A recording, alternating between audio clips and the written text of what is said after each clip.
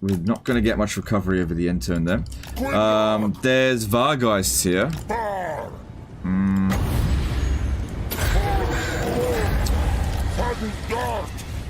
This is useless against them.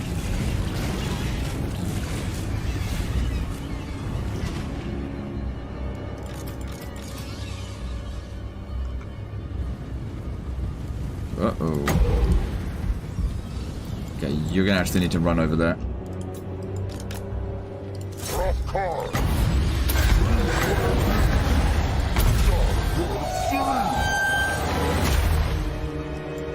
Oh, this guy's got a chariot. Okay, cool.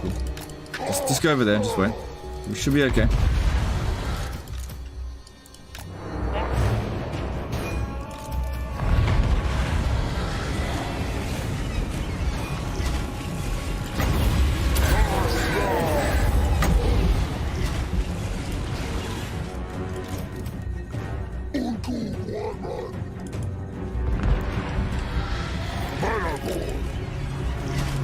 Try as much as possible to fly over the top of them. They won't get out of my way.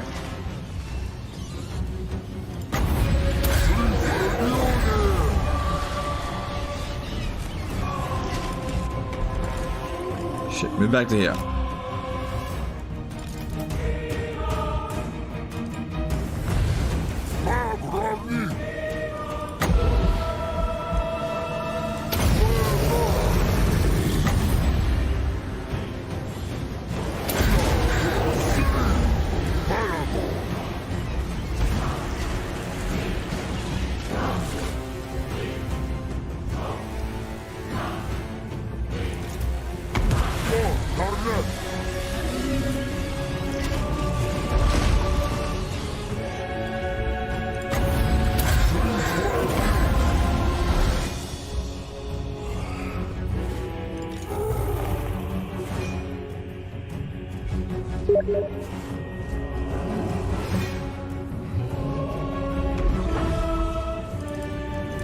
Excuse me.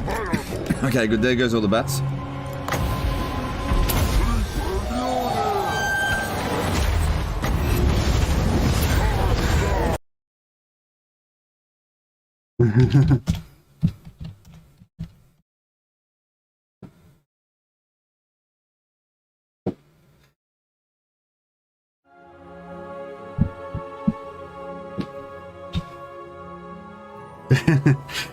Hey guys, fuck, sorry about that.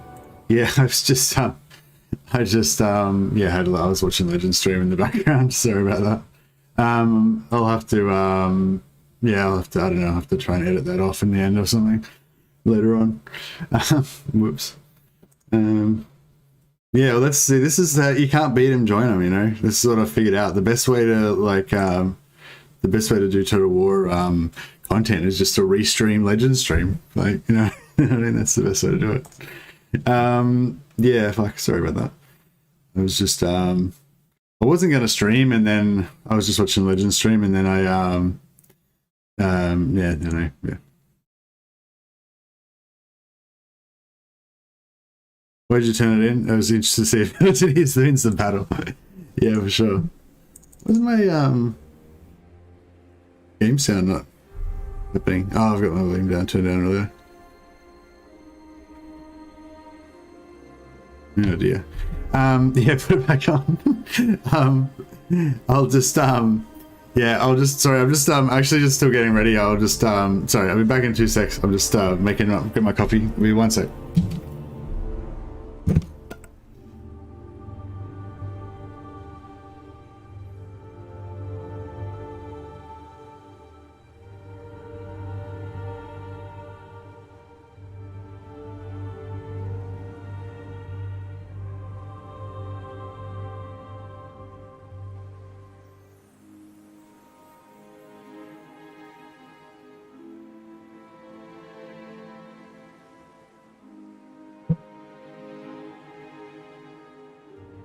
Alright, we're back. Yeah, sorry about that, guys, and sorry to Legend. Didn't mean to plagiarize your stream. Could have at least put a Legend stream on while I was gone. I know, I'm pretty shit like that. Excuse me. Yeah, I just yeah, screwed up there. Just had to get my coffee going, you know. Yeah, so I've sorry, that was a bit of a shit start. I'll have to try to edit that off. But yeah, basically all I've done, you guys might have to help me catch up a little bit. So all I've done is I've watched Legends 30-minute long video covering the Beastmen update. I've watched the first like half an hour of Turin's stream. I missed his stream, but I went back and watched the first half an hour, which is really good at describing in quite a lot of detail the dwarf update and what changes are made in them. So I've linked both of those videos in the description down below. I might just excuse me, I might just put a link in the chat as well, so that if anyone joins, they kind of know what we're talking about. But I was kind of hoping that you guys could maybe clue me in on some stuff that I might have missed, you know, because I haven't had a chance to watch all. Like I tried to watch a fair bit of. Oh man, it's like there's one character too many. How about that? There we go. Okay, so there should be 2 links there. Hopefully those links work that I've just pinned. So that's a link to Turin's stream if you want to just watch the first like 30 minutes or 20 minutes of Turin's stream. And there's also Legends video that he did on the Beastmen update. Just watched the Great Book of Grudges video on Dwarf Rework. I haven't watched the Great Book of Grudges video on the Dwarf Rework, but yeah, the start of Turin's stream was really good and going through a lot of the important, really important changes. Yeah, I'm actually, I don't know, the Beastmen update looks amazing, looks great. It looks like on the same level as like the Wood Elf update, like a complete rework that actually totally like fixes their campaign and makes them awesome. But having said that, like, you know, the Beastmen just aren't really the kind of faction that I like, you know. I think I'll definitely play them and enjoy them, but you know, the dwarves are really what I'm getting excited about, because I love the dwarves. Like the dwarves are like my type of faction, you know. I love like just building shit up, being ultra tough, having heaps of guns, you know, like just roleplay wise. I mean, a big deal, big into the dwarves. Yeah, we can definitely talk about elves as well. But yeah, I definitely wanted to talk a bit about the DLC update and all that kind of stuff too. So it's an open forum. Probably not going to actually play much of the campaign. I need to work on this campaign for my own, because I want to eventually make a video about some of the stuff in here. So I just need to play turns. So I just thought I could just play some turns in the background while we're doing stuff and maybe fight some battles for a bit of fun or whatever. But yeah, you can ask me a question. If you want me to specifically answer anything, just write at MercytheMad if the chat gets busy, and so I can definitely see it. But it's quiet at the moment, so I won't miss anything. But yeah, you should say hello to everyone. Yeah, hey to Halo Shock, how you going? Thanks to John. Thanks for letting me know that there was a bit of a sound issue going on there. This is the problem with Legends streams. Like, even when I have a day off from streaming, like I'll want to watch Legends stream, but I'll usually be trying to make a video or something, so I can't, because otherwise his voice will come through into my video that I'm trying to record, you know? So it's like I never actually get to watch Legends streams. And then yeah, I was watching his stream obviously before I set this up, and then I just like thought I'll get the stream going while I go and get my coffee and everything, and I forgot that I still had his stream running in the background. So yeah, that's it. Yeah, I keep missing all the DLC news. I had no power yesterday, and today I turned on my PC late. Okay, so yeah, so you missed it when you didn't get it live, but you still get it, you know, later on. Master That's cool. of high magic. Yeah, what was your question, Saragloth? So yeah, so basically what we're okay, why does everyone want the Lizardman trinkets? Just let them leave them in peace. Hey John, I don't know. Yeah, I know. Lizard trinkets just. Maybe it's just the name, Lizard Trinkets. It just sounds, you know, like it just got made popular by the Vampires video, and now everybody's all about the Lizard Trinkets. I would like replay some stuff. I mean, I was thinking about replaying some of the info in case you guys haven't seen it, but I might just link the stuff, and then you guys can go and watch it like on another screen if you want, and then just chat about it at the same time or whatever, or come back to the stream later on if you want to chat about anything. But But yeah, I probably won't play anything because none of the stuff I've found is really like condensed enough. You know what I mean? Like if it's like a like an official CA video, they usually go for like 2 minutes and they're jam packed with like, excuse me, they're jam packed with lots of stuff to talk about. But although like the start of Turin stream is like super informative about if you want to know about the Dwarf update, and Legends videos super like covers everything about the Beastmen update. I definitely recommend both of those. But they both go for like half an hour, so I can't really like watch half an hour worth of their video. And you know, I don't know, maybe it could. Yeah, I don't know. Like, I never know if it's like really cool to. Like, I'd really love to just play the first half an hour of Turin's stream and just like pause it and talk about everything that he discussed, but I don't know if that's like cool to do or whether he would get pissed off or what. I mean, I've already like just restreamed Legend videos, Legends stream, so I don't know. I wonder if Legend will get like a copyright thing for that. Like if YouTube will ask him if he wants to copyright strike me.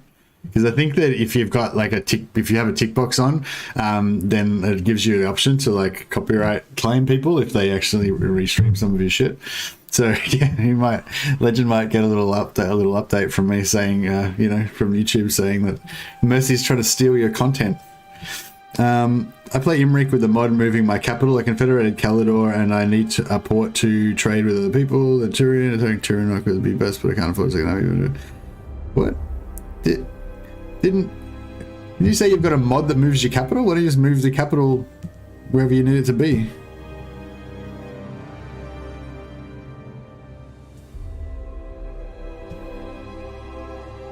Oh, right. So you're saying, oh, you don't even need to move your capital. Like, you mean if you don't abandon the original start position?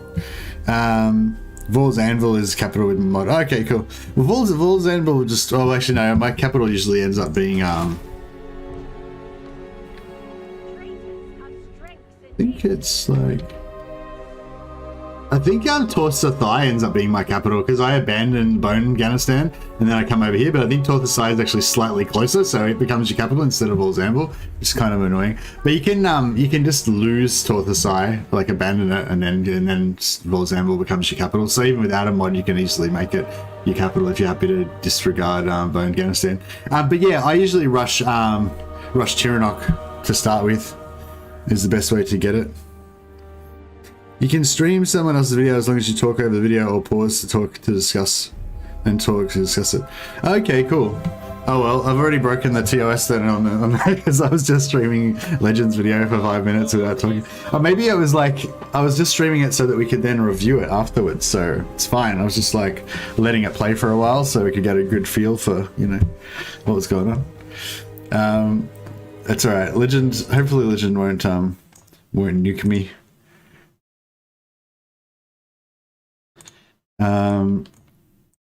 But yeah, Tyrannoc would be best, but I can't focus. So what I normally do is just rush Tyrannoc straight away with everything I've got. So if you've got if you can't afford a second army, just get rid of your first army and just rush Tyrannoc. I don't know. I feel like we're on different wavelengths here, though. I don't know anything about what's going on with your campaign. Are you conquering? Have you still kept Bone Ghanistan? Is that what's going on? Is that why you're having this problem? So my solution would be just abandon everything in the east and just start again from Vol's Anvil. But, you know, obviously if it was me, I'd be in Vol's Anvil at turn 5. If you're at turn 100 and you've already conquered everything in the east, then you're not going to want to do that. I am Assyrian reborn.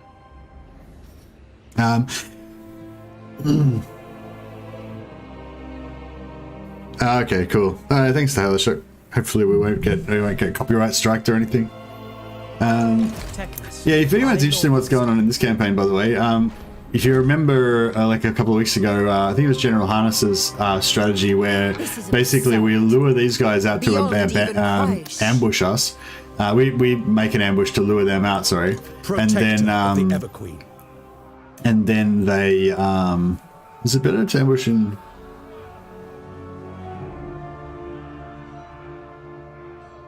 No, I need some of those heroes that give you more ambush chance, don't I? Onward. Lying in wait. Yeah, I don't want to be in a starting position. I played many campaigns in Northland, but never as Imric. Yeah. Traitors have strengths indeed. Yeah, I don't know what to tell you. You got to take over. Tyrion if you want to trade, unless you want to take over Tyrion. Like, you know what I mean? Like, I don't know. Yeah, I mean, it's pretty straightforward. If you're going to move your capital to Calador, then there's only two ways you can get to the sea, either through Tyrion or through Tyrion. So yeah, I'm not sure what you want me to tell you, but that's you know, that's it. There's only two ways. My infinite knowledge is yours. Hey Dash, how you going? I'm a bit miffed that I didn't make it to the last stream with Norskins. That stream with the Norskins was an absolute schmozzle. That was yesterday. I did a co-op with the John of Strategy.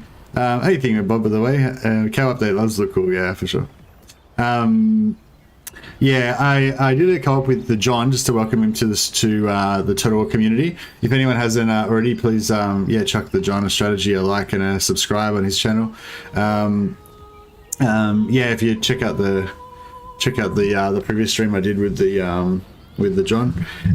But yeah, like it was I didn't know, like I had no inkling that CA was going to do the content drop yesterday. So, you know, I was kind of like totally thrown for a loop by that, and like so then when the John and I were trying to do our co-op, I was really like, I didn't really know what was going on, you know. I was trying to like do the stream and also try to like deal with all this new information that was coming out and stuff. So yeah, that kind of freaked me out actually. But yeah, the actual Norska co-op was actually pretty fun. Does anyone know if the Beastmen still have a mutant follower in the update? I never spotted that as them before. If they still have the mutant follower in the update. I didn't get to see, I only got to see like an hour or so of Legend stream, but yeah, I don't know. I just asked him I asked him a question about followers. It wasn't really related to that, but he kind of he didn't really say anything. So like I was basically asking him if there was any new followers or any changes to followers or anything, but it was sort of framed in something else. So it was like he didn't say anything about any follower changes, but he didn't say there was no follower changes either. So yeah, that's all I know. Sorry. But from my assumption is that they haven't really changed the followers, because he didn't really he did shout you out, so cheers fam. Hey John Mushosh, how you going, man? Yeah, he no limit to my power. yeah, he didn't really, when I was on there, he didn't really he didn't really say anything about any changes to followers, except for he said that the Fear Stink Cheese, they slightly nerfed it, but you can farm heroes pretty heaps easy. That's a trait, sorry. Yeah, actually that's a totally different thing. That's a trait. Oh yeah, I just realized I was talking about traits, not followers. I did ask him about followers, but he didn't really say anything about any changes. I destroyed Snickitch and the Gobbos. I've got 2 provinces in the east. Guess I have to wait with the second army until I can conquer Malice. Thanks for your thoughts, Mercy. Yeah, I just like, I really just wouldn't worry about trades. Obviously, actually, Saragoth, you know, like you're high elves, you should have heaps of money anyway. Who gives a shit? Don't worry about it. that's my advice. Don't worry about trade. Then none of it's gonna screw up your campaign. You know what I mean? Just whatever your highest income thing is, just put all your mages there, and you know, if you're using I don't know, I assume that you've seen my video that shows the Gotrek cheese that thingamabob showed us. So if you want to use that, then you can pretty much get infinite money from that. So plus you've already got the high elf economy stuff. Hey Crucial End, good to see you coming online. What happened? We were supposed to do a co-op, but then the John had a family emergency, so he couldn't make it, and then I got like watching Legend stream, so I just like, yeah, I wasn't gonna stream at all, but then I don't know, because I always have a coffee like when I wake up at like 4 AM before I do my stream. So I had my coffee, and then I got on, and then I realized that we weren't gonna be able to do the stream that we'd scheduled, but I was already fucking amped then because I'd had my coffee, so I didn't go to bed. The most vital points of the Throg Turn 1 battle order are zone out the Drake with both sets of dogs pinballing it between them, kill enemy general, and flank their chaff blob. Yeah, I would actually like to figure that out, Dash, but I don't think we'll get a chance because we already did a bunch of restarts. So I think we've already like used up all of our, you know, we've already like used up all of our kudos in terms of restarts. I don't think we can do any more restarts on that campaign. And we've already kind of progressed past that point now. So yeah, and I doubt I'll get a chance to do another Thorek campaign for a while. So do I want Blood of an Aryan or do I want? I don't know. I always love. I can't. Oh, I love my Blood of an Aryan. It's just so. No, but this is so much better. Do we want it to be? Yeah, I feel like Tyrion is like Anakin. So the silly roleplay about this is that our Loremasters are all Jedis and Jedi Knights, and that our Legendary Lords are all Jedi Masters. So I feel like if they're all going to be Jedi Masters, then Tyrion would be Anakin. We'll save that. So there's a bit of, we don't know whether he's going to go to the dark side or the light side, but we all know he's going to go to the dark side. FYI. Anyway. Let's do another point. I should give him Bowmaster, I guess. Probably going to be the best thing. Throg is obviously Luke Skywalker. Vader, exactly. Yeah, notice the cheese tricks. My mage burnt the hell out of Skevin's slaves, fled right with the unlimited magic exploit. I managed the campaign. Just curious about your ideas. Yeah, I just hate that eastern part of the empire. I hate being there. I just, you know, if I was gonna go somewhere other than Ulthuan, I'd probably go to the old world. It's just, I don't know, if I was playing dwarves or something like that, you know, maybe, but with the normal crappy elf movement that the elf guys, you know, have, they don't have the underwear stance or anything, so it's sort of, I await your orders. yeah. I thought we were about to confederate these guys. Oh, maybe we did already. Yeah, sorry. So we've actually already confederated Alariel. I just, it's just because I restarted it, because it doesn't save it after you do it. I cannot rewrite reality. So yeah, so we've actually got Alariel already. You have my undivided attention.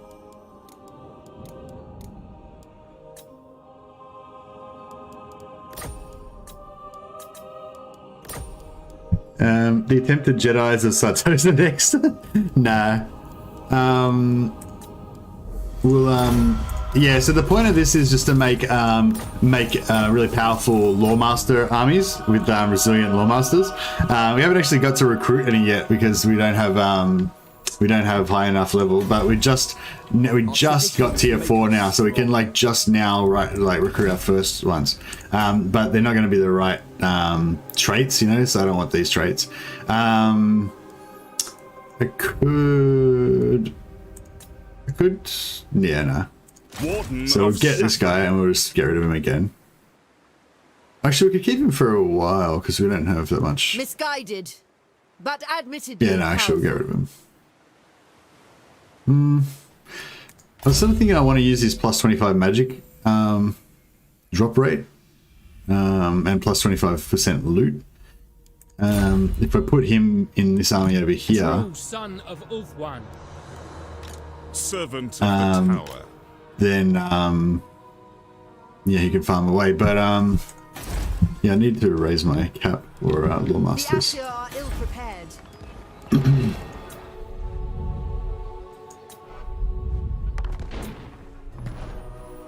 Lothan's only 5 turns away from him tier 4, so that's good. Don't really need those guys. I don't know how much income are we getting. I think we need to get rid of some armies probably. Doesn't really matter how you level Turin as long as you have the high ground. Yeah, that's right. Oh dear. Ripped co-op? No, not necessarily. We might still do another one. Just not tonight. Yeah.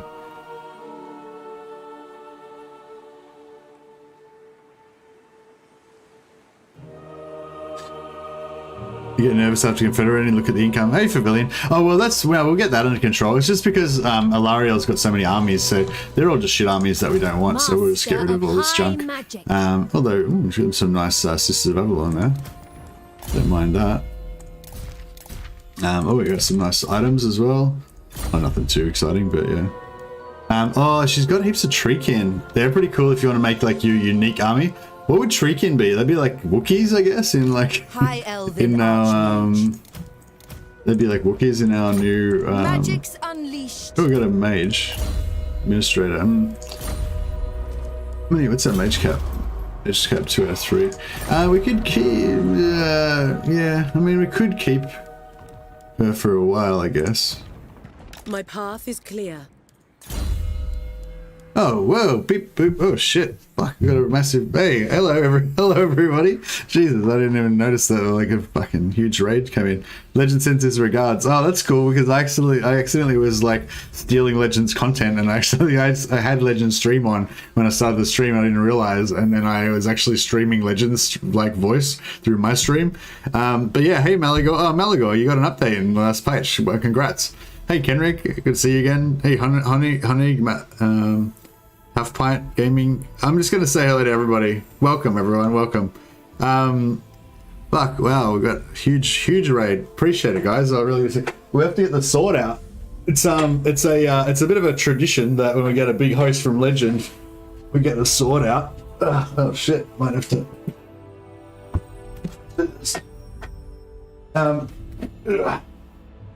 I've got it on the new I've got this new system with the sword now that it with the battle throne mount.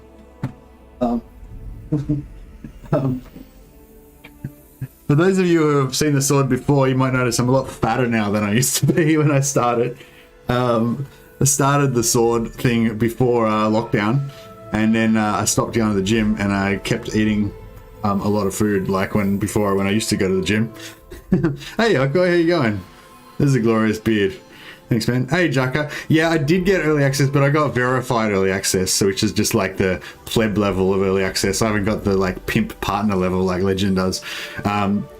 So yeah, I used to do like my full like HEMA thing, but as I said, I'm too fat now, so I can't do that anymore. Plus, I've moved house and there's not enough room. Like I'll punch holes. And I already smashed the light fitting like straight after we moved into this apartment by doing HEMA demos with my longsword. So we're banned now from doing that anymore. It is a longsword, yes. Thanks, Mustibulera. Good eyes. Great beard. Thanks, Dirkabes. Yo, my N word. Okay, is here. Yes, your N Okoi is here. I hope I said his name right. Pulling that sword is some Excalibur level. Yeah, that's right. I couldn't pull it out because I'd mounted it. Do you penetrate to neighbor? Did you penetrate to neighbor? Indeed. Let's get our boy some likes. Oh yeah, fully. Thanks for all the likes, guys. Much appreciated. Thanks, Paranoid Chucky. Yeah, I think I better. I'm not gonna. I mean, look. I'll just hold it up. We'll just look at it. We'll just smell it. It smells like steel. You know that smell of steel? I love that smell of steel. Taste it. It tastes like steel. Yeah. I love steel. I was thinking about that. You remember when you were a kid? Like, it's funny how you know the taste of shit. Like, you know the taste of steel. If you're anything like me, like, I know the taste of steel from when I was a kid. Like, you know the taste of like wood. And you know the taste of all these random shit from when you were like 5, because that's when you used to lick stuff. You know, I mean, maybe I still lick stuff sometimes, but anyway. Yeah. So yeah, welcome everyone. This isn't really like a full-on gaming stream. It's more like a discussion of the DLC sort of thing. What the fuck is that lecture? What's that?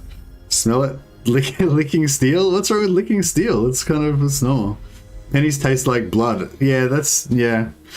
Speaking of the taste of various metals, the Kurgan sword? Yeah, maybe.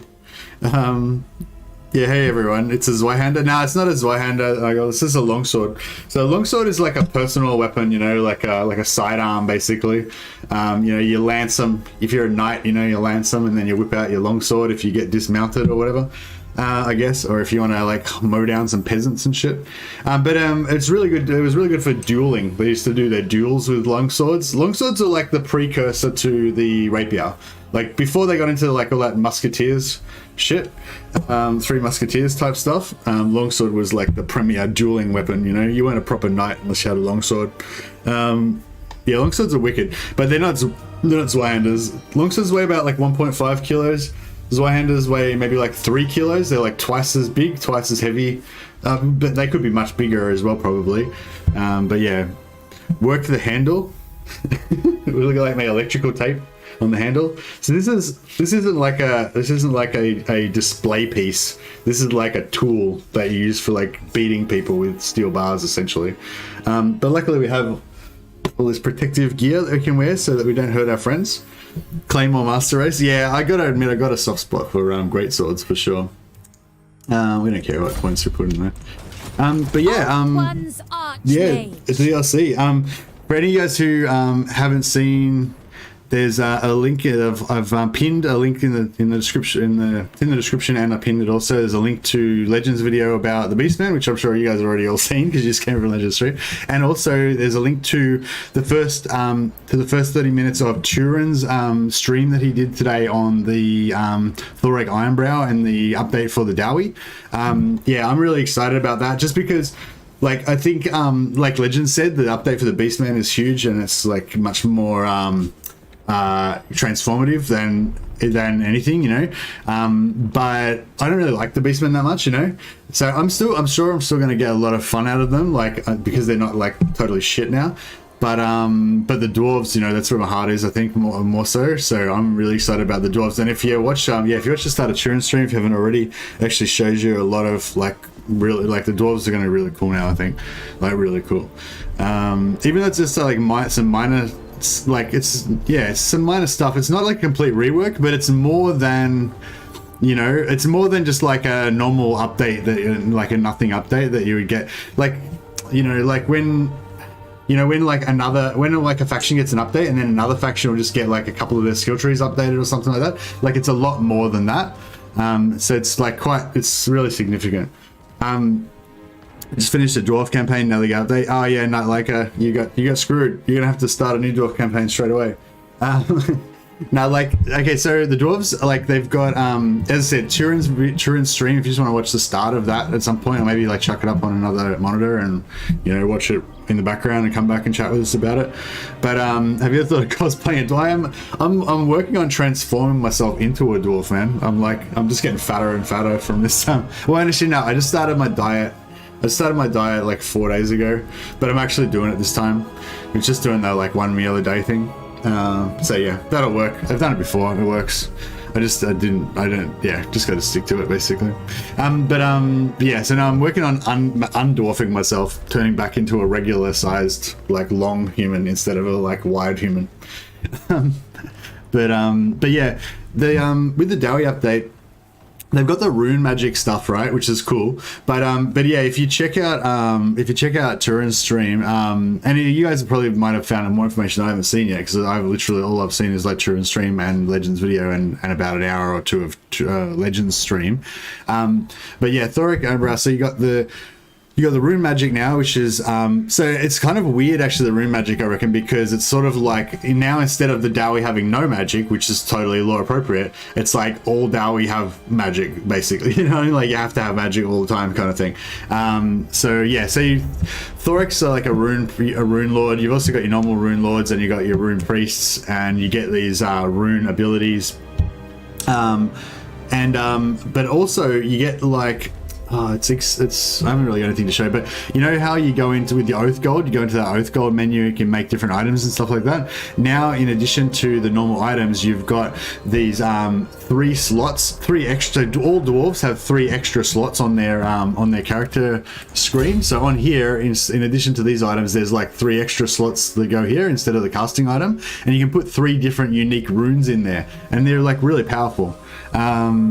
I don't know if anyone has like the exact timestamp in Turin's video, but yeah, it's a major update. Like it's not a complete rework like the Beastmen, but it's actually like a major update.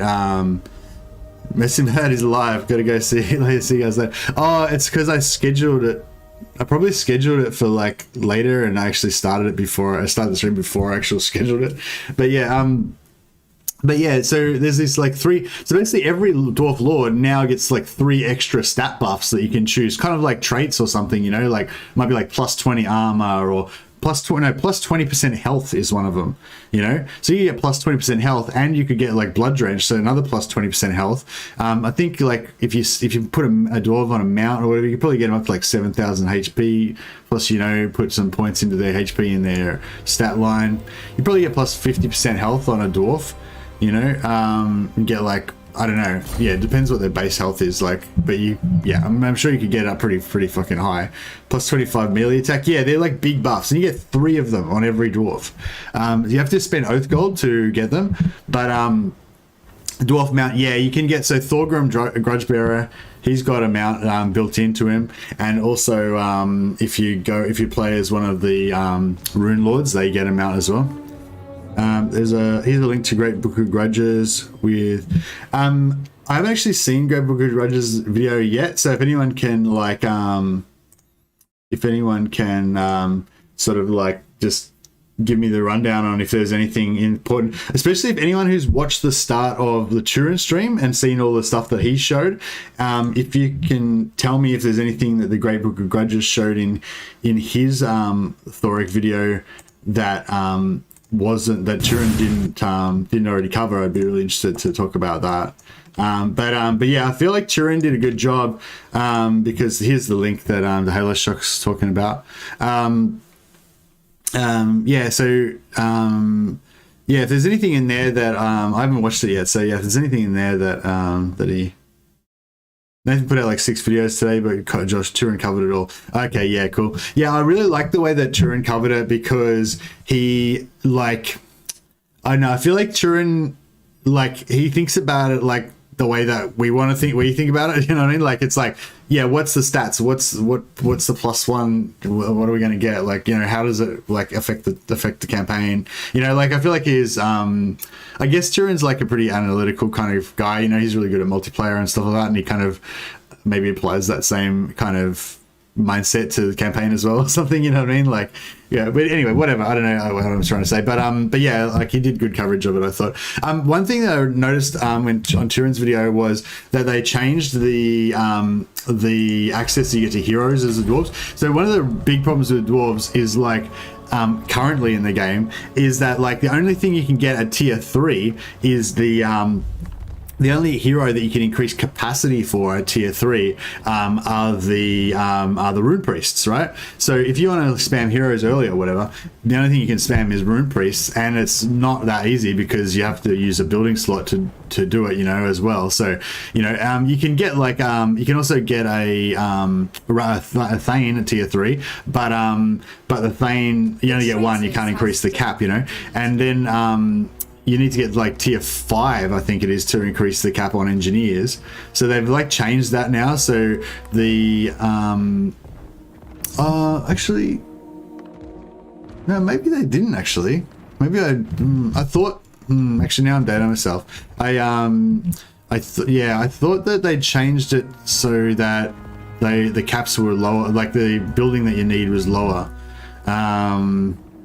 For some of the heroes, so that would give us access to spam more heroes earlier. But actually now I can't quite remember the details of that, whether I'm actually correct. But yeah, if anyone else noticed that, you know, in the part where Turin's like showing the buildings, like right at the start of his stream, like I thought that I saw that some of the heroes were available earlier.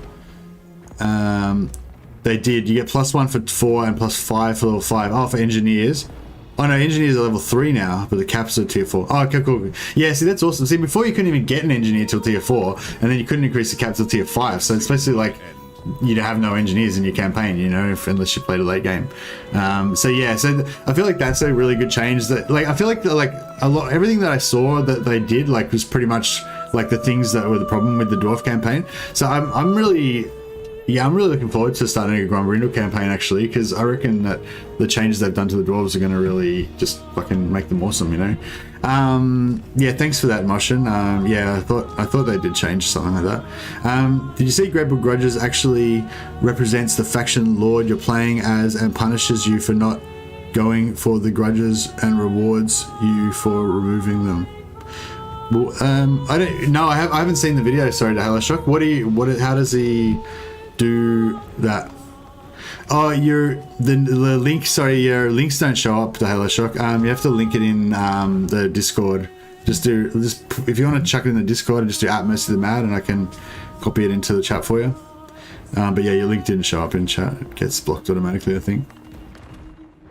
You can recruit artillery with 1 building, not 2. Same with ironbreakers. Oh, that's cool. Like the high level artillery. Yeah, I feel like they just made a lot more stuff more accessible, and so I feel like the dwarf campaign is going to be a bit more faster moving, a bit more fun now. You know. Oh, the other thing they changed with the dwarves is the Confederation mechanic. Turin. I thought Turin said that it was for all dwarves, not just Thorek. I mean, obviously we only saw him play for Thorek, but I thought I heard him say it was for all dwarves. So there's like in his stream, you'll see that there's a Confederation dilemma mechanic that comes up, sort of like for the Wood Elves. You know, when you're playing as Dryka or the Sisters or whatever, after you get to a certain point fairly early in the campaign, it'll offer you to confederate with one of the minor factions. I think it's like Daith. And then, you know, if you get far enough into the game, it'll actually offer for you to confederate with the tree guy, big tree guy. Fuck, can't remember his name right now. But yeah, you basically get to confederate the other guys. So yeah, so I'm not sure if that's confirmed, but I thought that was what he said. That yeah, they changed that so it was like that in the normal dwarf campaign as well. So that would be like a big advantage, like for the dwarves, because the Dirt 2, yeah, sorry, yeah, that's the link that the Halo Shock was talking about. Hey Snatter, yeah, going really well, man. We just got a huge host from Legend of Total War. Thanks everyone that joined from Legend stream. Yeah, Legends, you know, yeah, he's been really welcoming to the for a lot of new streamers in the Total War community, and he's definitely helped me out heaps with this. Is like he's hosted me a few times, so yeah, so thanks a lot to Legend, and yeah, I really enjoyed his coverage of the new Beastmen DLC as well, so that was really cool. But guess those dilemmas are triggered by legendary grudges that were mentioned in the FLC. I don't know. Hey Nick Non, how you going, man? I'm not sure what they're triggered by. Maybe. Maybe I think Turin said something like once you fight a few battles or something was the first one triggered by once you'd fought a certain number of battles or something like that. I wasn't 100% sure. Master of high magic. I was just like, I just confederated Lariel in this campaign, so I'm just going to be going and playing this campaign in the background while I just maybe I'll just keep it out. I don't know. Playing this campaign in the background while I just discuss the DLC. Really, it's pretty hard to concentrate on like old school like Total War Warhammer 2 now that we've got the new improved stuff coming out, you know. Yeah, I'm just trying to. I want to do a video on the high elves sometime, so I've got to just like advance this campaign a few more turns so I can get the footage that I need from a video. So that's why I'm like screwing around with this. But yeah, I'm not really too worried about the campaign. It's just kind of like something to do in the background while we chat. Something that I didn't see people talk about is it looks like the Thane got a skill to snipe. To give snipe to all rangers in the army, and it's absolutely insane. So what? So you just put a point into a skill on a Thane hero, and then all ranger units in the army get snipe. Wait up. Don't like rangers already have snipe, don't they? Oh no, rangers already have stalk normally, don't they? Hey John Moshus, from 170 to 87, did you send them off to the Shadow Realms? Oh hey John Moshus, no. Oh, well, I think, you know, most people like they'll come over because Legends you know, hosted me and stuff like that, but then, you know, then they'll be like, oh, this guy's not Legend, fuck this guy. They'll just like, then they just leave again, you know. So that's pretty normal. If we were fighting some battles, then probably people would be a bit more excited. So we could try and actually do some Total War content. That could be what people are here for. What do you think? What do you think, guys? Do you want to see some more actual gameplay, or do you want me to just talk shit about the DLC more? The winds are rising. I think we need this hero to do some administration anyway. Spellcaster. Is it? It's province wide, not region, isn't it? Province, yeah. Because we want to put another I probably want to put this so we can get more sisters. More handmaidens, sorry. And we can get rid of that. Really get rid of that as well, actually. That. War of the Beard, Mercy versus Legend. Yeah, indeed. We got like, I think it's not like a war of beards. It's like two, you know, complementary beards. You know, like he's got the like the short like trimmed, you know, manicured kingly beard. You know what I mean? You just imagine like put a crown on his head and he's like one of those like manicured beards that the king has. You know, whereas I've got one of those like unkempt, like I don't know what sort of beards, Viking beard maybe, or Leonidas beard. That's what I'm going for. I'm going for the Leonidas beard, but like not like young Leonidas, like old Leonidas. Actually, there was no old Leonidas, was there? Because he kind of ended at the Battle of Thermopylae. Well, anyway, you know where we're going. You could wet that sword with your beard. What do you mean, like just? I don't know what you mean by that. The beards are making all the streamers look alike. Maybe, yeah, maybe somebody's figured out a stat that like if you've got a beard then you get more streams. I think even Dame Offensive had a beard like the other night. I didn't actually see it, but I saw it in the description. I don't need anything there.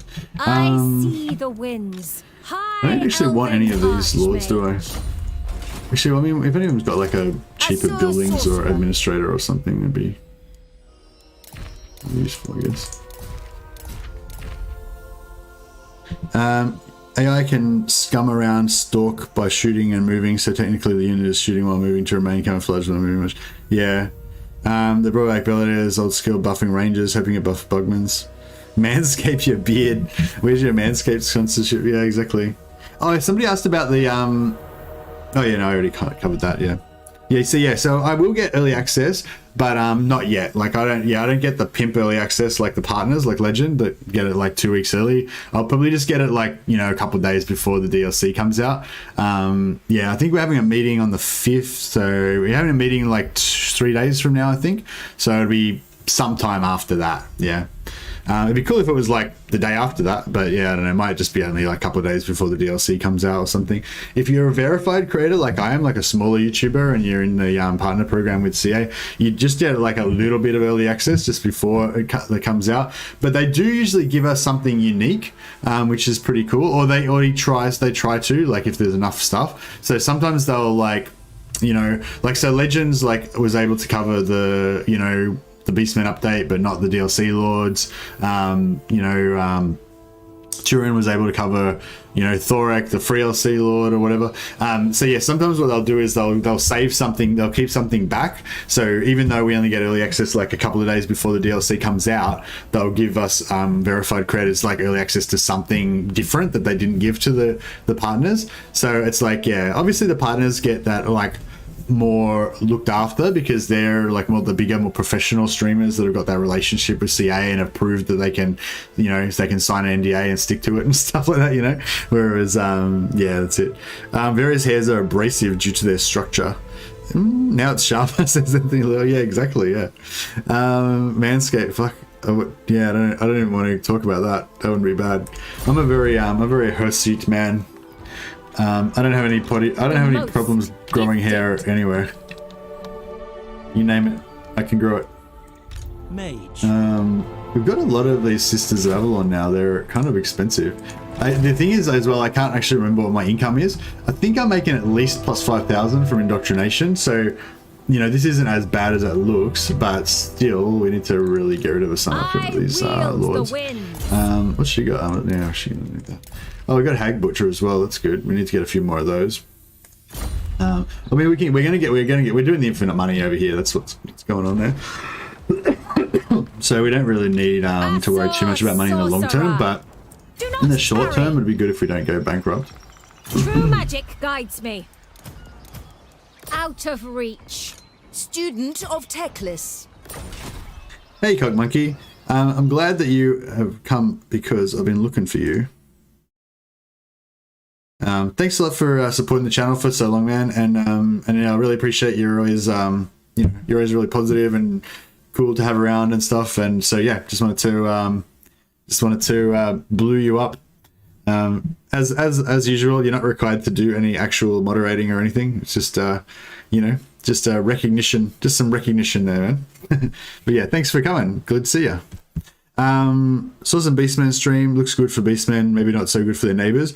Yeah, well, Legend said that he reckons that the Beastmen are quite buffed if your player plays them, but he didn't notice that they were really dominating that much as AI factions. So yeah, so I mean, I guess that's sort of what you want. Like, I mean, it's good to have dangerous enemies, like something to worry about a little bit, but yeah, you don't want, especially versus the AI. Like, it's not so bad if they're like attacking you, but if they're just wiping out everything else on the map so that you don't get to, like if the Beastmen start down near like Estalia or whatever, and then they just like wipe out Estalia, Tilia, all of the Bretonia, like if you're playing as Empire, and then you can sort of consolidate Reichland, and then you go down and there's just like no Bretonia because the Beastmen have wiped everything out.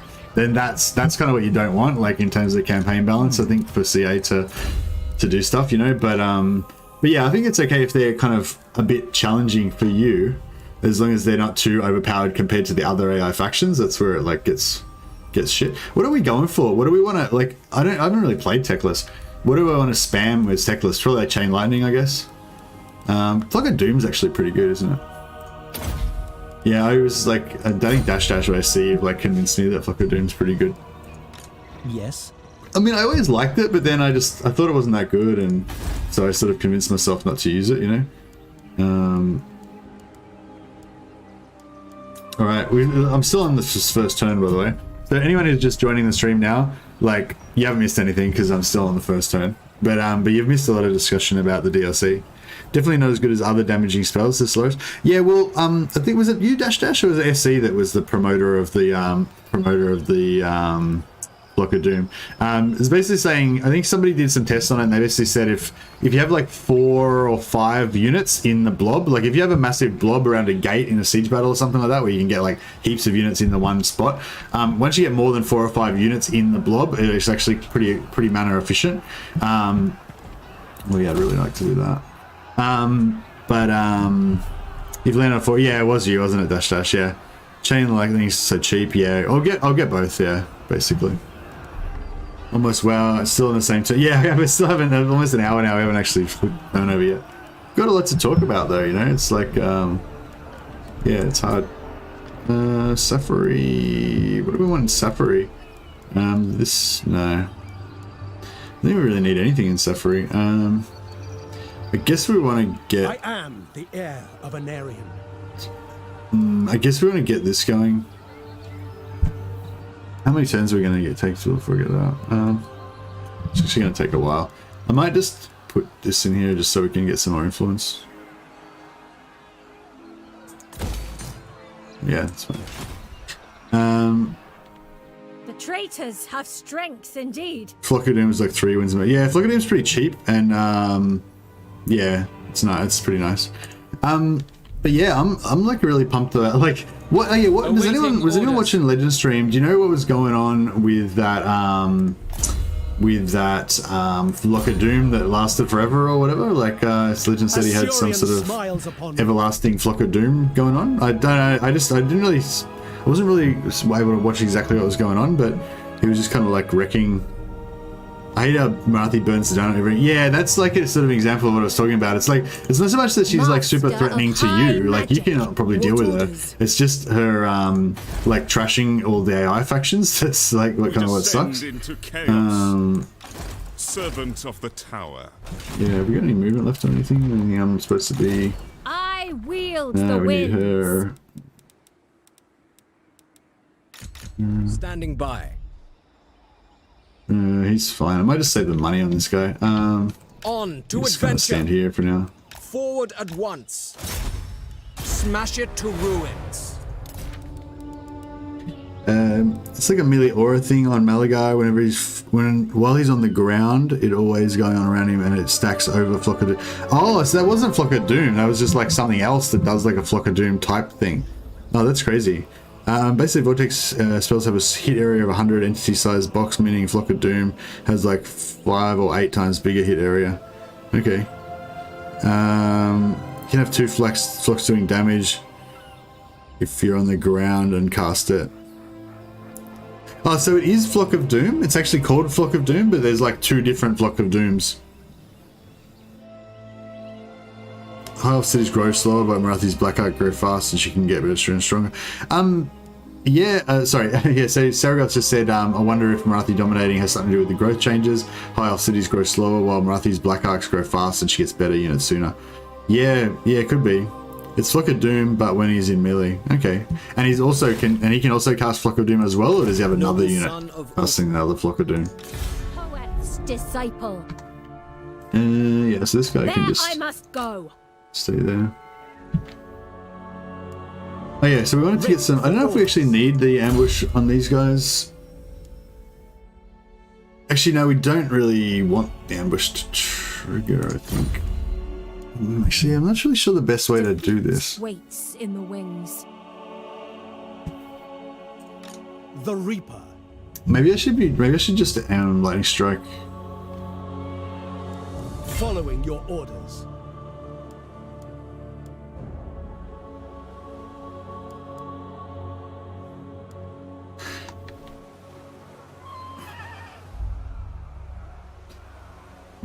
Yeah, I might just lightning strike and get rid of these lords, just to make sure that we don't Kill them.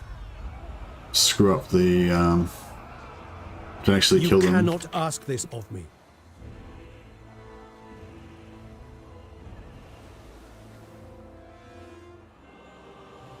Seal.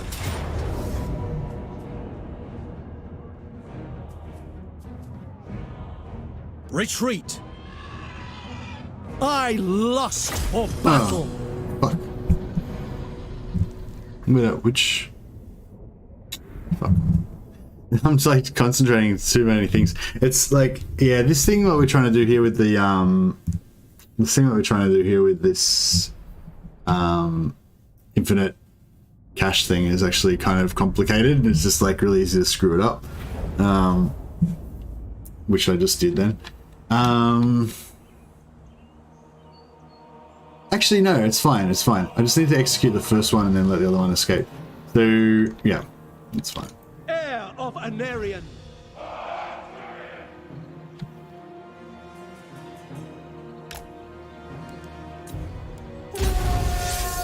Striking force. Quite impressed we get this rework for free. Norsca reworks and vampire adjustments. Flying Malagor and new Beastmen. Oh, hey, Jesus. What's all that stuff? I didn't even know about what's going on with the Norsca update and the. So you're saying in this update that's coming out in a couple of weeks, we're getting we're getting Norsca rework and vampire updates as well. What's going on with that? Anyone know where the details are, or my downvoter didn't show up today? Oh no, he did. I'd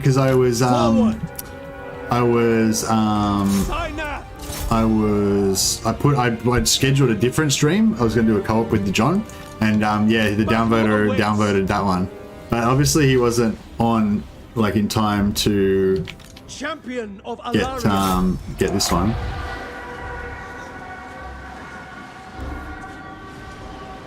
Oh shit. Moving out. Yeah, so he must have been on to actually live downvote this one, but yeah, he got me. I got my other stream, but then I cancelled it and restarted again. Oh, screw it. Loremaster of poet. Oh, where's this other army? We should probably keep track of where they're at. Yeah, so we're just trying to do the infinite money thing. I've already indoctrinated all these lords, so I'm just going to try. I'm trying to just get rid of them without killing them, so that we don't reduce our infinite money cheese. Oh shit! I fucked up. Without fail. It will be done. Oh god, what am I doing here? I'm just gonna fucking. Yeah. Anyway, I'm trying to like not kill these lords, right? And it's like, yeah, that's not how you do it. Yeah, much better. Yeah, just get the fuck out of there, leave it alone. So, no more Wolfric OP, what? Oh my god. Loremaster went through each one. Oh, Loremaster of Sotek. I didn't even check out Loremaster of Sotek's video. I mean, I just like assumed he would just be showing the same stuff that everybody else showed, so I didn't even like think about it. But yeah, okay. I'll just quickly do a Google. Loremaster of Sotek.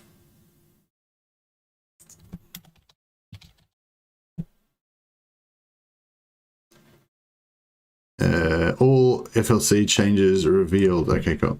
Hello, everyone. Okay, so this is Loremaster Sotek's video, where he goes through like every single change in the DLC. It goes for an hour, so obviously we can't like watch it or anything. But yeah, if there's anything specifically in there that you want to timestamp or whatever, then just yeah, just chuck it in the Discord. Just write at MercytheMad, and I'll be able to link it in the chat for you. Okay, was there anything in particular you wanted to look at, Jesus? Isabella and Vlad got new skills, boosting crossbowmen and a Von Carstein Vortex spell.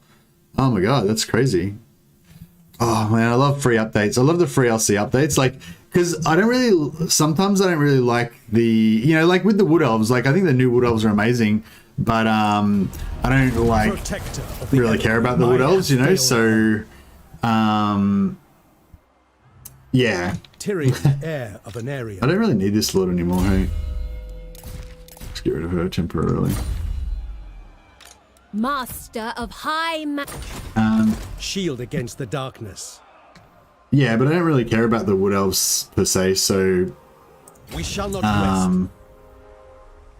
Moving out. You know, it's quite often like they'll bring out a DLC, and then the DLC will be great, but then you know, the free LC updates quite often is the better thing, because that'll be for a faction that I actually love, you know what I mean? Like, so like the Wood Elves are cool, like, and I play them a lot more now than I used to before, where I didn't really care about them at all. But like at the same time as the Wood Elf campaign gets updated, like there might be some slight changes to like the High Elves or the Empire, which are like my favorite factions. So then I'll, you know, hit that. And that's pretty much very much what it's like with this one, because I'm like way more into the Dwarves than I am into the Beastmen. So I'm kind of more excited for those changes. But yeah, 34, 31. All right, let's check that out. 34.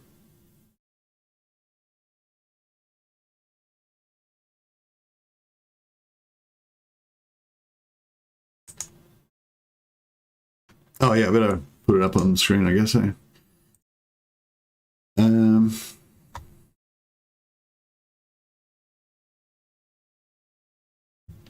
All right, so sorry, I'll just set this up.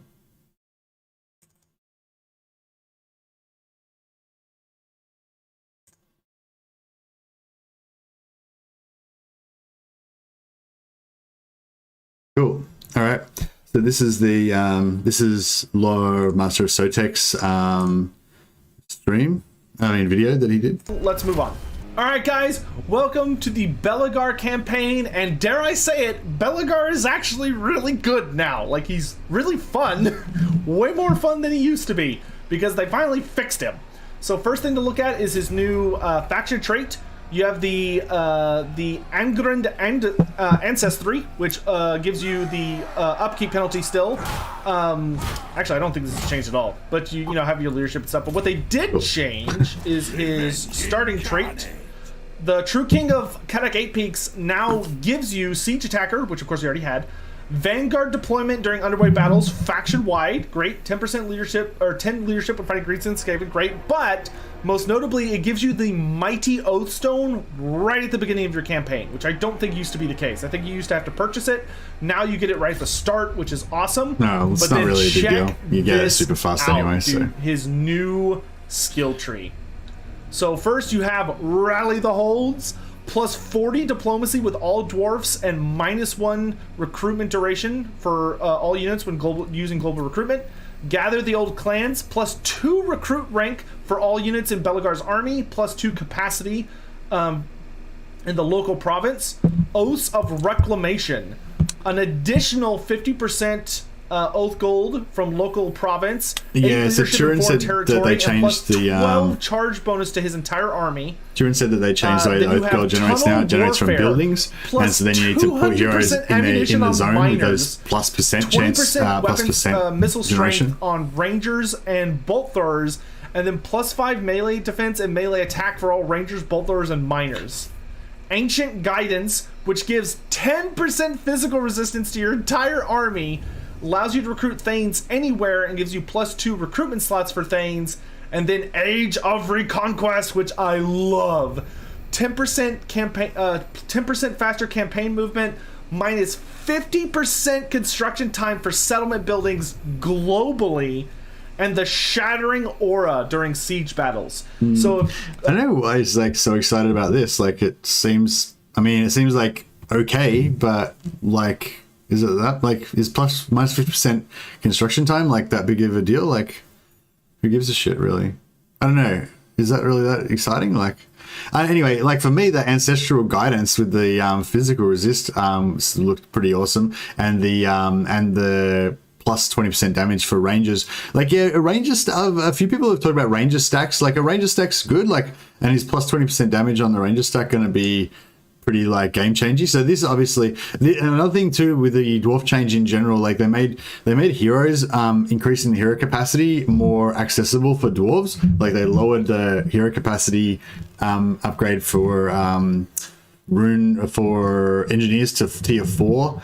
Did they lower the recruitment capacity for Thanes to tier 3 as well? Because that's currently tier 4 in the live game. But yeah, so if you play Belegar, which is already, if you want to go for a hero hammer campaign now, you pretty much have to go Belegar because he gets 4 extra heroes on top of what anyone else gets. But yeah, if you go Belegar now, you get the 4 extra heroes. Plus, you get another 2 heroes, plus another 2 Thanes, you know, this will be really, really available really early. You'll be able to, you know, sack city some shit and get a lot of stuff. So yeah, so this I reckon Belegar is pretty awesome. There's something else new with Belegar that I can't remember, somebody else mentioned that he hasn't mentioned yet. But yeah, no, it's pretty cool. But yeah, also if we just get back a little bit, the other one that was it? Yeah, so this plus 20% missile strength for range. I don't think I ever used bolt throwers really. I don't know if anyone knows a reason to use bolt throwers, but yeah, I definitely get grudge throwers. Thorek buffs grudge throwers really, really well, I think, which is pretty cool. I didn't feel that Thanes get a skill that gives all armies range in the army snipe. Yeah, apparently they did. They did, Tobias. So yeah, so you would have sniping ranges that do plus 20% damage. Plus, you can get tactician and give them more damage and more reload and stuff with tactician. I mean, is it ammunition reload or ammunition and damage? So yeah, so ranger stack for so ranger stack plus heroes would be really good, or like pretty no-brainer kind of stack for him to go for early, because that works really well because the heroes kind of just, you know, tank everything and the rangers just kill everything kind of thing. It is fun that they changed engineers. Yeah, fully, like being able to get access to the heroes earlier in the campaign is like the key thing. Hey, but yeah, ammunition. It's pretty cool. 10% camp. He gives amazing. Anything else? Amazing. Just so fun. And of course, all of the improvements to the various trees really helps him out a lot. And his unique grudges are fantastic. So obviously you've got the Carrick 8 Peaks grudge. So this is a change that starts with the fall. This is a change with Thorek as well. Thorek also started off with 4 grudges already. So does he start off with 4 grudges? Do all the Dwarf Lords start off with 4 grudges now? Is that what goes on? And is the Confederation mechanic for everybody, and is it based on grudges or is it based on something else? So Turin said that the Dwarves get like Confederation mechanic where they get like a dilemma. He showed it on his stream where, you know, after you fought a few battles or whatever, you get offered a Confederation with a minor Dwarf settlement. And like that's basically the problems with the Dwarf campaign right now. Are, you know, number one is they can't spam heroes or even get like increase their heroes easily. They can't confederate easily, and just generally with their slow growth and everything, it's kind of hard to kind of steamroll early.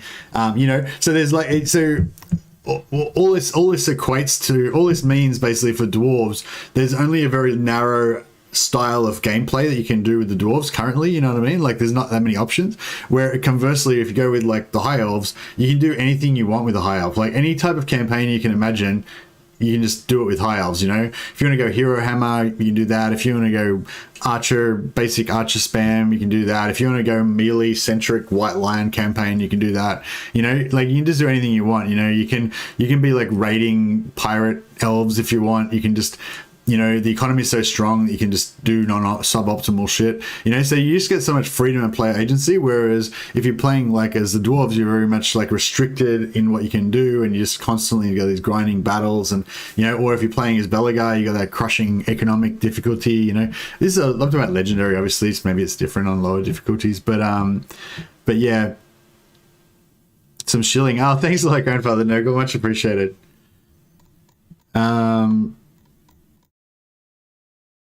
Sorry if I missed. I've been just waffling on for a long time. I missed a lot of chat.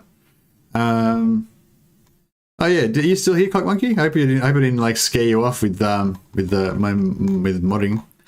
It's not a You don't. As I said, you don't need to do anything or anything. It's just saying thanks. I hadn't made anyone a mod for a while, so thought it was about time we modded someone up. Oh, if you're on the Discord as well, Cock Monkey, I couldn't find you on there, but yeah, if you want to at me on the Discord, and I can give you your purple name in the Discord as well. Oh yeah, I should probably do some shilling as well. Hey guys, thanks so much for the host from Legend, and thanks to everyone that came over.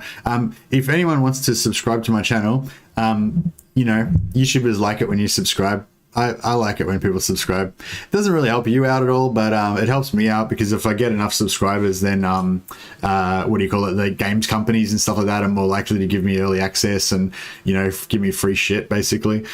So yeah, I don't think it really makes much difference to you.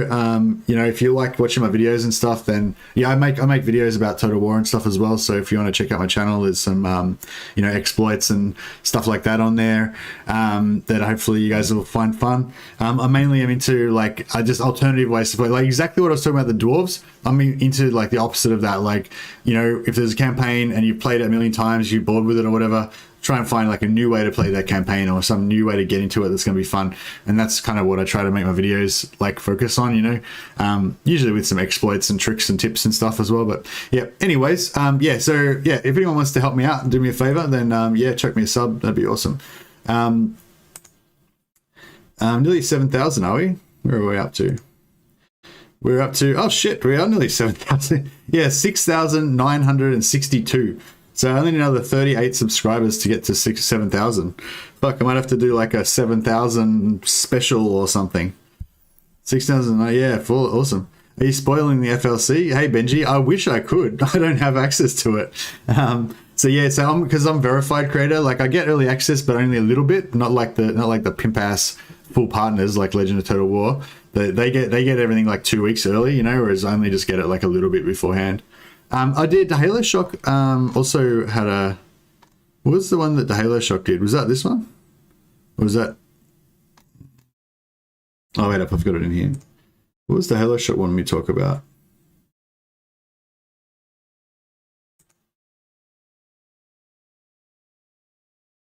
Benefits. Armor. Okay, so this is what. So yeah, if there's anything else about Loremaster Sotek's video that you guys want me to, that you want me guys to highlight, particularly if anyone knows if he explains how the new Confederation dilemma system works for the dwarves, I really want to know what's going on with that. Please hyperlink it for me in the Discord. The description to my Discord's down below as well. If anyone wants to jump on there and join up, there's like discussions going on about different you know, strategies for different factions, exploits that you can do, and all that good shit. Yeah, so just hyperlink stuff for me if you reckon we should talk about it. And because I don't want to waste time just like looking through stuff. Not going to stay if you spoil. Fuck off, Benji. Yeah, I don't have the FLC, but I'm gonna spoil. Like, I'm gonna talk about, like, I feel like you're just doing this to piss me off, aren't you? You're just trying to give me shit. But yeah, no, we are definitely going to spoil everything that we can about the FLC and the DLC. But unfortunately, we don't know everything about it because I haven't got early access. But yeah, we're going to try and find all the infos and we're going to spoil the shit out of it if we can. That's the whole mission. Cock Monkey, hey Cock Monkey, sorry not on Discord as I can't figure out how it works. Okay, no worries, man. Well, if you need any help, no, I was gonna say if you need any help, just hit me up on Discord, but that doesn't really work, does it? If you're interested, if you just Google Discord, pretty sure this works. Discord, yeah, and then it'll come up with this on down. You just click on download, and download for Windows. You just click that, and it'll probably ask you to create an account. You just give them, you know, give them an email or whatever. You don't even have to give them your real email. You can make up a Gmail email or whatever. And then, and yeah, it's basically, it'll just give you like a thing that you can use to chat with people. It's like a chat thing. I don't know how to describe it. How would you describe Discord? It's a chat thing. People use it for gaming, for talking, voice chatting, but people also use it as like a kind of like meeting place, kind of like a forum, but like live. So instead of like posting stuff up and then like checking it later on in an hour or whatever, you can like be posting and someone else is chatting with you live and you're just both posting messages back and forth. I don't know, it's pretty cool anyway. Yeah, if you're interested in checking it out, yeah, just type Google Discord and then it's kind of like internet relay chat. Yeah, kind of, yeah. It's sort of like, yeah, Discord's probably the thing that people use mainly now to chat like about games and stuff, I'd say, and for different communities and stuff. Anyway, let's watch a bit of this video from Great Book Grudges. Great Book Grudges is another big friend of this channel. Like he's hosted me before, and he's just a great guy, and he loves fucking Warhammer as well, and I love Warhammer too, so I love that about him. But yeah, for sure. We do have badges and stuff for everybody. Exactly. Give me a week or two. July is a bit mental for me. Oh, no worries, man. Like I said, I just wanted to basically just say thank you for your support and for just making the community, you know, a bit more fun when you're around. And yeah. No, there's no onus on you to do anything. You don't need to do any moderating or anything. It's just yeah. Piercing weapon damage +3 for Lord's Army. Armor +10 for Lord's Army, and reload time reduction +15% for Bolt Thrower, Grudge Thrower, and Corolla units for his army. Sorry, I'm assuming there's going to be stuff, quite a few people interested in this due to the reload time reduction for his trait. Thorek's unique skill line will have a number of benefits, he's got his proven tools that makes his grudge throwers heat-seeking as well. The accuracy will be really high, which I think would be really cool. But there is a heavy emphasis not only on extra runic spells, but also boosting up the ones that you'll be able to get through the skill line below. Don't you worry, we'll be going through an extensive check through that just now. Thorek will also have access to 2 unique items which will make him far more powerful in melee combat, and as expected, this famed character also rides an Anvil of Doom, which might take a while to get, but he can already hold his own on foot, so don't worry about that. The rune system has been changed through a few different mechanics. First up, of course, we have what would be considered spells, as now the rune system here works very similar to that of a lore of magic. Runesmiths, rune lords, and Thorek will have a dedicated skill. Sorry, Benji, the whole stream is going to be spoilers, so sorry. It's an info stream, it's a discussion stream, so yeah, there's not, yeah, sorry Benji, but the whole stream is going to be talking about the FLC. So and you know, and until it comes out, we'll be talking about the FLC every stream, you know. Sorry, I don't know what to tell you. Everybody in the Total War community is going to be talking about it, so yeah. Yeah, you might have to just shut your ears for the next couple of weeks. Yeah, thanks to everyone for joining, and yeah, I really appreciate it. And these can range from thanks to the people who just subscribed. Runes, but it will work in a very similar way to that of magic, with a few differences. So now all runic spells that you unlock can be found on the right hand side, just like any other lore of magic. However, you will not have access to any winds of magic, meaning that your runes themselves are completely unlimited. Okay, no worries, Benji. Runes, sorry, buddy. like normal spells, can also be overcasted to a certain level, and obviously become far more powerful than the original was intended. Now, the difference that comes into effect here is that the higher the overcast, the longer the cooldown. This paired with the fact that as you use a singular rune on a character, all other possible runes... Sorry guys, I just realized I didn't have the, well, thanks to Nicias. I just realized thanks to you that I didn't have the video on. Sorry, I've still had the links up to the other video. I don't think he really was telling us anything new. I think we might have already covered all this stuff. Cooldown means that you'll have to think ahead as to what rune you want to use. Though I do advise bringing an extra runesmith if you can. They are always very useful. Regarding Thorek's campaign, you will notice that certain areas around the map have a distinct glow. I already know about all this stuff from watching Turin's towards your campaign progression. What were we watching? Hey, Halo Shock, if you're still here, what was it we were trying to watch in here? Pieces of said artifacts can be found within these regions. You have two possible options here. Either take it by brute force, this is all great information, but yeah, like if you've already watched Turin stream, then you'd already have seen this stuff, or if you've already watched Grateful Grudges, obviously you've already seen this stuff. I don't know how I feel like the map-wide cooldown on rune spells. Yeah, I don't like that either. But I got the idea that I just let it play in the background. Or ally up with that faction and got the idea that acquiring such items can be used certain characters would have items or abilities that would lower the cooldowns and stuff. Maybe I haven't actually seen any specifically, but I kind of thought special they might. Items, as you can see, will grant you either a unique ancestor hero, a yoked consul. I don't know how Thorek managed to do that. These things are awesome. A bunch of different items which are fairly powerful. Like I feel like there's going to be so much like possibility for you to do cool stuff in dwarf campaigns now. Like these things are unique to Thorek. This first category that we're looking at right here. But like these 1, 2, 3, 4, those are the normal 4 things that you can build in the forge. Then this one here is the unique stuff that you can build 3 unique runes for every character. He'll get to it in a minute. And this is unique banners that you can get. And this one, I forget, I don't even know what that one is. Oh, that might be rune abilities maybe or something? I don't know, we'll check it out when he gets to it. Possible options here. The great thing about the system is that they only cost gold. These runes he's talking about now, these are like, so every dwarven character basically has 3 slots, and you just give them 3 of these buffs. Without too much of an so you issue. can just give them cool shit. The Great Book of Grudges, wow, that's very meta to say, has been radically changed too.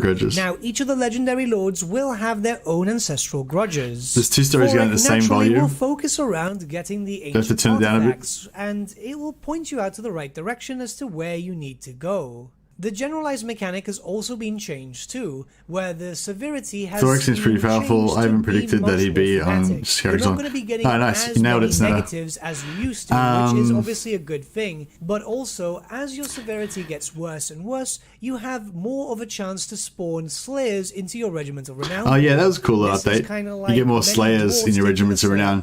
So if you need to like, yeah, I think that is a really cool change. So it's just like it'll be in your Regiments of Renown. So if you have like, sometimes you keep your Regiment of Renown as like an emergency army system. So if you get attacked somewhere you're not expecting, you just pop out an instant army if you've got the money. So if you've got a lot of grudges going, then you'll have a lot of slayers built up in your Regiment of Renown. So you can always have them ready to pop out, Not only taking back former lost settlements, but now you also have to deal with a reimagining of the War of the Beard. Now is also the perfect time to tell you that the severity of these grudges will get worse and worse if you leave them in the book for too long, which means it's time to get up and go and wage war in Ulthuan. How's that? Is this volume a bit better now? Grudges will focus around keeping the Northern World's Edge Mountains safe, dealing with the vampires and also with Clan Moulder. This will keep you incentivized to fight many different types of factions too, so at least you're going to be able to be as much of a slayer as possible. You could take your time if you want to and just recruit more and more armies of slayers, however. Finally, Belegar Ironhammer, and as you can imagine through his lore, hey Robert Co.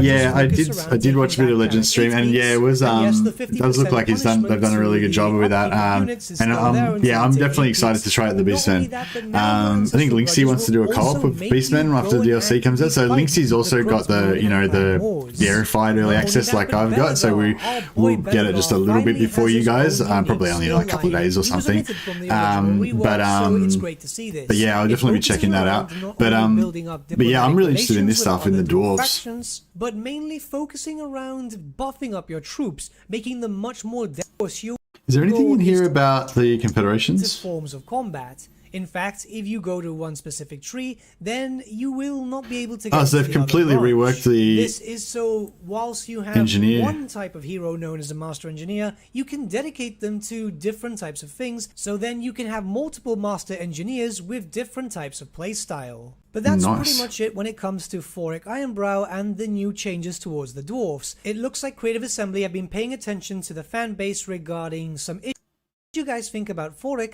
Yeah, does anyone know if there's a part in So if there's, does anyone know if there's a part in Nathan's video where he talks about the Confederation dilemmas? And just recruits more and more armies of slayers. Yeah, it does sound awesome. Finally, Belagar Ironhammer, and as you can imagine, Just trying to look through to see if there's anything that looks like it's about the Confederation. And yes, the 50% punishment to the upkeep of units is still there until you take 8 peaks. Maybe if I go But back to not only that part where he's but talking about the ancestral grudges. For issue. The Great Book of Grudges. No, wow, there is that's not. very meta to Okay, say, thanks for that has answer, been 80. Save us like going back and forth. Now, each of the legendary lords will have Will the dwarves their get own goats? ancestral Fuck you, grudges. cock monkey. Thorek Shut up about the naturally will goats. focus I'll around unmod you getting the again. ancient artifacts, and it will point you out to the right I direction. don't think as to anyone where talked about the you need to Confederation. go. Yeah, The well, generalized mechanic Turin has mentioned also it, been but I changed don't. too, He where didn't. the I can't remember severity what he has said been or changed to whether be it much was. less dramatic. You're not going to be getting as I can't remember what he said or what it was. I'll leave this screen here, so I'll put it back onto the same. Yeah, whatever. That way, hopefully it'll work next time. You'll actually be able to see what I'm looking at rather than me just talking about something you don't know what's going on.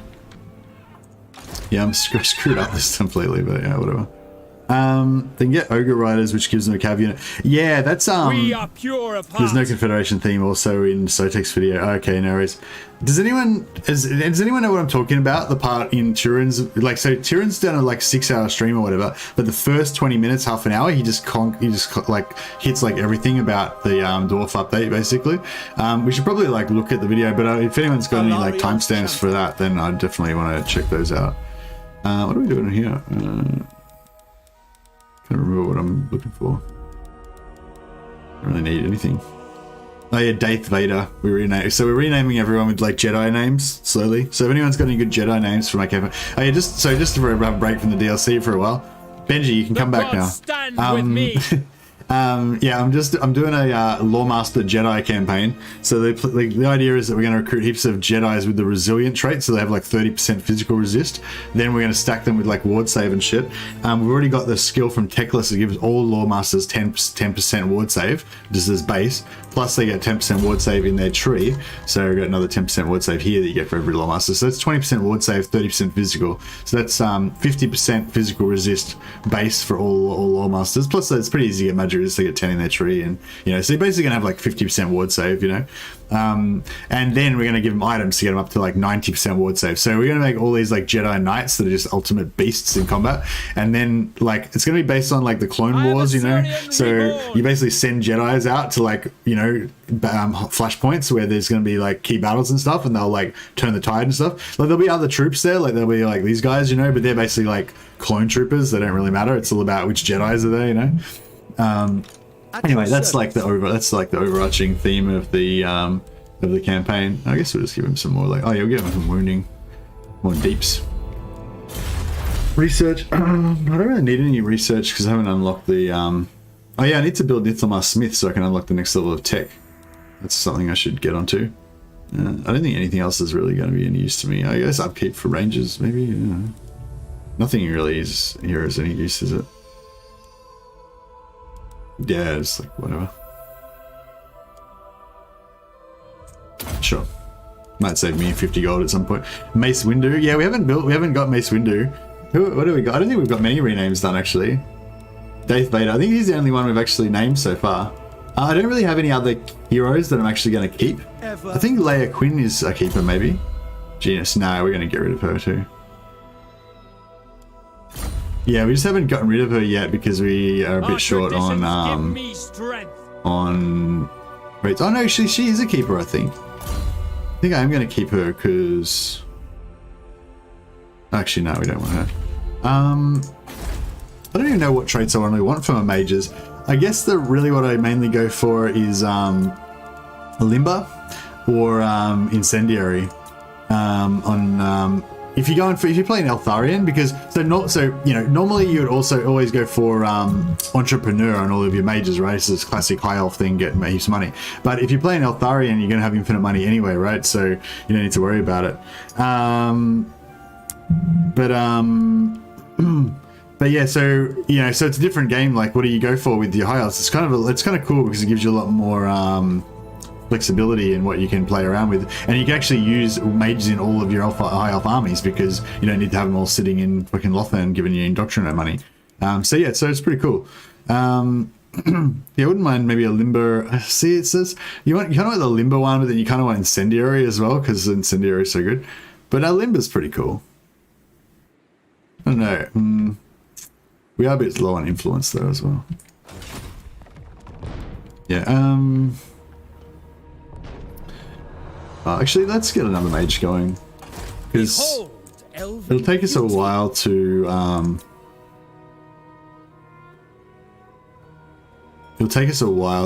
recruit all the Summoned me. it takes a while to recruit all the Loremasters that we need. So and then we can just have this guy like going the whole time, leveling up. I mean, rather than waiting and recruiting her at like level 0 after 40 turns. What do you put in these? Trade, I guess. Yeah. Master Yodad, Master Big Grandma. Indeed. Show not anime. What? Clones and Clone Wars anime is really cool. Yeah, I love the clones. Yeah. No, like the clones are really cool. Definitely. Okay, making me really excited. The only thing I heard about Confederation is about Thorek Mission Dilemma. Confederate characters all very fast. Hey, Ansei. Yeah, no, he showed, what do you call it? Turin showed the Thorek Mission Dilemma to Confederate characters all very fast, but I'm pretty sure that around that same time he explained that that's like he said something like that's a new thing for the dwarves, like in general, or something to that effect. You know what I mean? And, I mean, maybe I'm wrong, but that's what I heard. I've got a link for Turin's stream in the pinned at the top there. We'll definitely check it out in a bit. Oh yeah, somebody had a question about what this campaign. When you confederate the faction, do you keep the indoctrinate money? I don't know actually. I want to confirm that because I think you don't. Yeah, so you used to be able. You used to, yes. So I've done a lot of Eltharion campaigns over the last few months. But yeah, so in one of the Eltharion campaigns, I about maybe three Eltharion campaigns ago or something like that, I confederated. I infinite moneyed on Tyrion, right? So I built it up so I was getting like 50,000 a turn or something from Tyrion, and then I confederated Tyrion, and then I continued to get the 50,000 per turn from Tyrion, even though he was now part of my faction. So it definitely did used to work like that at one point. But I'm pretty sure that I've since then done it again. I'm pretty sure not this campaign, but the last one, I did the infinite money cheese to Tyrion, and then after he got confederated, it went away and I didn't have it anymore. So yeah, so I think it does not work anymore. If you confederate them, I think it doesn't work anymore, but I'm not 100% sure. Yeah. Milk and Cookie Total... What? What? Is Milk and Cookie Total War here somewhere? What? I can't find him. I haven't got him modded.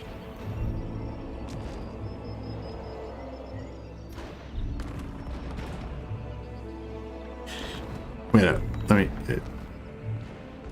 Is that what you're saying? Our cause is Where is he? noble. Can't find him. Sorry, was I just like blabbing on for ages and missed heaps of chat? Ah, there he is.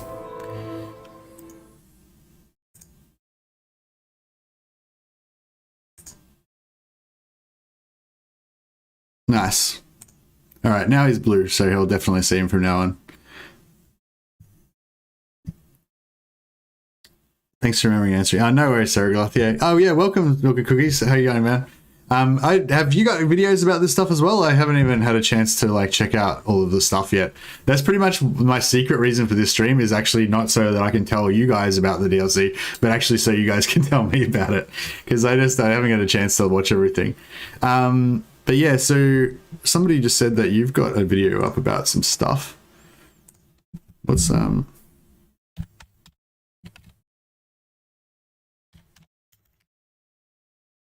Yeah, basically all I've watched so far is I watched the first half an hour of Turin's stream, and I watched Legend of Total War's video about the Beastmen, and I watched oh well, maybe Milk agrees to answer the question. I said that's a glorious beard, but thanks, man. I don't know if you can answer this, man, but what we were just trying to answer and trying to find out was I thought that Turin said in the I don't know if you played the story much yet, but he said something along the lines of they've changed Confederation for like all the dwarves, it sounded like, to make it that there's those dilemmas, so you can confederate the other minor dwarf factions with dilemmas. And I thought that he was making out like that was for all the dwarves, not just Thorek.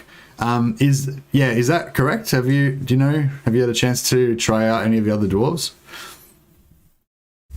I'll see if I can find the bit of Turin stream where he actually says it.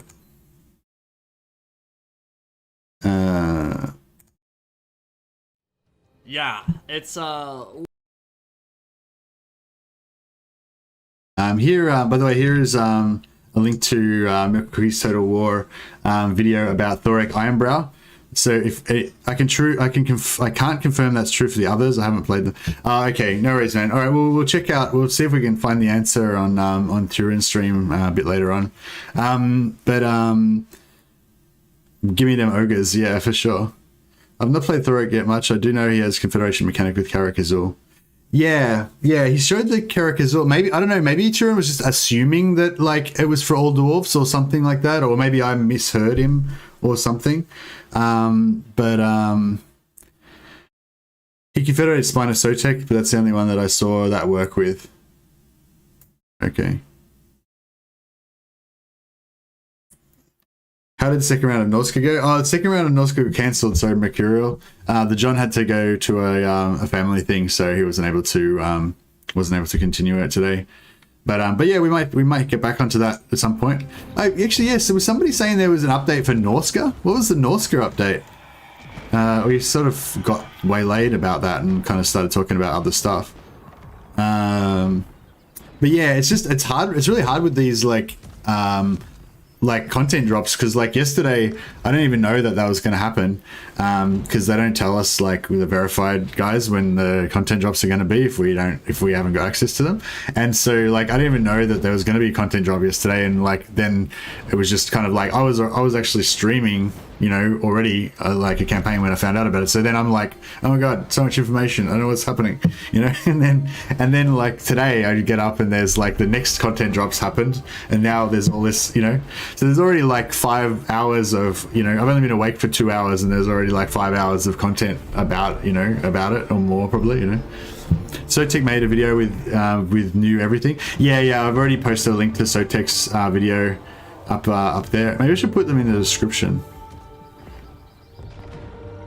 Maybe that'd be easier, so then we can reference them easier, like if people want to know.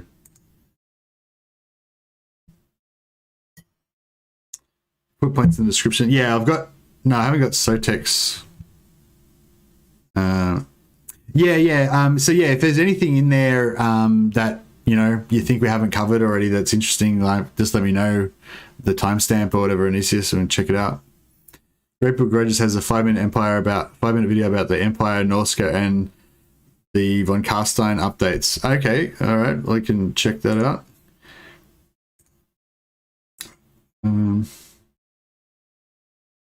Norska Vampire. Okay, 5 minutes sounds good. It's just, that's the problem, like there's so much content, like, you know, like Sotek's video is like an hour long, you know, so it's like I can't really like watch an hour long video on stream, you know.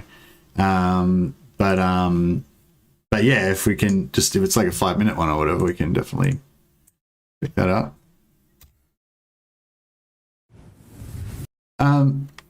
Yeah, then sorry, just thanks again for joining the stream, by the way. Indie Pride, like it's a good honor. I don't think we've had you in the stream before, so it's pretty cool. I feel pretty famous right now. I'll just pop on. So we're watching Nathan's stream. I'll just skip the intro bit. Hello everyone, my name is Nathan. Today with a fairly big. So let's not waste any more Instead, we've been surprised with the fact that it's actually coming in this coming patch cycle, which is quite important as it brings a massive quality of life upgrade. Not only will we find out what the outcome will be from auto resolve, finding out the battle results and how many casualties we'll take, but this will also inform us as to what units we will lose if we auto-resolve. This is absolutely fantastic for the player base. Yeah, we already know about that. Yeah. Sorry, so that's probably like everyone's kind of releasing the same information to a degree. It's kind of like the hard thing about it. Like, so yeah, I'm mainly looking for like new information that we don't already have. But yeah, did I put the link up for this video? If you haven't seen it already, this is the 5-minute video that Nathan's put up about the changes to Norsca, Vampire Counts, and Empire. We'll skip on to the parts about the Norsca, Vampire, and Empire in a second. But yeah, Andrew Shabai said, did you know there aren't any tier 5 units anymore? Everything is available at tier 4. For dwarves? Okay, for dwarves. Okay, that's hey X and Razor, how you going, man? Welcome. I've talked about this a bit before, but like specifically with the dwarves, I feel like everything that I've said about the dwarves being shit, they've kind of addressed in this update, which is crazy. Yeah, like I'm not saying they've necessarily like perfectly fixed everything, but like yeah, it feels like they've addressed like a lot of the problems with the dwarves, and it's not just like they've I don't know, like I think Legend said that it wasn't like a huge update. It wasn't a complete rework like it was with the Beastmen, but it was a significant update, and yeah, I think it's like a super significant update. I feel like it's like one of the most transformative, biggest updates that any faction has gotten outside of a full rework. And it's better than some of the reworks. It's better than the previous dwarf rework. So yeah, this update to the dwarves, I'd say, is better than the original rework for the dwarves. But yeah, and one of the issues with the dwarves, one of the main issues with the dwarves is that a lot of the good shit doesn't happen until you get to tier 5, which for most players means that it's like, less than 5% of your playtime, or for me it'd be like less than 1% of my playtime. Like I very rarely play all the way to endgame, and once I get there, I don't spend a lot of my hours in the endgame. I spend like, I probably spend like 50% of my time in the first 20 turns of campaigns, and then I spend the other like, up to 90% getting up to like about turn 60, and then the amount of time I actually spend playing the game above turn 60 is very small because, one, you tend to auto-resolve more the later in the campaign that you get when you're winning stuff by multiple armies instead of by tactics, and two, you just restart, you get bored because you're winning already, so yeah, that was one of the main problems with the dwarves, was that a lot of their good shit didn't happen until tier 5, and by that time I'm either I didn't make it to tier 5, or I'm bored and I'm not playing anymore, or I'm just auto resolving and I don't care. So yeah, that's an awesome change, I think. Yeah, usually you've already won. Yeah, that's the thing. By the time you get to tier 5, you've won as the dwarves, pretty much. Looking more likely for ogres or chaos dwarves for pre-order. Well, actually, yeah, I was wondering about the ogres thing. Like, sorry, I haven't even watched this thing about this yet. But yeah, I was wondering about the ogres thing. I wonder, because like the fact that they've given away 5 ogre units for free already, it kind of makes me think that the ogres might be the free LC race, because how they gave away Bretonia for free with game 1. I was kind of thinking, I wonder if they'll do that with ogres for game 3 as well. Like they'll just make ogres like a free race that everybody gets like later on, but it's not part of like, it's not like a base game faction, but it's like a free LC yeah, like Bretonia, like it's not a base game faction, but they'll like put them in for free later on. So maybe they'll put ogres on the map, but they'll just use the ogre mercenary placeholder units to start with, and then like later on they'll actually make them they'll sell them or give them away for free or whatever. Yeah, the auto resolve changes. So now it shows you, like, you can see this red unit here. That one's going to get wiped out if he auto resolves. But it doesn't tell you how much you're going to lose out of the different units and stuff like that. So it's kind of cool. Like, it's still yeah, it tells you if you're going to lose a unit completely, but apart from that, it still doesn't tell you like which units are going to get wrecked and stuff like that, you know? So it still gives you, yeah, you can still, there's still a bit of like hidden aspect to it, you know? Like, yeah, that's it, yeah. Yeah, and you don't want to be discouraged from fighting battles, yeah, that's for sure, yeah. Archlector still has a skill that increases warrior priest and witch hunter capacity.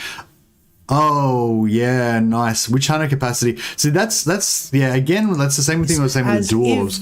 Like you want more hero capacity early with the dwarves. With the empire, it's not so bad. Like with warrior priests, I find that the capacity was fine, but I don't mind. More hero capacity is always better as far as I'm concerned. Some of the skills, but Vlad von Carstein in Total War, then they'll get more out of it. Vlad von Carstein will receive a new skill line, some of the skills you're already aware of as they are the standard vanilla ones, while others will center around Vlad's lore more than anything else. An interesting skill here is the buffing of mortal levies and diplomatic relations with the Empire. As you are aware, at this point in the timeline, Vlad is a unrecognized elect account. Later, a few years down the line, he does get officially recognized, however. Empire Vlad at the end of the campaign. line, he'll also be able to buff up the base weapon damage and weapon strength of his army, meaning if you want some... Storm of Night. So this is the new Vortex spell that he gets. Oh, it only has 3 winds of magic.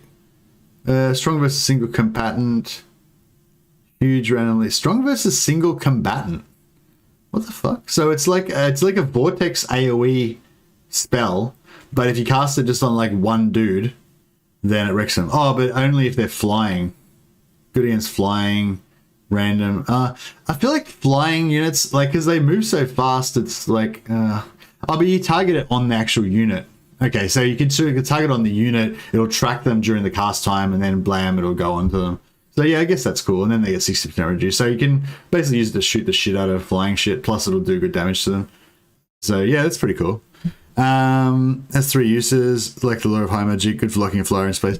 Yeah, for sure. So it does damage and it slows them. So if there's a flying unit coming into like, oh, but you're, yeah, but yeah, so I guess it's like, I don't know. What are you going to use it for? Because you don't have any. Well, I suppose. Yeah, you don't really have any anti-large, and you don't have any missiles. So, you know. Oh, does he have anything to increase the mortal levies amount, like the amount of archers that you get?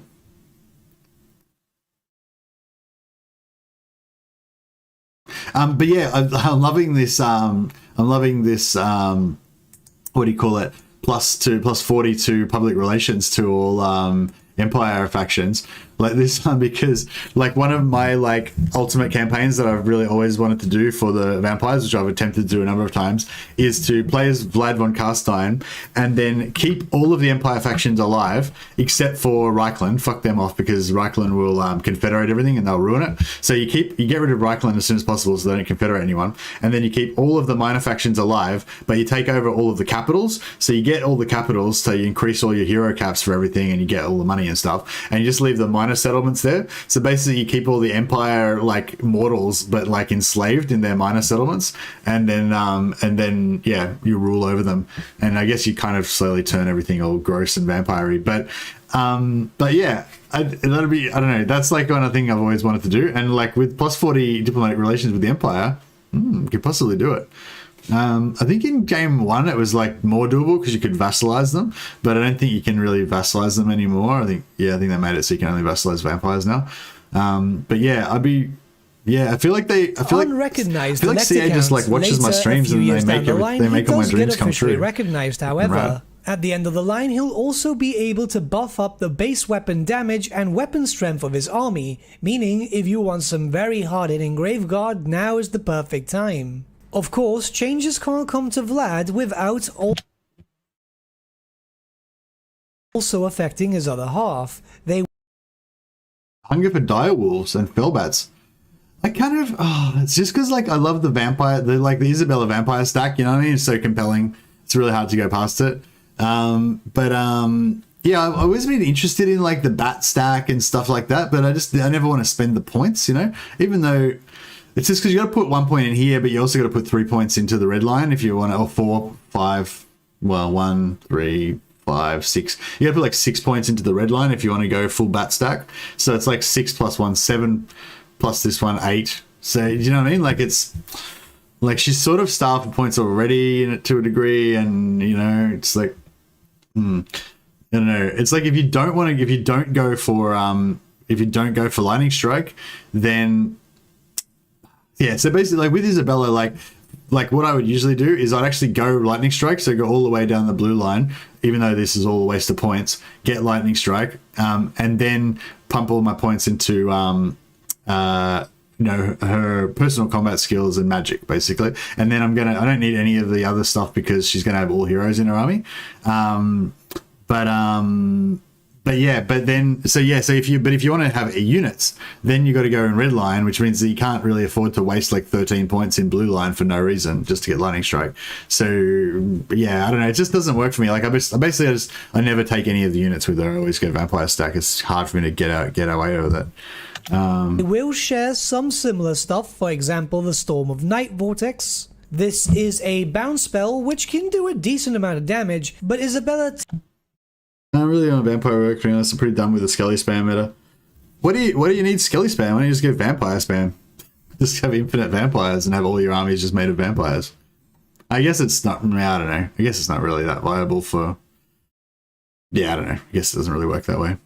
Because you only have 100, so it's like 5 armies. Or you could probably get like 10 armies with 10 vamps in each one. Don't really need a lightning strike with 20 vamps and take 4 armies. Yeah, that's true, actually. Yeah, that's really true, actually.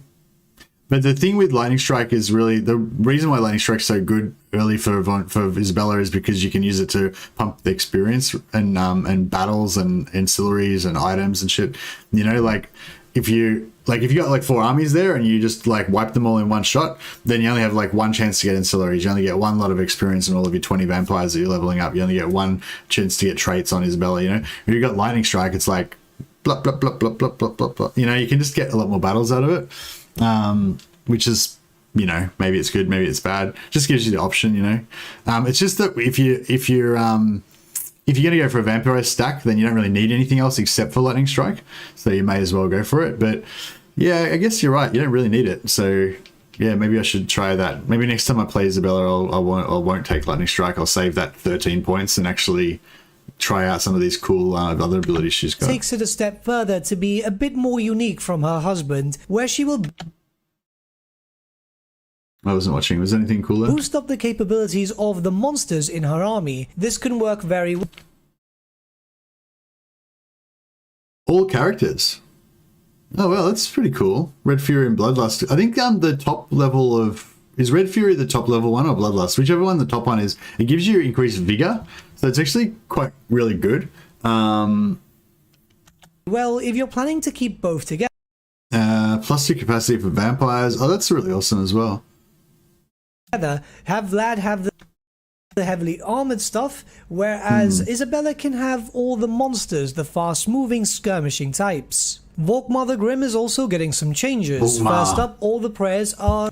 I love Volkmar. Sorry, what was happening with the prayers? I missed that. Let's do it again. What's going on with the prayers? 40 meters. It's the same, isn't it? It's the same. Changes. First up, all... Seems the same. The prayers are situated in... Oh, they're all together. They changed the structure. Instead of hammer being up here, it's just in the line like that. One specific line, but the most impressive... What's this one? Blessed Bullets ammunition. Magic armor piercing projectiles for... Fuck yeah! Fuck yes! I love Free Company Militia. Oh yeah, this is sick. This is sick. Free Company Militia. Fuck Balthazar Gelt. It's all about Volkmar. Blessed fucking... lol, if you guys terrorist spam, you go bankrupt. Yeah. Free Company Militia Army. Oh, love it. Frenzy for Free Company Militia. That's just so cool. Because you can have like Free Company, and you could buff both Free Company and yeah, because you need to go 6 points in here anyway. So you put 3 points in Emperor's Finest, 3 points into Pistol Corps. So you're buffing your Flagellants and your Free Company. Plus 40 relations as well. That's sweet for Confederation. So you can, you know, you get closer to the plus 100. Is it plus? No, it's plus 75, plus 150, plus 225. You know, to relations to give you the +1, +2, +3 to help you get the confederations with the empire mechanic. So that plus 40 just gets you that first point straight, you know, much easier. Gives you like the military access, non-aggression pact, trade, and then, you know, which further buffs your relations, and you know what I mean. So fuck, that's like super cool. I feel like they'd have to give Karl Franz like at least plus 40 as well. Like they can't, you know, like they give that to only Volkmar. But anyway, so yeah, that's super awesome. Frenzy's like, yeah, whatever. It's not that big of a deal. Oh, actually, immune to psychology. Yeah, Frenzy's good for immune to psychology. Oh man, Free Company, Doomstack, loving it. Did Flagellants lose their buffs though?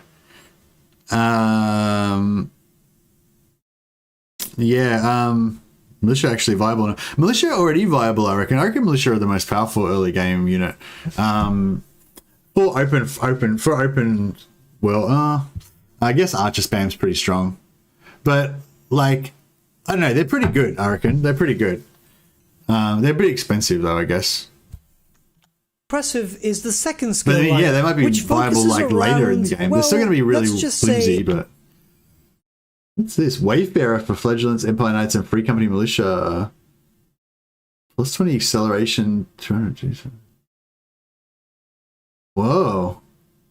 So they just be super nimble. That's interesting. Not very expensive, they're really expensive. Yeah, that's right, yeah. And you can't focus fire them as good as you can with archers and stuff, but yeah, this acceleration. So it doesn't change their speed. Well, it does, I mean, it does. It gives them 20% extra speed, but the acceleration as well. So it'd be really, you know when you're trying to like micro shit too much, like you're trying to micro them to move them just a little bit that way and then a little bit that way, and a little bit that way, and it just fucking doesn't work because it takes too long for them to like turn around and shit. Yeah, like plus 200. So they only have 300% of the normal acceleration and deceleration. So that's pretty crazy. I love. Man, this is so cool. Like, this is the shit that I love. Like, they're like playing around with that kind of like deeper stuff, you know, like not just like, oh cool, we made a new unit and it looks cool and it does explosions and shit. Like they're actually, no, that's not what I'm trying to say. They're not playing around with like, oh, we'll give you like plus 10 damage or minus 5 damage or 5% resistance to damage. Like, it's not just like plus ones and minus ones and shit like that. It's like actually stuff that like makes like, what am I trying to say? It makes like it changes game. It's a gameplay change mechanics. You know what I mean? Like things that, yeah, but things that make the game different. An Imperial Inquisition. Here you'll be able to get increased diplomatic relations with AP damage plus 3. Oh, weapon damage, not ranged. Still, AP weapon damage plus 3 for the Flagellants is pretty good because they don't got much AP damage. Flaming attacks. With men. Interestingly enough. Man, oh man, so cool. More +1 capacity for warrior priest, and which one is so you get +1 here, and he also got only Imperials, Kizarites, or Southern Realms, no more impactful beyond the skills. Yeah. Hey, you going Phase Strider? Hey, you going Concussant? Powerful. Strider Flagellants. Stay no more CA. All characters. Oh, it was all characters, not all units.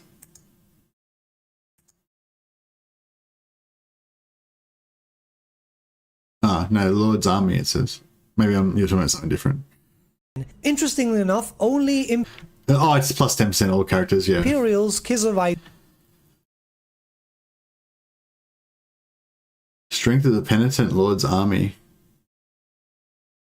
Oh, that's cool. So before, I think the Strength of the Penitent was only for Flagellants, yeah? But now it's for everyone, right? Oh, wait up. No, so it's, you can only cast it. Oh, wait up. Oh, so every unit in your Lord's Army gets, and every unit and hero. So even your heroes, oh man, Warrior Priest Doomstack, 15% physical resist, plus 14 melee defense. Yeah. How long does it last for? Oh, it's only 15 seconds, but still.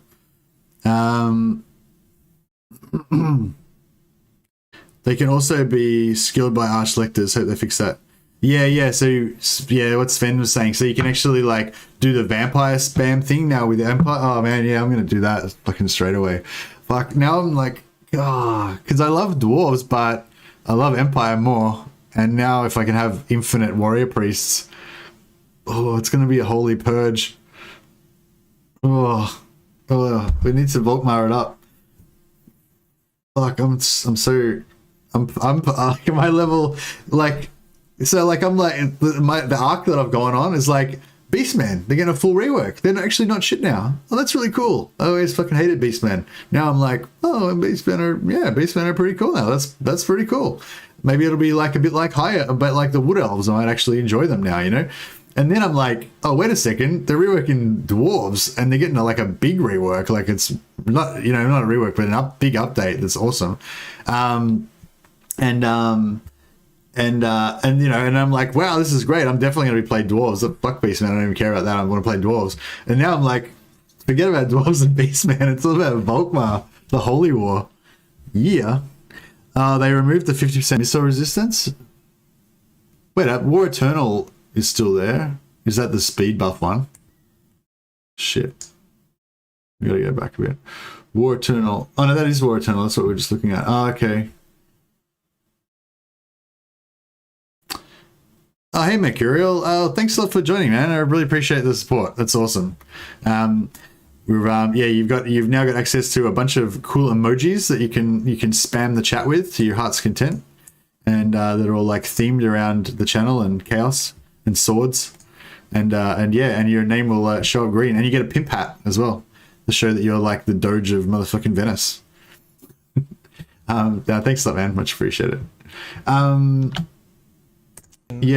be able to get increased diplomatic relations with men. Tubes. Interestingly enough, only Imperials, Kislevites, or Southern Realms, no Bretonia, but also start blessing your units to make them more powerful. For example, bless bullets with the Free Company Militia and giving them Frenzy, alongside other possible buffs such as speed increases, charge bonus increases, and so on, which will benefit Flagellants, Empire Knights, and Free Company Militia. You can actually turn your Free Company Militia into quite a powerful troop at this point. Yeah, that's so cool. Will also become much... Because like Free Company Militia, when they first came out, they were just like super. They were Space Marines. They were looking sick. And it was fun. It was like fun gameplay to do. And I just was playing a Balthazar Gelt campaign, and I was getting that same vibe. I just went full Free Company army, and it was just fun, man. You know, it wasn't probably as effective as a full crossbow army, but yeah, they're fun unit to use. There's a lot of micro involved. They're they can hold their own in melee against early game units for a little while and stuff like that. But they're not like good. You know what I mean? They're not like really good. Whereas if you can make them really good. I kind of like this. I mean, I feel like with the Flagellants with the 50% missile resist, that was like proper cheese because you could get them up to 90% missile resist when you stacked the Archlector's Grand Shield of Faith with the Warrior Priest's normal Shield of Faith. And you could have like two armies. You have Archlector and Volkmar keeping up the Grand, and then you have like four Warrior Priests keeping up the minor one, and you pretty much keep it up most of the time. So you could have like a blob of 90% missile resist Flagellants. You have a Life Mage healing them, and they can just walk around not giving a shit about artillery and fucking missiles and stuff. So it looks like they got rid of the 50% missile reduction for Flagellants, but they got the extra 15% physical resist like just all the time. Not all the time, but yeah, sometime. Hey, Mercurial, really enjoying your videos, dude. Top-notch commentary. Sorry if it's been repeated before, but what rework did the dwarves get? They got a lot of stuff, man. I've hyperlinked the start of Turin's stream up the top. I definitely recommend you check that out if you want to find out all the changes. Maybe like get that going on a second screen or whatever, and then you can like come back and comment to us about what, specific parts or ask questions or whatever. But what about Lizardmen? Oh yeah, Lizardmen. Yeah, fuck Lizardmen. That's what about Lizardmen. Nah, Lizardmen, I'm not that interested in Lizardmen. I'm like about the same interested in Lizardmen as Beastmen, which is like quite low. but yeah, I don't know if anyone knows anything interesting that's been updated about Lizardmen. I'd definitely talk about it. I really want to get into Lizardmen because I think they're a good faction. I just don't love them that much, you know. So yeah, so if anyone knows anything, but the only comments I've heard about Lizardmen so far is they didn't get much of an update. Legend said they didn't change much about them, and that's pretty much all I know. I'm sure that there's more to it than that, but yeah, so I don't know, but yeah, if anyone can can link me timestamp to anyone talking about Lizardmen updates, I'd definitely be interested to check it out. But yeah, Mercurial, so Dwarf rework, just, yeah, like I said, I'd check out Turin stream if you want the full rundown. But basically they've changed, they've put in dilemmas that allow them to confederate other dwarven factions, at least for Thorek Ironbeard, Thorek, whatever, at least for Thorek. And I think that they might have done the same thing for the other dwarf factions as well. Also, they've made it available to get heroes at a lower level, and somebody else said that they've actually removed tier 5 units. So there's no units higher than tier 4. Everything that's tier 5 is moved down to tier 4. So basically you just get access to stuff earlier in the dwarf campaign. It seems like you get access to a lot more heroes in the dwarf campaign. You know, some of the lords have got points you can put in to get more heroes earlier, but the big change is the runes. They've got the rune magic, which is going to be a lot more of a dominant part of the dwarf campaign, and they've got all these rune items that you can craft for your heroes, so you can just buff all your heroes and lords a lot more now. So yeah, dwarves list are fucking awesome now, basically, it looks like. Yeah, I can't wait to get my hands on the dwarves, although I'm even more pumped about the Empire now. But yeah, definitely check out the start of Turin stream. He just talks nonstop about the new updates for the first 20 minutes or whatever. Much more interesting and viable to the players too, as new skills such as Blessed Holy War, which increases hero capacity of warrior priests and witch hunters, is quite useful. Not only that, but they will also benefit from the same. Yeah, so this, somebody was talking about, what's the level cap for this? It's level 3. Somebody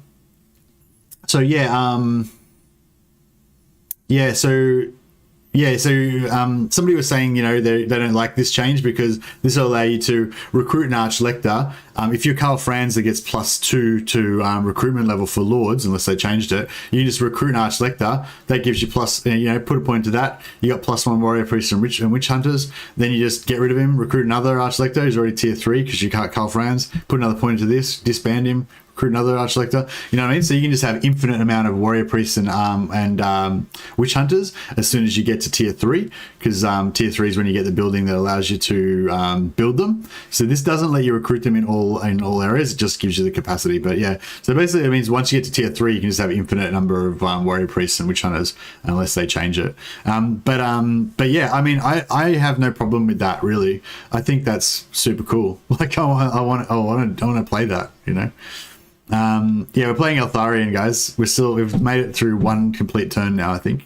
Have I hit end turn now? I think I might still be on the first turn. I'm not sure. War eternal skill, being able to buff up yeah, this is pretty Vigilance, cool. Empire Knights and Free Company It's not that big of a deal, but it's cool, especially with the militia, Free Company militia style. I like to play them, which has a very high casualty replenishment.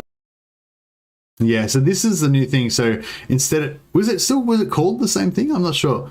But yeah, the old thing, for flagellants, was that you could get them with plus 50% missile resistance. That seems to be gone now, but they've got this, which affects the whole army. So that was one of the things with Volkmar that I didn't like, which they've fixed now, was that really the only thing that you could make it cool was to have Volkmar with a full stack of flagellants buffed by warrior priests. And anything that he didn't really do anything really cool with any other units. So if you took out some flagellants and put in some, you know, whatever, Demigryph Knights or something, you feel like you're missing out. His buffs for flagellants were so good that you're kind of missing out on buffing those flagellants by putting anything else in. So now he's changed it to flagellants Free Company Militia and Empire Knights that all get those crazy buffs. So it's kind of cooler maybe. I'm not sure whether the Empire Knights thing is going to do any good, but you know. Technically you can only get at most one per turn, but still powerful. Oh yeah, true actually, yeah, because you can actually only recruit one warrior priest per turn. The game will only spawn one new one into there, so yeah, but that's still cool. Like, you know, if I had like 50 warrior priests by turn 50, I'd be pretty happy. Yeah, or 20 warrior priests by turn 20. Yeah, well, you won't be able to get, it'll probably take you, I'd say at least about 10 turns to get to tier 3. I can't remember what the fastest possible time to get to tier 3 is, but yeah, it's probably like 10 turns or something. And then it takes another like 3 turns or 2 turns if you got noble maybe to build a warrior priest building, like a temple or whatever. But then from then on you can just recruit 2 straight away, 2 or 3, and then just recruit 1 every turn after that. So yeah, hey Anthony, how you going? But yeah, I'm excited about that. I want to try that out. But I think, yeah, like what I was saying before is like, I think that the 50% missile resistance with the flagellants was a bit too cheesable. Like, don't get me wrong, I liked cheesing it and it was cool, it was fun, and I don't think it was too overpowered really, because they're not that powerful. But I think this ability, if it works the way that I feel like it should, like basically like whenever you're in, like if you're going to melee, this pops, makes it a little bit tougher, 15% physical resist, plus you pop your Shield of Faith, so it's another 20% ward save, plus you pop your normal Shield of Faith, another 20% ward save. So they got like, you know, potentially for a little while they got like 55% physical resistance when they're losing in melee. You know what I mean? Like that's cool. Like it takes, you have to interact with it, you have to make it work. It's not like just a no-brain thing that's going all the time. And yeah, I don't know, I feel like it's good. Rate for the said army, and a new powerful augment that he can cast on himself, which increases his melee defense and physical resistance quite heavily. Hey, they didn't forget about Oh, wait up. That's self. Oh, no, it's not self. It's, yeah, no, so so this is casualty replenishment of Lord's army and passive ability strength dependent for Lord's army. So he doesn't cast it on himself. That's just always on everybody in the whole army. And each unit or hero or whatever, like every entity in the army has this ability, which will just trigger if they're in melee. Oh, wait up. So it's not 3 charges, is it? It's 3 second reload, I think it is. So if you're losing in melee, this goes on for 15 seconds, and then if you start winning or whatever, then it goes off, and then it takes 3 seconds of losing. Yeah, okay, so wait up. So let's try and understand this. So basically you go into melee, right? And then instantly, as soon as you go into melee, it becomes active. So you get plus 14 melee defense, plus 15% physical resistance. And then that lasts for 15 seconds. Then it goes off. Then it takes 3 seconds for it to recharge, but it only recharges if you're losing in melee. So after that 15 seconds, if you're losing, then it'll start recharging. After 3 seconds of losing in melee, it'll recharge, it'll fire again. You get another 15 seconds of this. So it's going to be like, yeah, so you always get it at the start of the first combat of the battle, and then it'll only recharge if you're losing. So yeah, that's cool.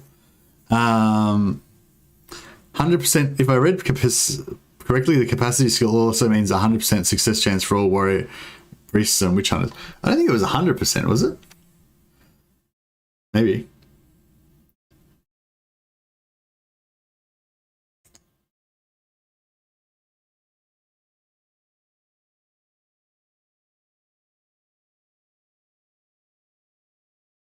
Plus 10% success chance. Yeah, I was going to say, no, not 100%. That would be a bit excessive. Yeah, so let's check out Norska. Sorry, guys. I love Empire. Like, the Empire are my favorite. I hate being like one of those like noob guys that like only plays Space Marines, you know, and only plays Empire because they're the humans, you know. But I don't know. I just love Empire. They're just my favorite. you know, I'll probably Chaos is also my it's between Chaos and the Empire. They're like my two favorites. Hey, they didn't forget about Norska, so Wulfric the Wanderer also gets some new skills. Oh, you think it should stack?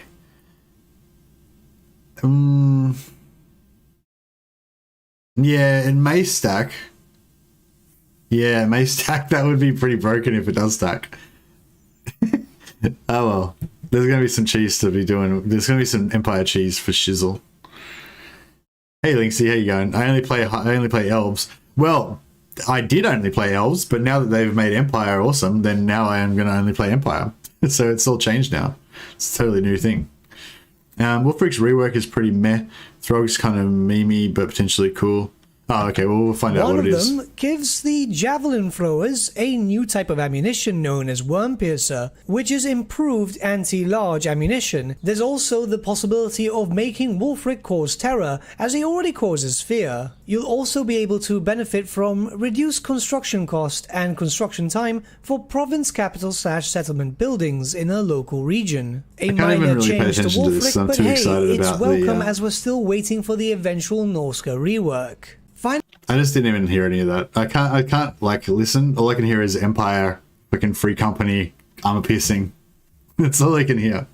But I need to concentrate. All right, let's do this again. Yeah, was there anything? Has anyone seen Indie Pride's video, the Milk and Cookies Total War one that I linked before? I would love, you know, since he's visited us, I'd love to like watch that one, but I don't want to like just be like, already heard it, you know, all the way through, because I know it's probably a lot of it's going to be stuff we've already covered because we've been talking about this for a couple of hours now.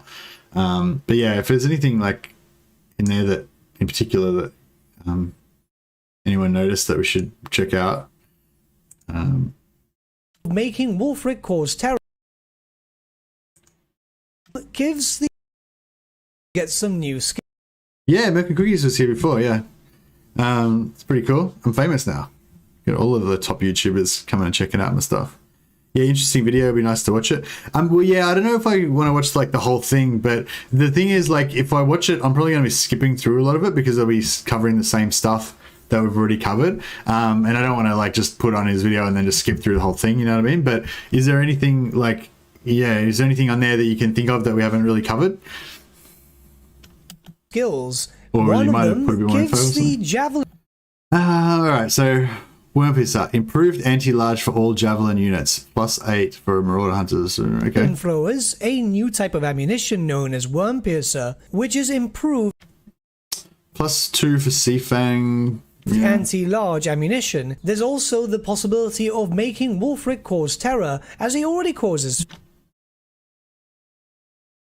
Mine's 15% upkeep for all, you know. I don't know, I can't remember what his stats, what his traits were before. Like, have these changed much? Or? Fear. You'll also be able to benefit from reduced construction costs. Oh, has he got a short video? Oh yeah, it's pretty short. It's only 10 minutes. Well, we'll check it out. Just in order to like, cost and construction time for province capital/settlement buildings in a I wouldn't local mind talking region. about Dwarfs again anyway. So we we may as well, maybe we'll do. Actually, yeah, we'll watch a bit of Milk and Cookies Total Wars video just as a way of doing like a recap on the dwarf changes. Basically, even if it's kind of the same stuff we've already covered, we can like talk about it some more. It's welcome as we're still waiting for the eventual Norska rework. Finally, Frog, the Troll King. Of course, he also has his own unique skill line now, which focuses heavily on buffing up monsters in your army, and I mean fully buffing them up, even going as far as giving horrible regeneration to all Troll and Skin Wolf units. Yeah, here Linksy did a dwarf video. Bro, you don't have the fucking DLC. You're just like me. You're just watching the same shit I'm watching. Units. And the standard regeneration to all Famir units. Extra melee defense capabilities and frenzy will also benefit a large amount of your monster. Was there anything important in there? All I can hear is like warrior priests free company. Missile resistance. I don't know. I'm not really interested. Like, I pretty much like whatever they're saying about Norska. It's like I'm still not going to like Norska that much. I think is basically the gist of it. It's not going to make much difference. Units. And the standard regeneration to all Grants powerful retainer ancillaries that can modify your units.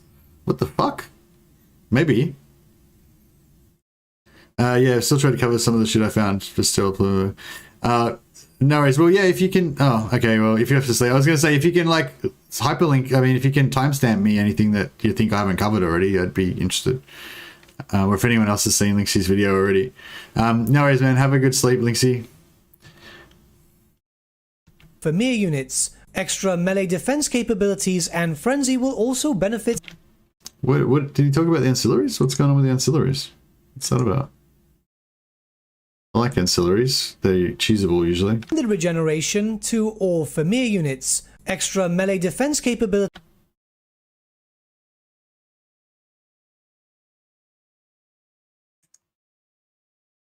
To all Familiar units, extra melee defense capabilities and frenzy will also benefit a large amount of your monsters. And you'll also be able to find powerful auxiliaries that can modify your troops. There haven't been a lot of changes to factions that aren't Beastmen, Lizardmen and Dwarfs, however, this is always extremely welcome. The fact is that these Imperials, Vampire Counts and obviously the Norskins more than any needed a little bit of a buff. It proves that all the patch and FLC stuff is Creative Assembly's way of saying thank you to the community for such a great lifespan for Warhammer 2, and let's just see what comes up for Warhammer 3. But until then, I need a break. I've released 6 no worries, Grateful Grudges, you have a break, man. Yeah, I think that's probably a big thing. Like a lot of the creators, like the partners, you know, they've just had to like pump out all of this content because, you know, like it's sort of like you know, you go through like day by day, you're just doing your thing, you're making videos about different things that you want to make and all that sort of stuff. But then when like a DLC drops or the DLC information drops, all of a sudden it becomes like go time, and you know, you've got to like, you know, every video that you make is going to be magnified like 10 times bigger than it would normally be. And if you don't make a video, then you feel like you've missed out or something, you know? So it's like, yeah, I can definitely, you know, Thanks so much to all the big creators for giving us all this information. I know it's like a lot of hard work and you feel like a lot of pressure to like pump it out. Loremaster of Sotek covered the Throg ancillaries. Oh, okay, cool. Oh, well, if you got to, yeah, check us. If anyone wants to hyperlink me anything in the Discord, just pop it in Discord and write at MercytheMad. And yeah,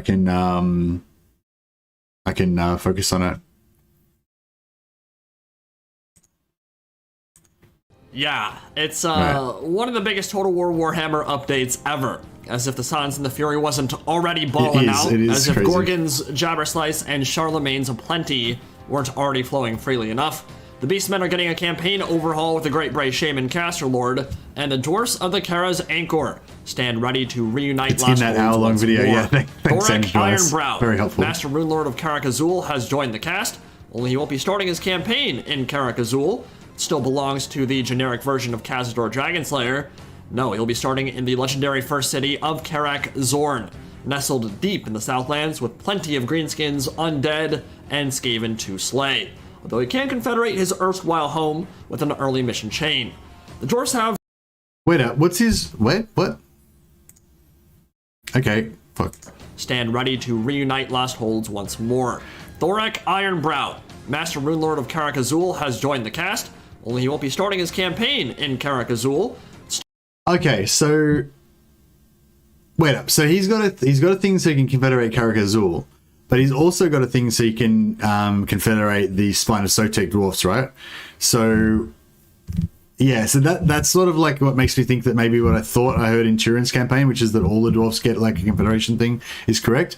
And it also makes me want to play Thorek a lot more because I hate fucking starting in Lustria. So if he can just confederate Karak Azul, then just forget about Lustria and then, you know, teleport back over to Karak Azul and get into the action with all the main dwarf factions in you know, in the old world.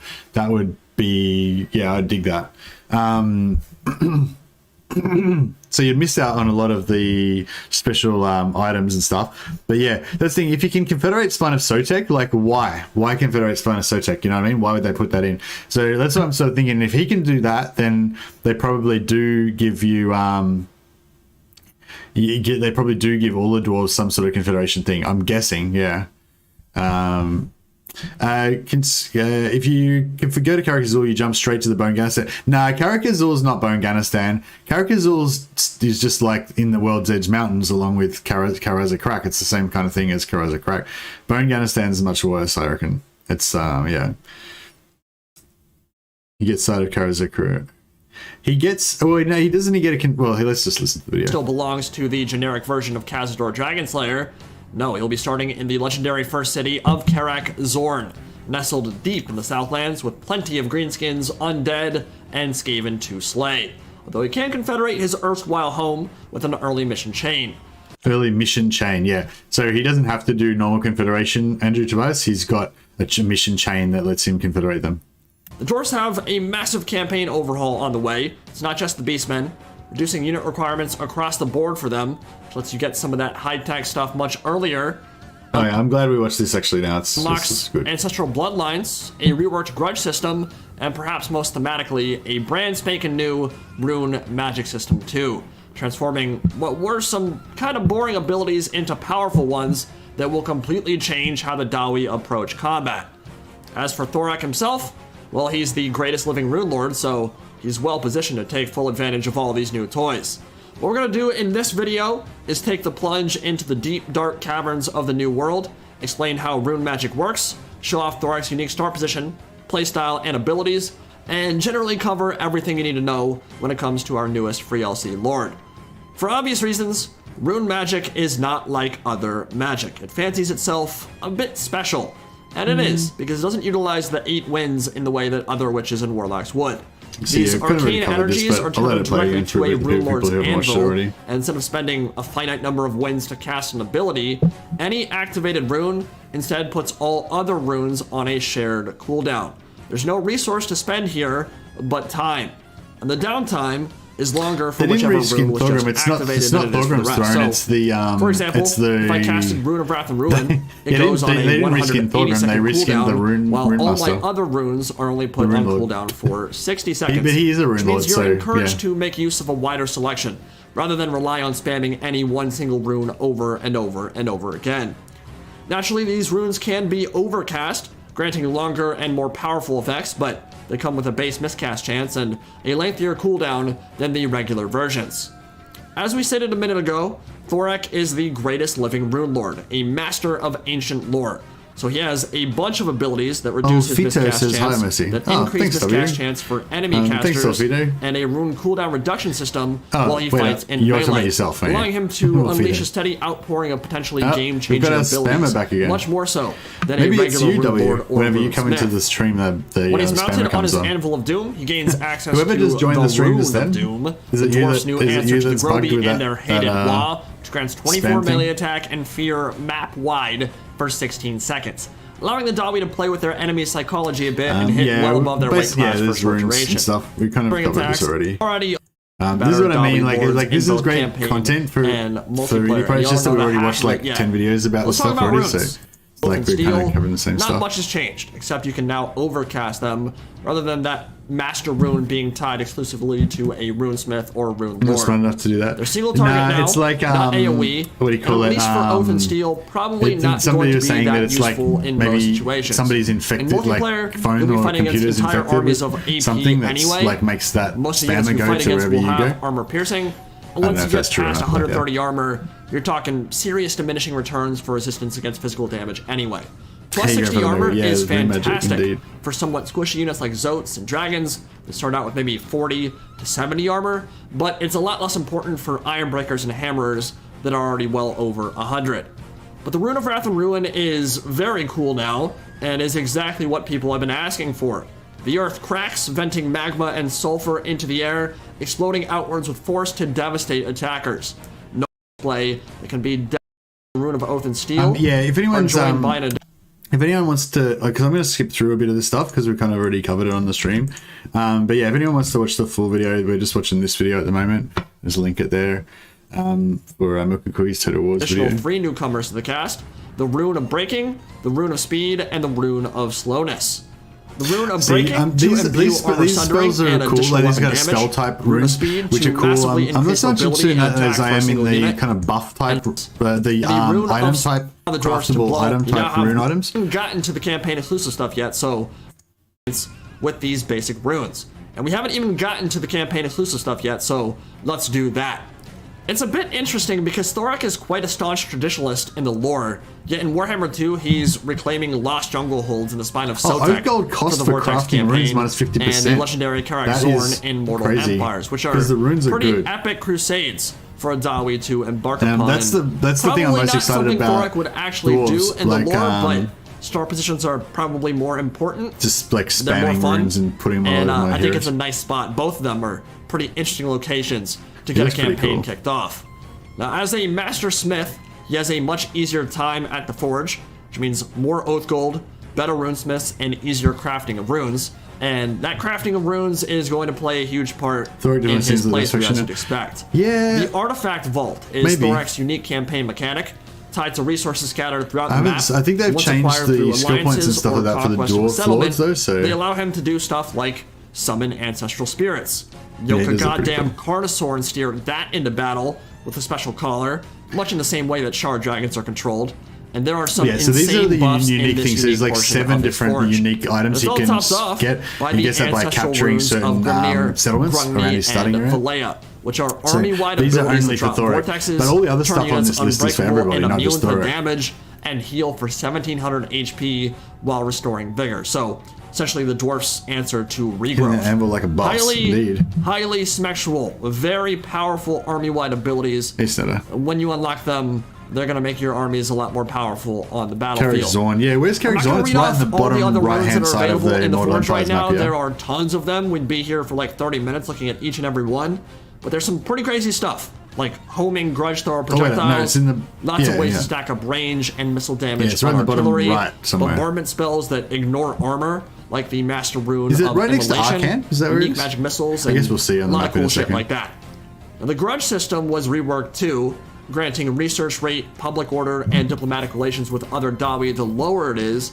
But when that local population starts grumbling and grousing and getting roused to wrath, charge bonus goes up, research rate goes down, and hordes of slayers start entering the Regiment of Renown pool as more and more Dawi take the Mohawk and pledge themselves to atonement and Vangren, vengeance. Learn more. They also have post-battle options for increased growth and oath gold, and their unit requirements have been massively reduced, requiring less extra buildings to produce the high-tier stuff, and knocking almost every unit in the roster down a tier, so you don't have to grind for 150 turns. It was only Bellegarde that got updated.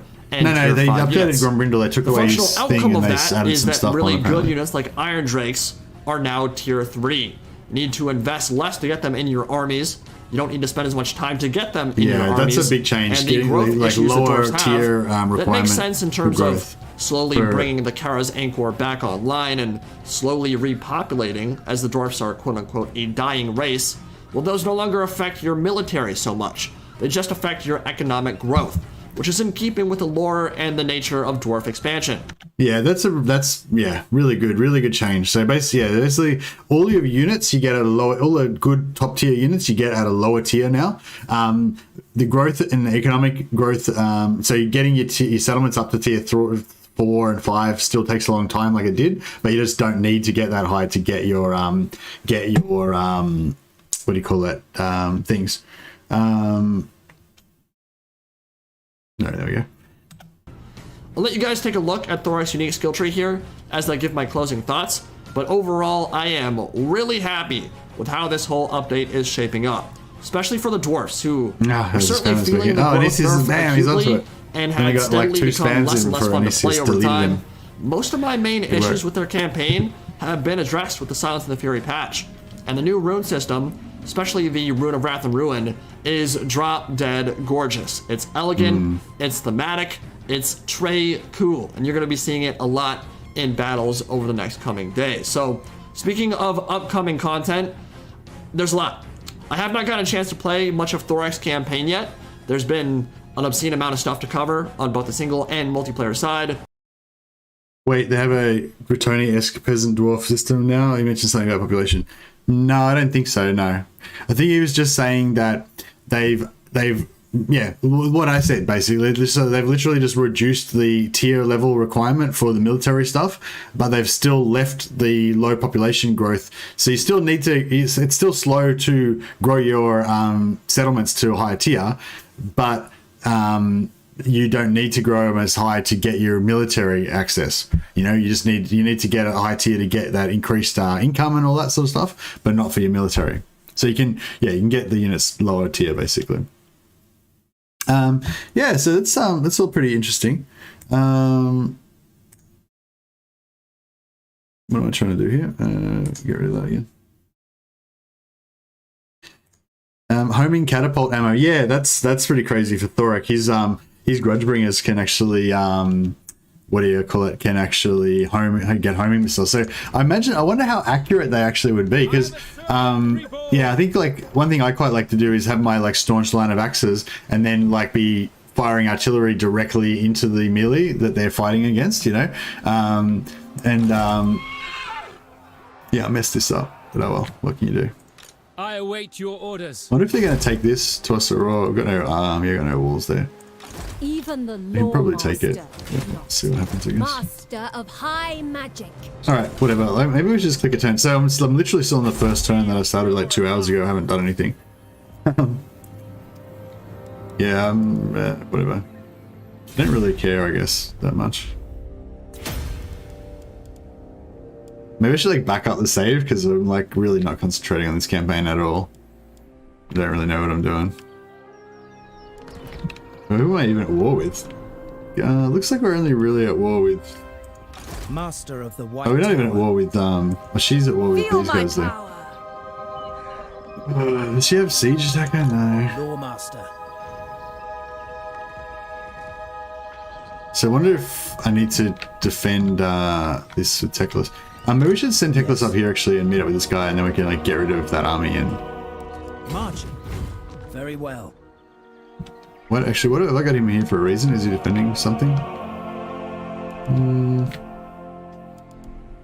No, actually, yeah, we should probably clear this shit out, shouldn't we? I'll probably take this army and like wipe it out. Let's see. Who do we want to get leveled up? I think Ilariel's probably the only one who really needs to level up. What's she up to? Level 10, yeah. Put it back in 2 turns. All right, we'll give him a few more levels, I guess. And we can replace him with Ilariel when she comes online. You may look upon.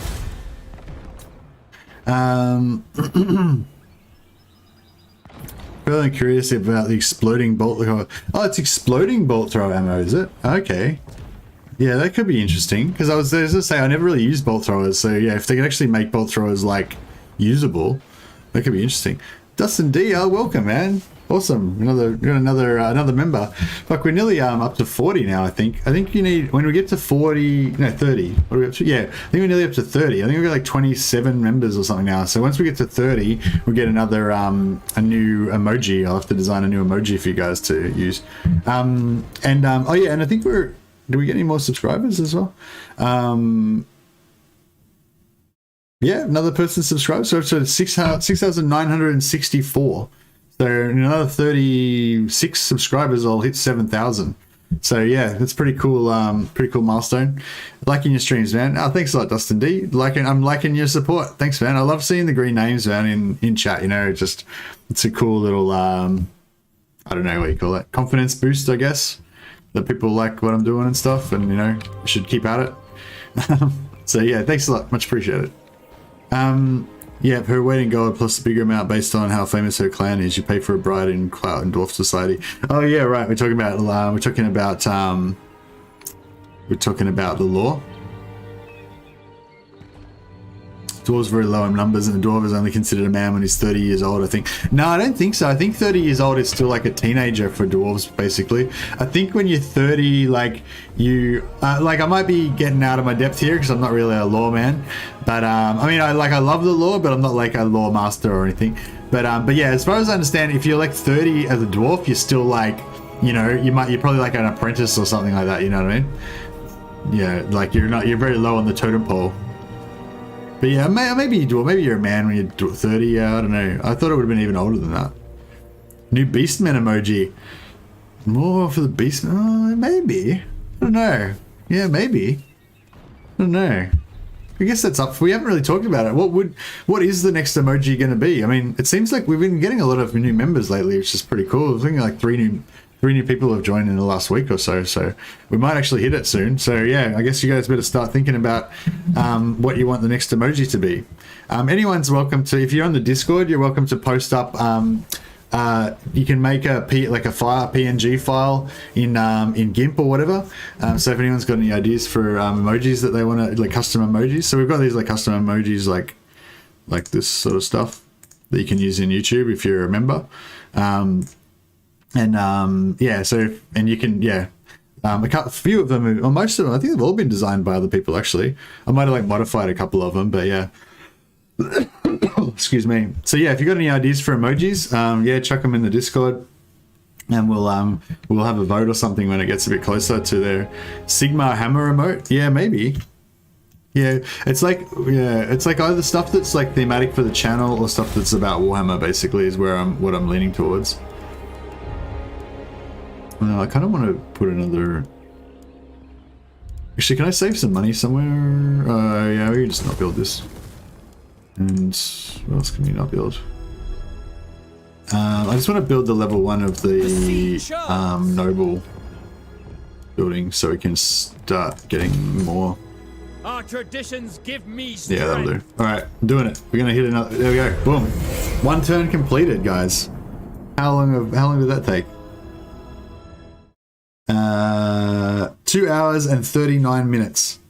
And already 1 whole turn completed. I mean, speed. That's what I'm all about. We're all about the speed on this channel. Yeah, alright, cool. Do that then. Wreck that.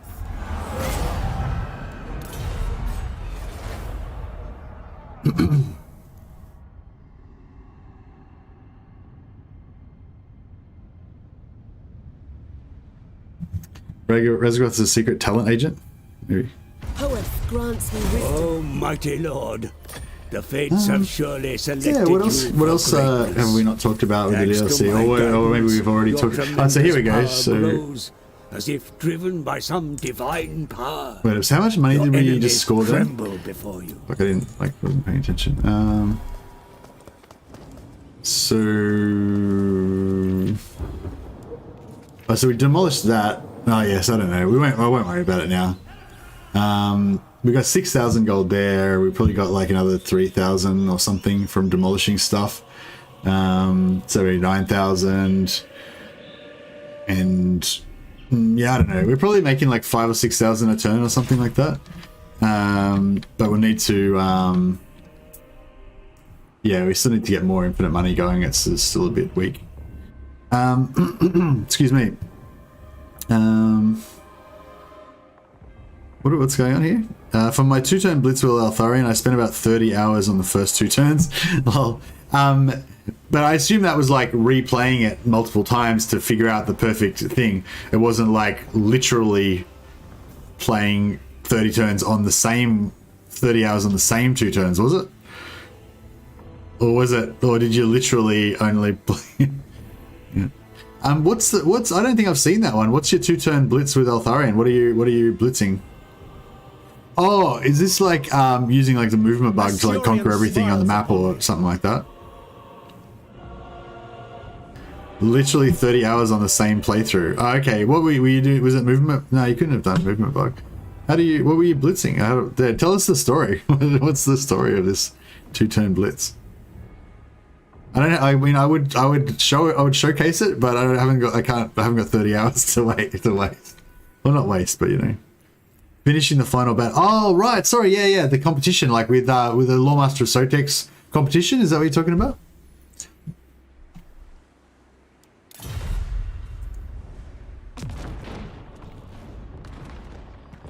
Wonder if she's going to take that out, because we kind of want to confederate them at some point. Ideally without her like wasting them. I want to go and fight. Handmaiden Is this of the like a good Evergreen. hunt? No, it's just a growth handmaiden. Where do we even need growth? We don't really need growth anywhere. Oh, we need it in. We need it here, don't we? Yeah. Loremaster of Hoeth. So we'll stick this handmaiden Handmaiden of the in. Evergreen. Absolutely not. Master of the White Tower. That's only 4 turns anyway. If you say so.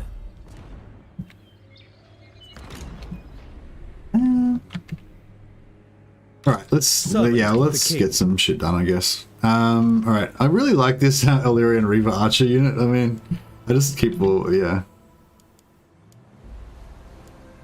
Keep him going. What orders? I am honored. Get rid of one, those. Champion of the Everqueen.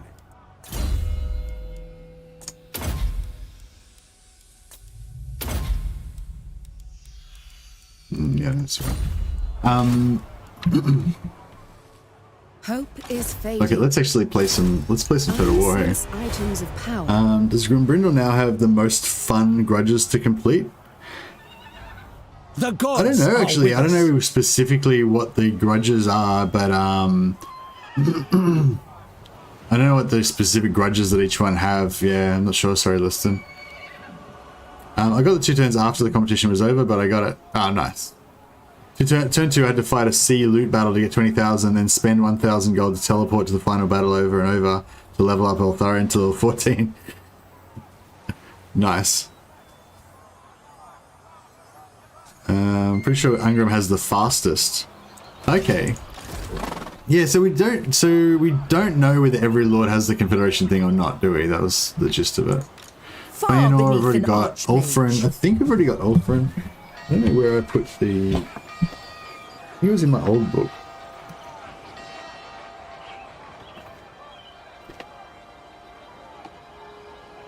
Oh no, it might be in this one. I had a list of like all the ones that I had confederated, but I think it was on a bit of paper that I threw away. I can't remember where the Ulfrin is, but anyway, it doesn't matter. We've basically got to like confederate all of them. That's all. It doesn't really matter which order we do it in. So Your orders? yeah, so we'll do this one. My ancestor. Do lightning strike this time. So last time I forgot to do lightning strike. That's why I had to like run Bring away because I me was going to wipe the other battle. lord. I lust for battle. Been playing Imrik, decided to maintain starting areas. It's been fun, but man, it's hard progress in the old world when trying to prevent the land of honey from turning into a cesspool of chaos. Yeah, I think it's hard work. I don't know, I guess I'm just like a bit of a coward or something, because like I always like to have like a really safe base point, and then just kind of like venture out from there, but I don't like to like, I don't know, it's just uncomfortable, I guess, having everything being kind of like precarious and stuff, Acknowledged. Without fail. yeah, so Acknowledged. Servant of the tower. Without fail. As you say. oh yeah, they've got an army. No, I guess I should probably do something about that. Understood. Orders received. As you say. We will obey. High mage. Oh, she can't do anything. Forward. I go then. Setting forth. It shall be done. Make Ulthuan proud. Quickly now. Heir of Is he on a horse? Barbarian. Oh, yeah, cool. Forward. Doing my Enemy duty. mages. Sword of the Asur. For our Asur warrior. Yes. At once. Illyrian archers. Serve the king. Ulfwan mage.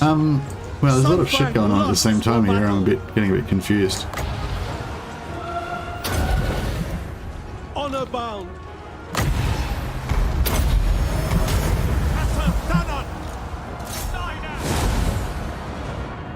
Oh yeah, where's their lord? Like, that's the whole point of doing this. Where is their lord? Don't tell me she's dead. Did I kill the lord? Oh no, there she is there. Beloved! For Ulfwan! Moving out!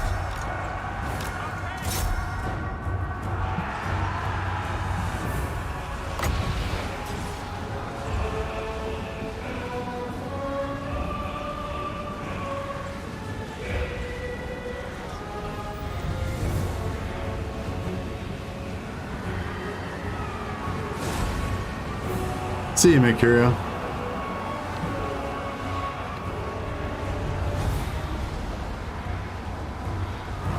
It will be done!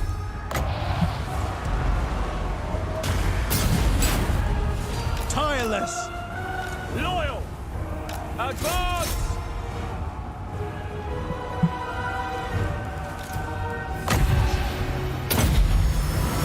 Lakoi Soraya! Heir of Anarian. To battle. We away! Illyrian archers! For Assyrian. Onwards to victory. Yeah, come on, Will dudes. be done. They're just We going. advance! Acknowledged. Loremaster of her. For Ulfwan. My power is full. Some sort Ulfwan Mage! Moving out! of spells. Understood! Ulfwan Mage. Oh shit. Illyrian archers! No, sorry. I think that my mod's better Beastmen and the like's gone. Most already declared deletion after 14th of July. I had to delete most of my ongoing campaigns. Only 2 remains, unmodded one, normal Nosker and hard Billiger. Okay, yeah, that's it. When you have an update, you've got to like get rid of all your mods so that the new update works until they update everything.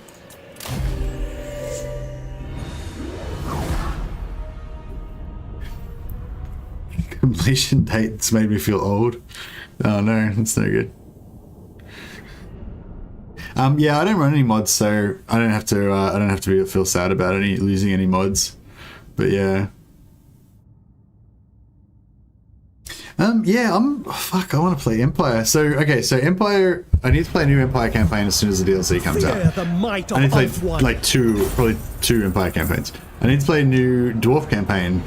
Probably need to play a few. I need to play Belligar, Thorek, and Grombrindle of the Dwarves when the new Dwarf update comes out. I need to play at least one Beastman campaign. I kind of feel like I'm going to play like one Beastman campaign and I'm going to be like, oh yeah, that's pretty cool. And then I won't really play it again for a while. It'll be kind of like the Wood Elves update, you know? Because like, it's like, even though, you know, they're fixed and like they're good now, like I still don't really like Beastmen. So, you know, I feel like that's kind of how it's going to go. Yeah, we'll see, I guess. Potion of Toughness, nice. I will do whatever it Yes, I've already takes. indoctrinated her, but I'm just getting her, you know, basically just keeping her alive against the by darkness. keeping her indoctrinated instead of letting her die. Tyrion.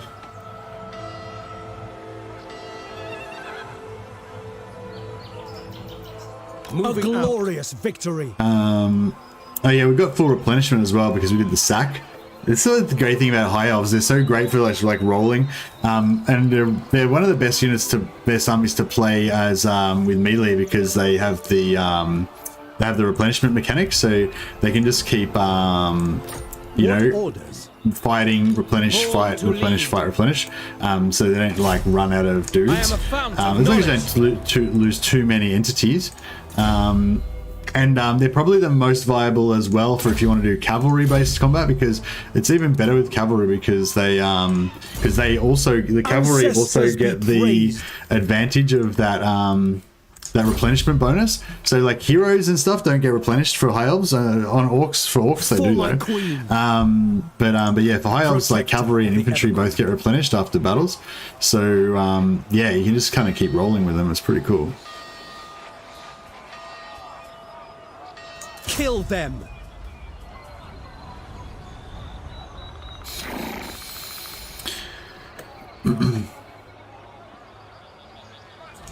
Even so the Loremaster might- could not.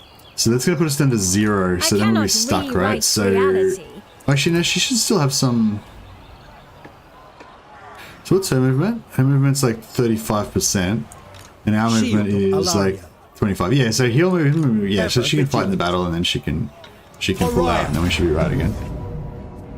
I lust for battle. I am ready to fight. If you're no fan of the new Beastmen, well, then no milk for you in the week. Yeah, no, I mean, I'm a fan, and it's a big fan of monsters. Anything monstrous, insert mother ex-wife joke here. Hi for everything Legend Showcase today. Yeah, no, I am too, and Beastmen sort of have a place in my heart because they're one of the first armies that I got into in the lore. Heir of Anarian. But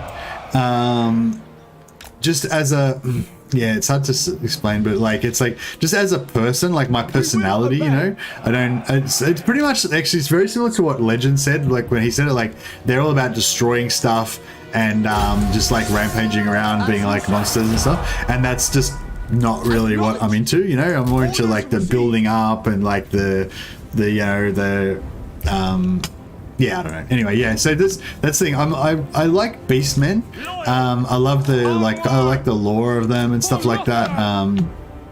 But yeah, but their play style, I guess, is not really like the sort of thing that I'd be into.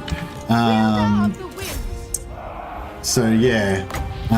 But I still fully expect to have a lot of fun with them, you know. But I won't play them much though, you know what I mean? Like it'll be like Wood Elf, sorry. Like I'll play them every now and again when I'm like, oh, I've played so many High Elf, Empire and Dwarf campaigns, I really need to play something different just to have a bit of difference, you know. Then it'll be Beastmen time, you know, or Wood Elf time or whatever. But I don't think they'll ever be one of my like main factions, you know. I mean, I'd be happy to be proved wrong.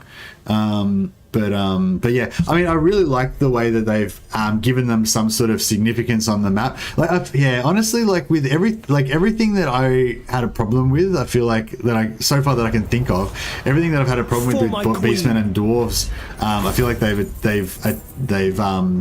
addressed. You know, they may not have like, you know, fixed it perfectly, or they may not have come up with the best possible solution or whatever, you know, but yeah, but they've addressed pretty much every problem that I had with them. So yeah, I'm a happy man, you know. The darkness. Talk now. Spare yourself. Again, we've already got her indoctrinated, I'm pretty sure, but just wanted to excuse me, get her Moving. Ready to serve.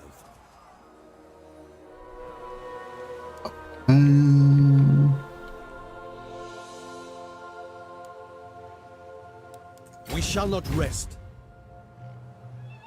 Into position. You have use of my power. Hope they give the Beastman. I hope they bring Beastman ability to stop ruins being occupied to Warriors of Chaos. Yeah, I think that they. Well, what I hope is that they make Warriors Chaos not be a horde anymore, like the Demons of Chaos. But failing that, then yeah, I think they definitely will get the same sort of treatment as the Beastmen. I wouldn't be surprised if Warriors of Chaos get a full rework on the level of the Beastmen, because they deserve it, you know. Like the Beastmen are cool and everything, but like they're not the Warriors of Chaos, you know. The Warriors of Chaos are like the shit, you know. Like yeah, I do like the lore of the Beastmen, but like I love Chaos. Chaos is the shit. And it's a real shame that Chaos is just like unplayable at the moment, you know. So I think that's very likely that they will get the same kind of I think it's very likely that Chaos will get the same kind of treatment as the Beastmen, and they'll probably do the same sort of stuff with their herd stones and stuff, except for maybe they'll make them demon portals or something like that, you know. I wouldn't be surprised if they chuck a few more demon units into Warriors of Chaos. I don't know who would be a good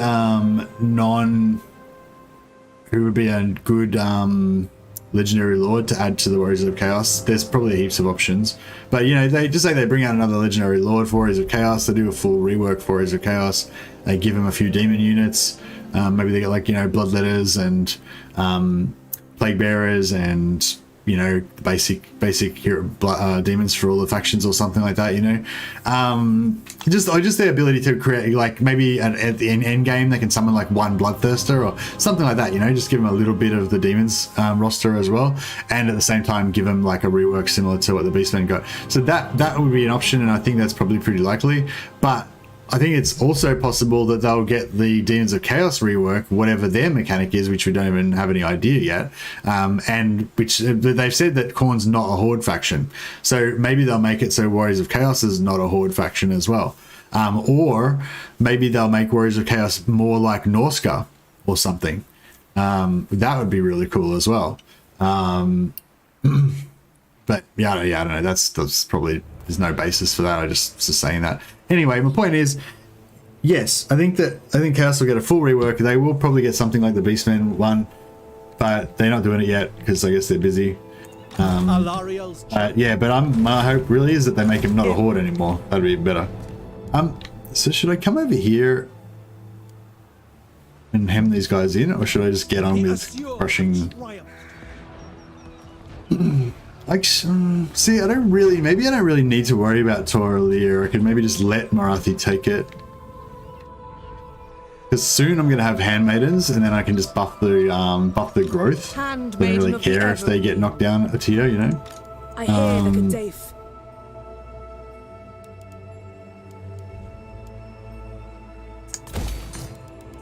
Fear the might of Ulthuan.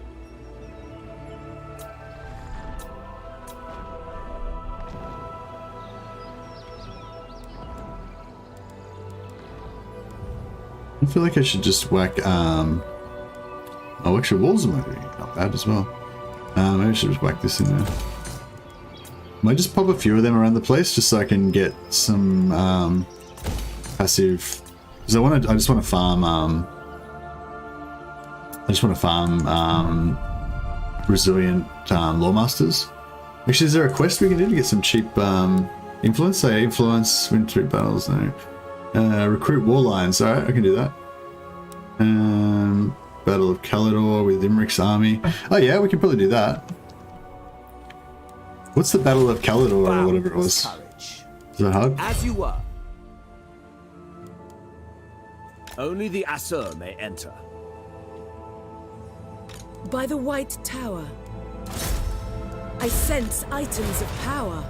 Protector of the Everqueen.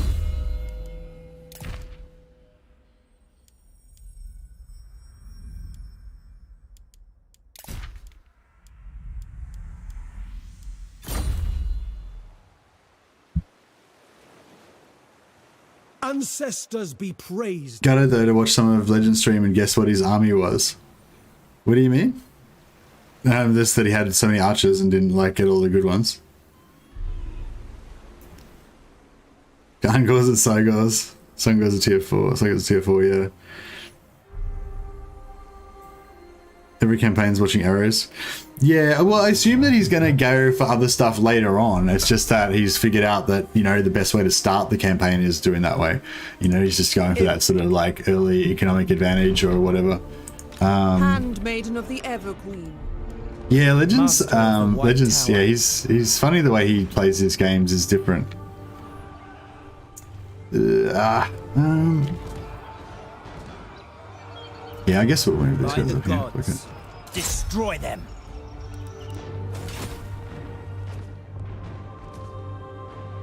High Loremaster of Hoeth. Oh, I'm at war with these guys too. Look, I didn't realize I was at war with them. Alright, fuck it, maybe I'll just take them out. I don't know, I was going to Confederate them so I get it at tier 4, but I could probably just take it at tier 3 and just growth it up later. You have my Legend attention. isn't in the chat, you don't have to defend him. Defend him about what? Oh, about his use of the archers and stuff. Oh, I don't know. I just was speculating. You know, I missed the part where he was talking about it. I assumed that everyone would have had a go at him about it in the chat. Once that brings the AI to their knees and behead them. Yeah, that's it. Yeah, Legend's all about like winning basically, and making sure he definitely wins. You know, when he's on stream. I imagine he does a lot of experimental stuff off stream, but I feel like the way he thinks about it is that, like, you know, he's a professional streamer and his job is to like win. You know what I mean? And so, like, and he takes that seriously. Like, so when he's on stream, it's like he will win because that's his job. You know what I mean? And if he was to ever lose, then he would feel bad about that. He'd feel like he'd failed in his duty as a elite Total War streamer. You know what I mean? Like, that's kind of, I don't know. I'm probably going a bit overboard with it, but you know what I mean? Whereas I'm not really like that. Like, I hope that I'm pretty good at the game, but I'm not really, you know what I mean? Like, that's not my job. My job isn't to like be the best and win the game, because Legends already got that job covered.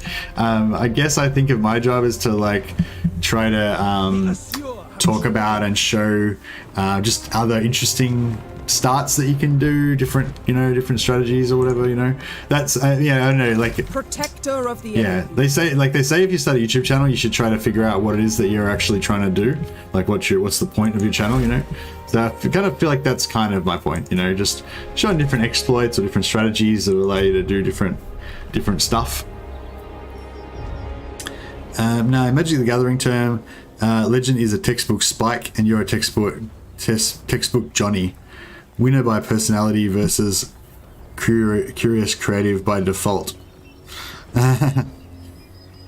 Spread out and zoom the walls. Spread out and zoom the walls is a pretty fun strat. Yeah, for sure.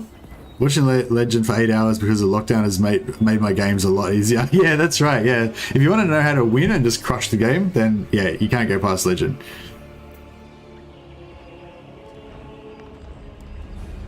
I'm like a Timmy Johnny. Win by big monsters experiment. Yeah, I've never really been into the big monsters. I feel like it's because I feel like the big monsters are kind of like faceless and don't have any personality, you know. But I think it's like if you're playing like Manfred and you start off with the Vargeist, like actually I don't even need to. I can just force march all the way over there, can I? Onward for Canada. Like just go like here or something. You may look just so we can sort of make sure they don't get away, basically. Isha bless you. Your aid. But yeah, that's interesting, Resgoth. That's interesting evaluation. Can we use this guy to buff our public order? Oh yeah, that's cool. So this guy could just be our like keep this area stable guy. He can just like park himself in here and we can just keep this for a while. Because this is I think we're just not at war with anyone around here. Weirdly. So we can just like leave this here and we can just keep kind of pumping a little bit of money into our economy as long as we want it to.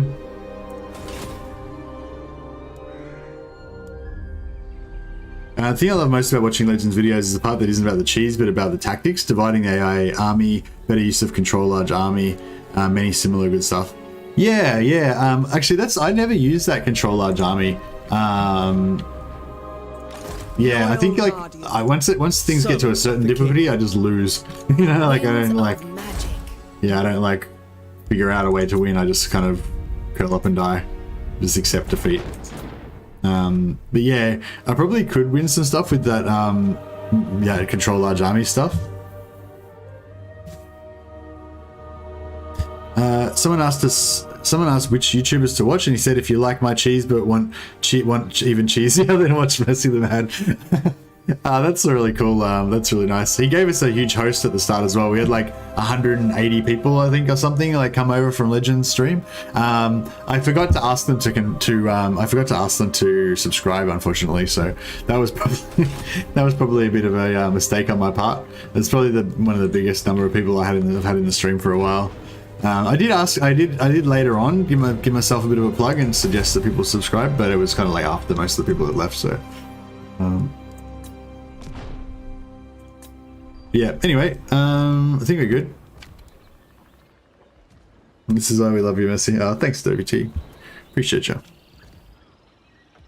Yeah, spreading out and zoom the walls is great. Yeah, like Loki is fun just because of the what's this guy doing here? Oh, he's the right. This is this other. Yeah, we'll stick him in here so he can give us the extra loots.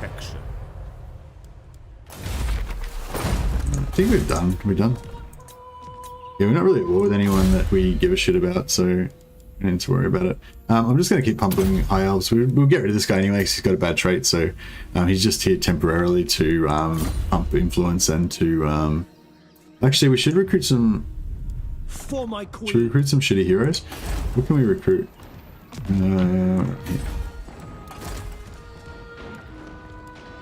Yeah, so we get one more noble out, getting us influence. Maybe, yeah, we'll put him down here. That way he can.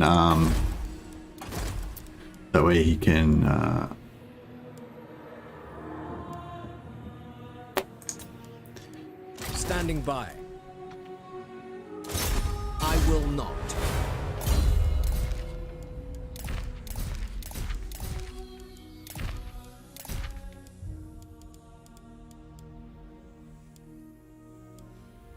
It's only got one court attendant. Man, why do we have so few court attendants? It's pretty bad. Alright, we'll give it to him. Alright, cool. 2 turns. Boom. There you go, guys. It's been only... how many hours? 3 hours, and we've already completed 2 turns. At this rate, we're going to be smashing it. That's poor Mercy. Every time you have to say, hit that like button, hit that subscribe button, hit that notification bell.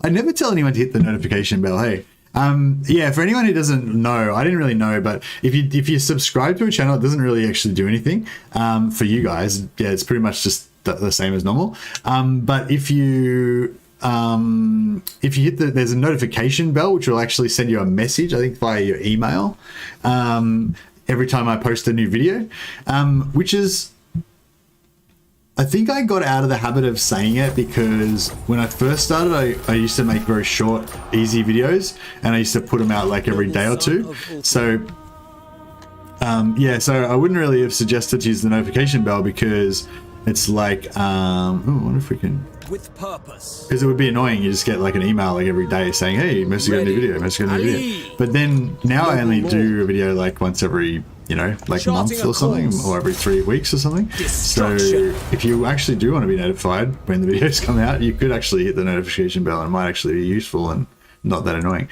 But if you don't want to get emails, then it's probably a bad idea. What happened to you getting early content, mate? Hey, Deputy. No, I'm still going to get early access, but I'm just a verified creator, so I'm not like a pimp-ass partner like Legend of Total War. The partners get it like... So like Loremaster Totek, Indie Pride that visited the stream earlier as well. Great Book Grudges, Nathan Great Book Grudges, all those guys are partner level, so they're kind of like a level up from me, and so they get the content like a couple of weeks early, whereas the verified creators like me, Linksy, not sure if anyone else is here, but yeah, so we only get it like a couple of days early. So it's still cool. It's really nice that CA give us that early access, and it can help you out a bit, but it's not, yeah, it's not like, yeah.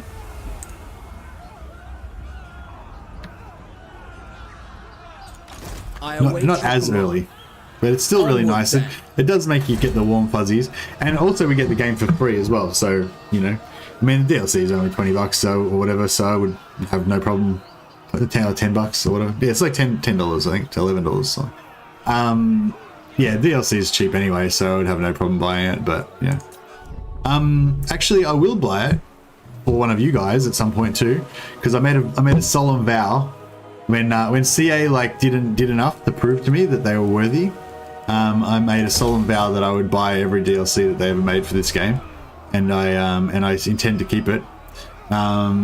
So yeah, but now they give them to me for free. So now my new version is every time a DLC comes out, I buy it and then I give it away to somebody else so that I can still keep my vow. But yeah, so. I'm not made of money, but I can give away like a DLC every time one comes out. I can definitely afford that. Lesser Asser, I pity them.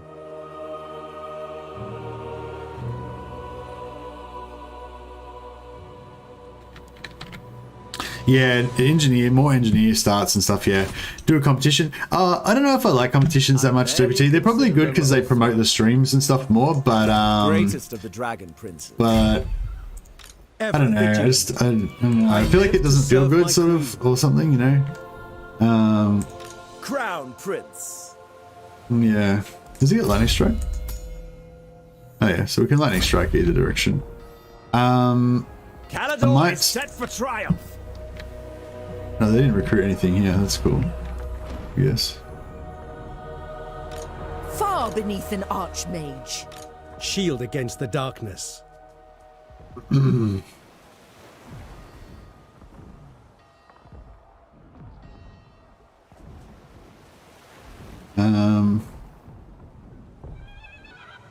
Yeah. Araya.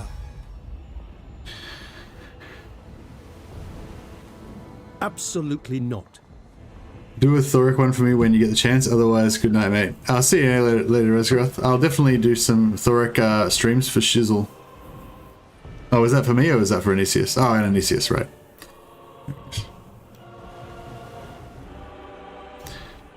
What's the first campaign you want to try when the FLC DLC drops? Like the first one I want to try or the first one that I will try? So I really want to play Volkmar. I want to play Volkmar. Like that's Volkmar's my love, my life.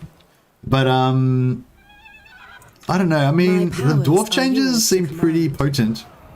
It's probably like Volkmar or Grombrindle, I guess, would be my two that I want to play. But I kind of feel like I should play. The Athua answers. Kind of feel like I should play. I sense items of power. Thorek. The Oath Keeper. Because he's the new, you know, the new lord. Defender of Ulfwine. I have much to teach them.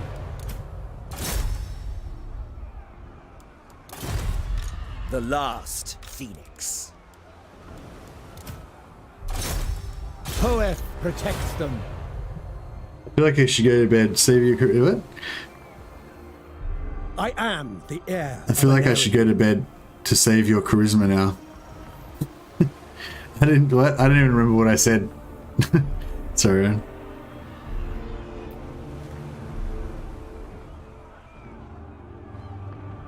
Mercy is a generous river unto the people with his DLC giveaways. Thanks for the great content and fun, Mercy. You've been main source of my entertainment and Total War strats this entire year.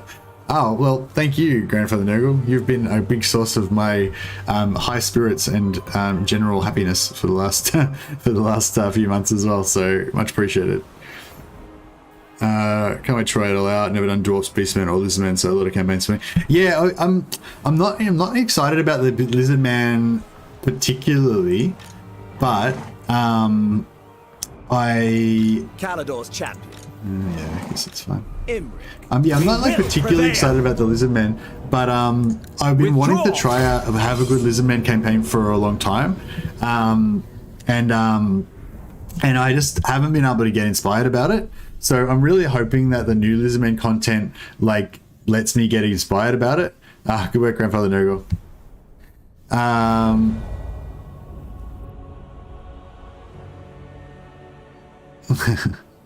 Yeah, he's back again. You know what? How about we postpone our co-op so we can play a once a week Volkmar Vlad campaign, Dark and Light co-op or something like that. Yeah, maybe. I mean, I'm happy to postpone it. I don't know if I can really commit to anything though, you know, like in terms of long term. Like I can commit to like one episode, but that's about it, you know.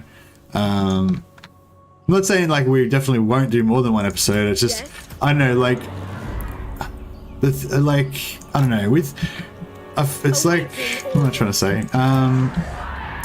It's like, you don't want it to feel like a job, you know what I mean? And like, if you commit to, like, if I say to you, like, yeah, we'll do a once a week co-op campaign, we'll play it every day on Wednesday or whatever, and then all of a sudden, you know, I've got this commitment that I have to meet, you know?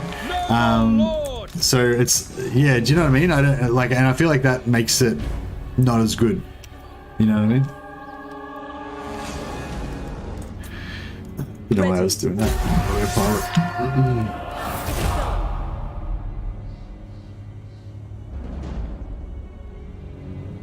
Yeah, sure. Well, what I'd rather like do is like say, yeah, we'll definitely do a co-op, and then, you know, if we want to do it again or whatever, then we'll do it again at some point, you know. Like, yeah, we probably won't. I mean, yeah, I don't know. It kind of depends on what else is going on. Like, I find it hard with co-ops as well because I don't know.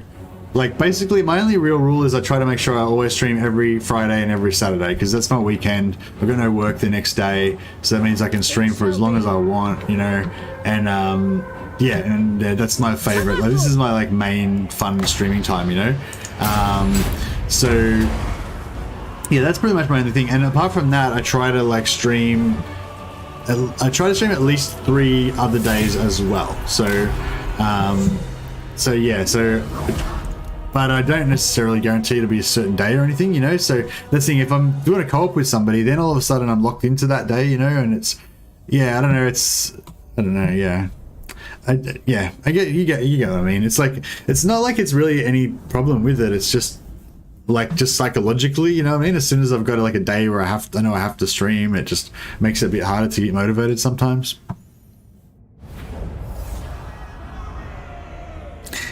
Translation: in co-op, he's forced to play more than 4 turns per game session, and it's very confusing for him.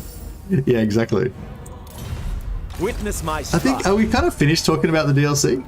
Like, I'm fully ready to just get into it and start playing, just smashing out some turns on this campaign. I don't think anyone really is going to give a shit about what we're doing on this campaign too much, because it's kind of like old news at this point. But what do I want to level up on Imric? I don't really care about Imric because he's not really one of my Jedis.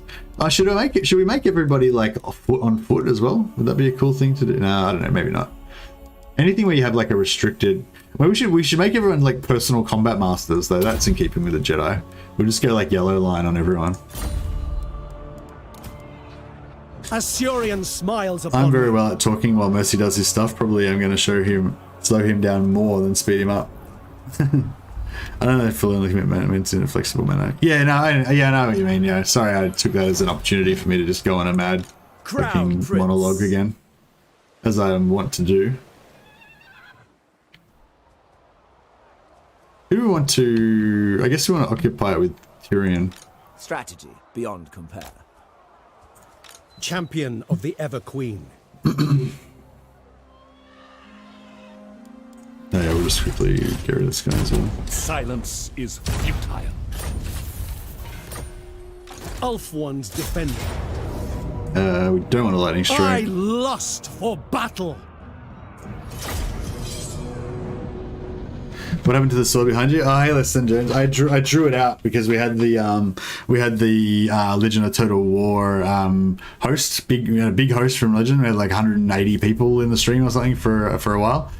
Most of them left because I was not doing anything, but because we were mainly just talking about the DLC. So I think a lot of them would come. They were coming from Legend of Total War stream where it was actually playing the Beastmen co-op, and obviously I don't have. I mean the Beastmen campaign. Obviously I don't have access to it yet, so I couldn't really, couldn't really do that. But at the same time, I couldn't really just play my campaign because there's so much exciting news to talk about. So sort of like catch-22, but still, it was really nice of him to chuck us a host. Yeah, Legend's been super good to me. Like Legend Total War actually like pretty much inspired me to get into YouTubing in the first place. Like, because I was basically just watched his channel for years, and like Legend's literally the only channel that I ever used to watch, and certainly the only streamer. And even in terms of videos and stuff, for years I never really watched anyone else except Legend, until only just recently really I started watching, like maybe the last year or two I started watching other people, but even still I never watched any other streamers. Like usually Legend's the only streamer I watch, and yeah, like it's basically like watching his streams and just sort of following his story, I guess, that kind of made me think, like, fuck it, if he can do it, then I can do it, Not saying I'm gonna do not that I'm gonna do what Legend's done and like make a massive channel and be a huge success and everything, but I just mean like, if some other Australian dude can be a streamer, then fuck it, I can have a crack at it, I guess. That's kind of like the thought process, yeah, so anyway, long story short, yeah, totally really grateful to Legend for yeah, just fucking inspiring me to fucking do something that I really wanted to do. Like I mean, you know what I mean? Like it's one of those things, like you've thought about it like subconsciously, like you've thought it's cool, but then you know, you just think, oh, but I could never do that, or, you know, whatever, you know, but yeah, but I guess just over the years, I just like thought about it, you know, always thinking about stuff to do with streaming, because like Legend talks about it a lot and stuff, and having like little ideas and stuff, but you know, even though you might not think you could do it, you know, and then, yeah, just one day I was just like, fuck it, let's do this shit, you know? And yeah, it's fucking a lot of hard work and it's really stressful, but it's also like super fun. Like it's like the most fun thing ever. So yeah, definitely recommend it. But be prepared that it is very stressful. If you're the sort of person who gets stressed about stuff, then you will find ample shit to get stressed about if you try and do YouTube. But I'm sure some people could be like not let themselves get stressed at all, you know. But yeah, I don't know. I'm not that person. Saigon, hear me! Did it appear before I got here, guys? Yeah, WT's like paranoid that it's him that's causing the spammer. 40 people here content with the streamer doing completely nothing. Yeah, pretty much. Well, we should be hidden from YouTube executives, or else they might design the algorithm targeting us. Yeah, that's it. But anyways, but yeah, no, Legend is a fucking legend. Love him. Can't get enough of it. Basically, is the gist of it. Loyal! Asura, forward!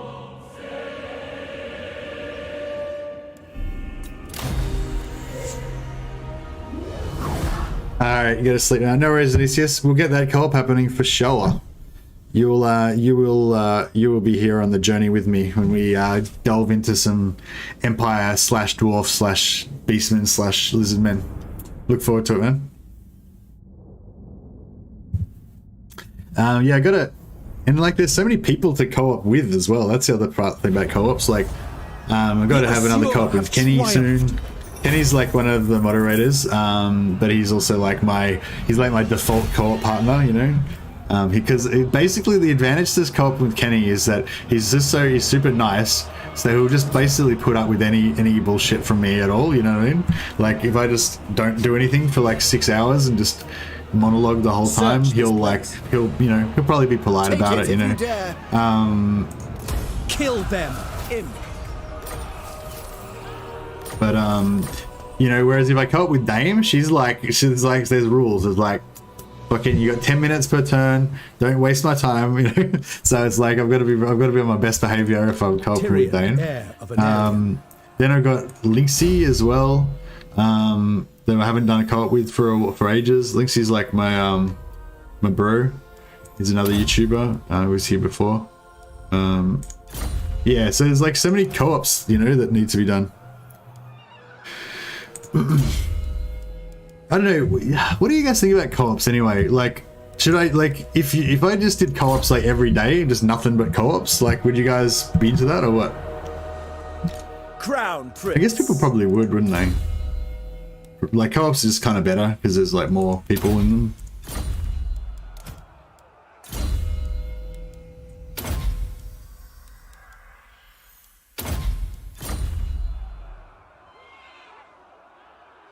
Dame is no nonsense in co-op. Yeah, no, Dame's like, there's like, you don't fuck around, Mercy. I'm putting a timer on. She put a timer on me. She's like, she didn't even trust me to try. She's like, nah, we're putting a timer on straight away. Yeah, that's fair enough though. To be fair, like, I did need it. Otherwise I would have been really slow. Co-ops can be good or really, really bad. Depends on the chemistry. Yeah, I think that's one reason why I really like to co-op with Kenny, because he just literally doesn't care. Like, he'll just let me do whatever. You know what I mean? Like, and it's really nice. Like, it's just really relaxing because, like, a lot of time you feel like pressure to perform. You know what I mean? Like, to do something that, like, the viewers are gonna like better or whatever, and that's not necessarily always like what you actually want to play, you know. So yeah, sometimes it's nice to just do a co-op with someone who's just super easygoing, so there's like no pressure from that side, you know. But yeah, I used to do a co-op with a great friend in real life, but he played badly. It angered me. Yeah, did you like just fucking what do you call it? Inquisitor? No. Did you like heresy him? Did you banhammer him? I didn't know I needed a career in chemistry to play Total War 2 co-op. Co-op's fun as long as you have fun doing them. I think your numbers stay the same when you do them. Not quite sure. Stay the same when I do them. I tried to co-op with a buddy. He betrayed me, stabbed me right in the back, and I ended it right away.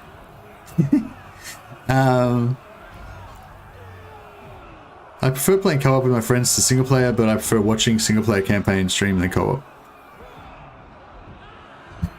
Yeah, I don't know. I think it's Prince of Calador.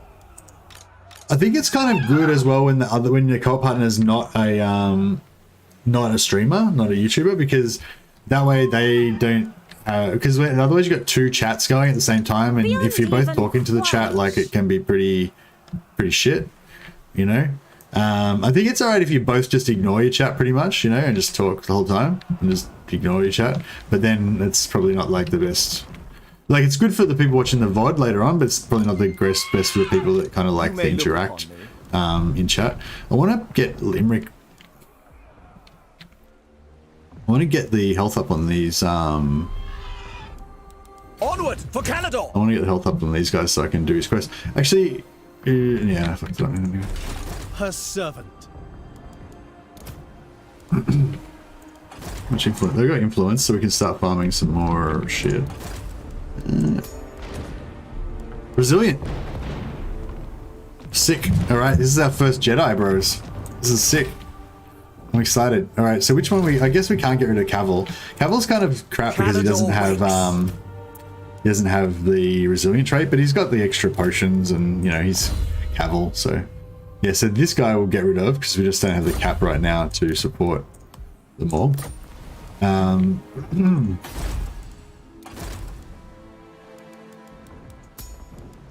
All right, so what are we're gonna name the first one after Mace Windu? What do you seek? Check it out. 30 physical resistance. Wait, where's all his ward save and stuff?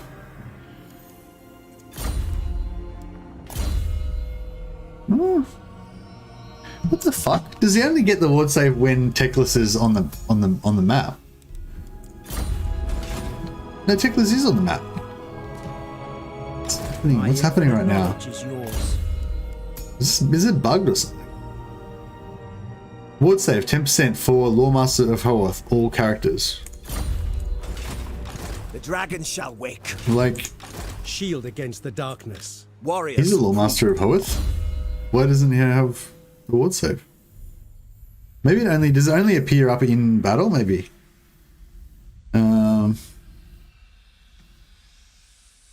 Maybe it applies in battle. Yeah, maybe. That's cool. That's fine. We'll just put some stuff on him so he doesn't get assassinated, and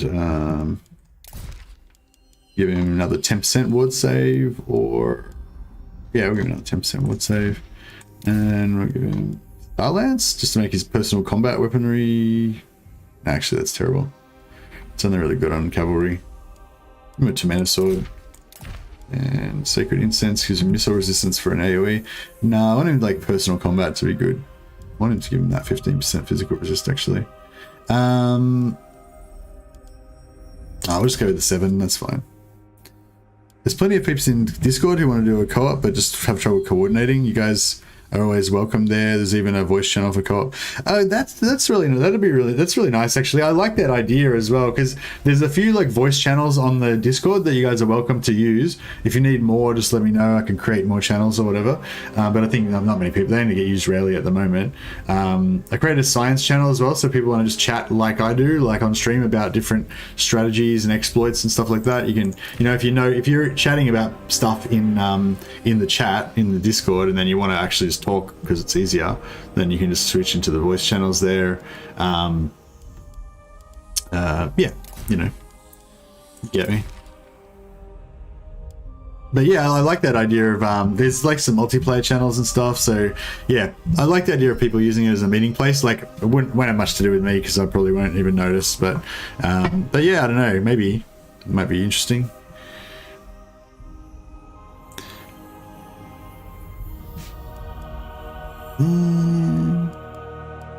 We really want any of this stuff.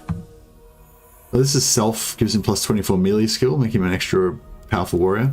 Probably just want the magic regen, really, but okay, we'll give him that. Oh, you can do it on other people too, so you can like inspire other warriors. Oh yeah, so what name are we going for? Cheese, science, and memes in equal measure. That's what the Discord's all about, indeed. Alright, so we're gonna go for Mace Windu. How do you spell Mace Windu?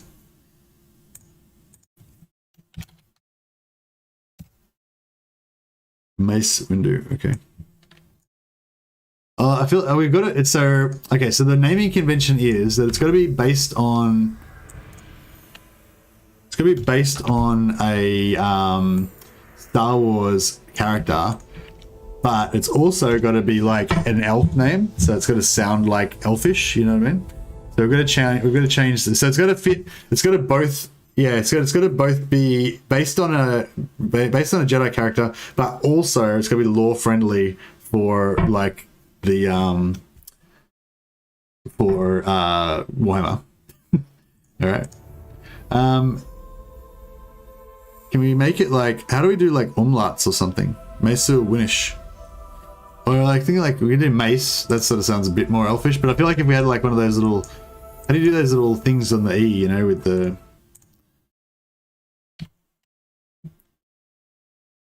E. Omelette. How do you spell omelette? Omelette. Oh, the E's the omelette's the dot thing. What does that mean? It means it makes it use. No, does that make it like a different sound? Does it still sound like E? Like if I make it like.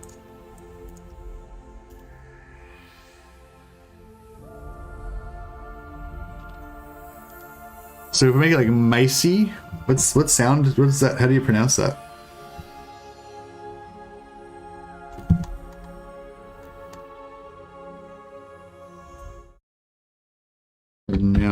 What's it gonna sound like? We've got to get this right, guys.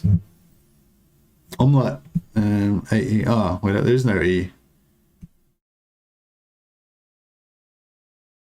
How to pronounce E in French?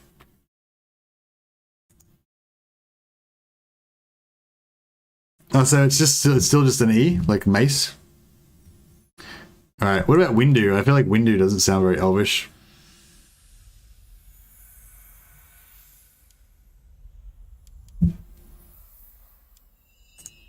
Oh well, fuck it. Let's not get too crazy about it. That'll do. Mace Windu. Or maybe we should put some umlauts on that as well.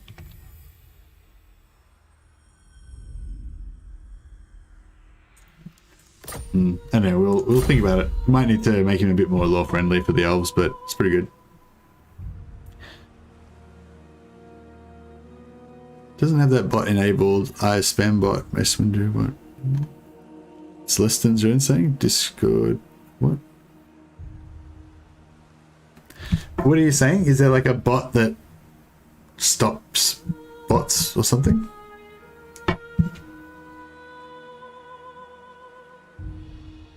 Oh, you know what I can do? I can fix this, I think. I'll get, so one win bet, I can just ban that word so that no one's allowed to say it in chat. I think I can do that. How do I, settings, permissions, no, channel.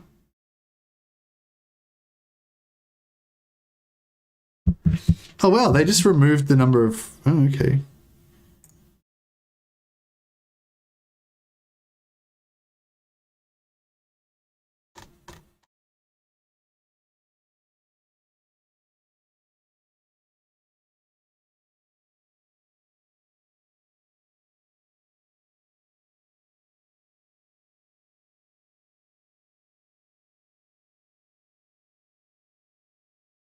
Oh, actually, yeah, wait, it's just, yeah, whatever. What am I trying to do here? Advanced settings, no features, no general. I feel like there's a thing. Missions, community. Here we go. Maybe.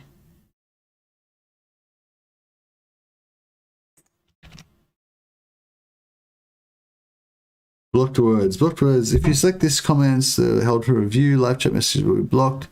Blah blah blah. Cool. All right. Like I can't save it because I've got too many things. This is shit. How do I get rid of this? I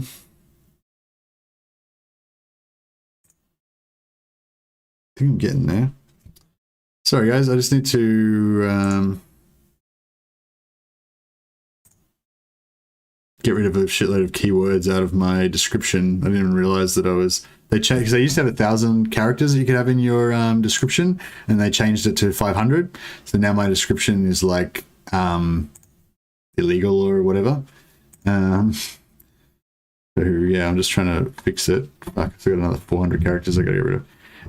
But yeah, but basically if I do this, then I think it'll block that dude from being able to do his thing.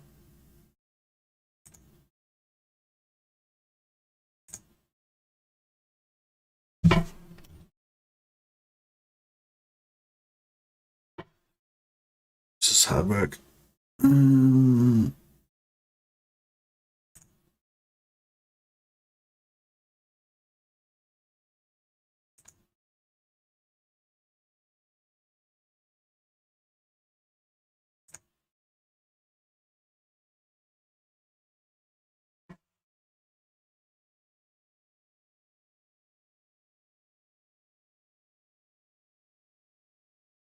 There we go, and 800. There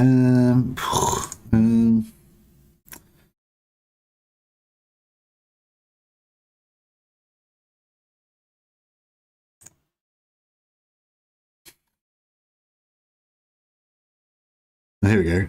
I've got like heaps of random people's names. Yeah, get rid of that. Alright, how are we going now? 648 out of 500. Fuck, nearly there. Sorry guys. Be nearly done. Once I do this, we'll have no more spam from that dude anymore, because he'll be blocked.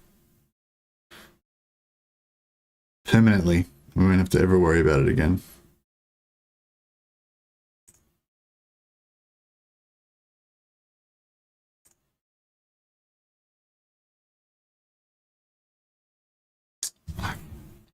Yeah, it's hard work still. Get rid of that.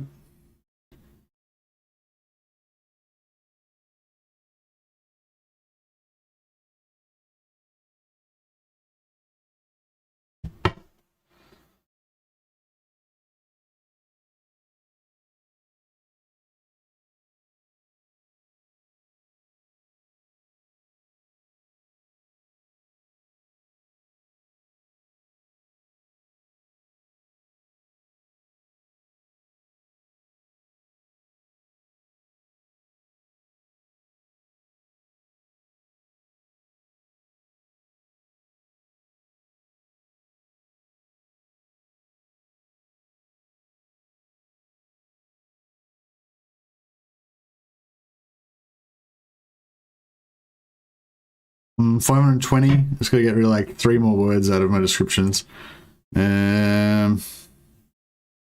What's something that I didn't really need in here? Boom. All right, done.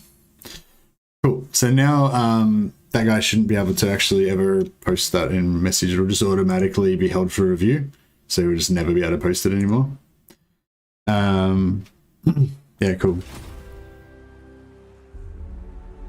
Can I use permanent there? And yeah, no, I can only permaban the account, and then he can just keep creating a new account every time. So Mace Winderthu. Nice, what mate? I like it. Channel bot give links and automated messages on that channel only. I don't know what that means.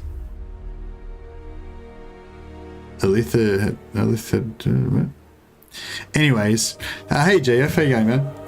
Yeah, so what I did was basically I took the words out of his spam and I put that into my blocked words. So basically now, from now on, every time he says something, you guys won't see it anymore, I don't think. Only me and the mods will see it. It'll be like blocked.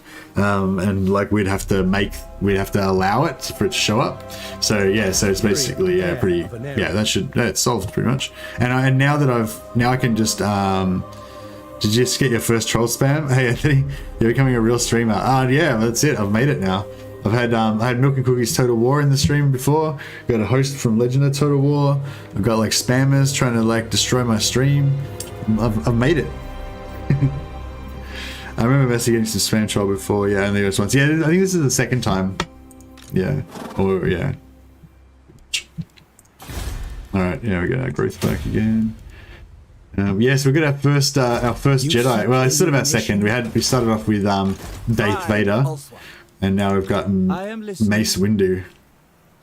Windu. Still not really liking that window. I don't think that's elvish enough.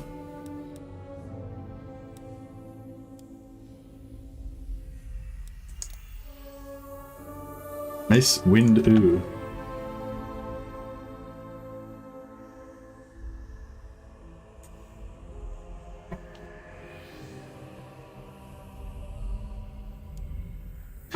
Maybe we'll just go all out and call it Mace Saberwind. So it's like it's his name. It just sounds like wind a little bit. Yeah, the bot's been working overtime lately. Have you been getting the same one as well? Mace Wind. Yeah, no, we go to Mace Saberwind. So you know, it's like if you know, you'll know, but it doesn't sound like kind of like how Cavill's like meant to be Henry Cavill, but it's different spelling and stuff. So it's like if you know, then you know, but it's not like too jarring. In case you didn't know. Oh, what the fuck's this guy doing now? How the fuck did he get there? What the fuck? That's crazy. Alright, well, I guess we better... We can't really do anything about it right now. I need another coffee.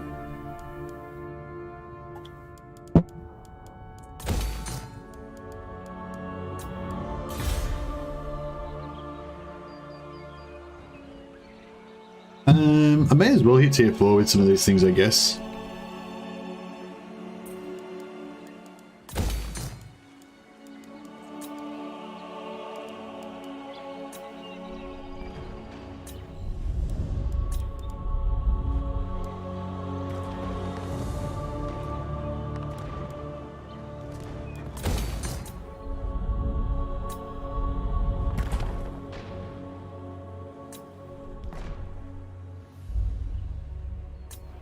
Yeah, cool.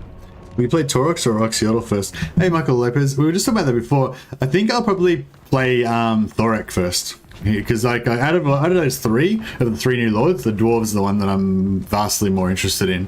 I think the trigger at about 100 live viewers. A couple times I got them were the biggest streams. Oh, okay. Yeah, maybe. Because I just got a host from Legend, and then that's why that was after that it happened. Although it wasn't straight away. No, actually, no, it wasn't straight away after the host. It was just at some other random time. Somebody was saying like that they reckon it's like somebody's account's being hacked, sort of, and then if that person comes on, then it just does it. What do you think the three new defeat traits will be? Hey, Gwynbleed?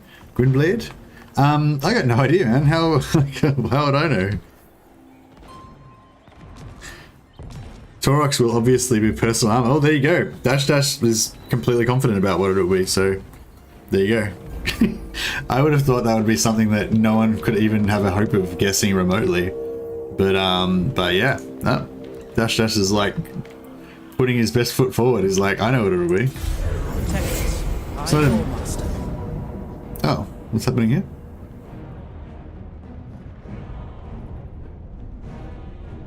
I wasn't really ready for combat.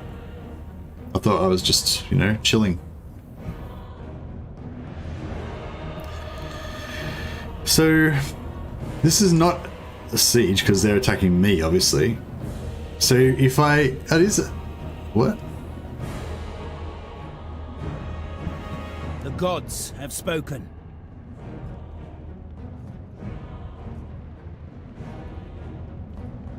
What? What? But like, so I'm sieging them. Battle calls me. What? How did that happen? What's going on? Oh, I clicked on it and over the end turn he... Yeah, okay, right. I will give you yeah, I was like, what's happening? I don't know what's going on right now.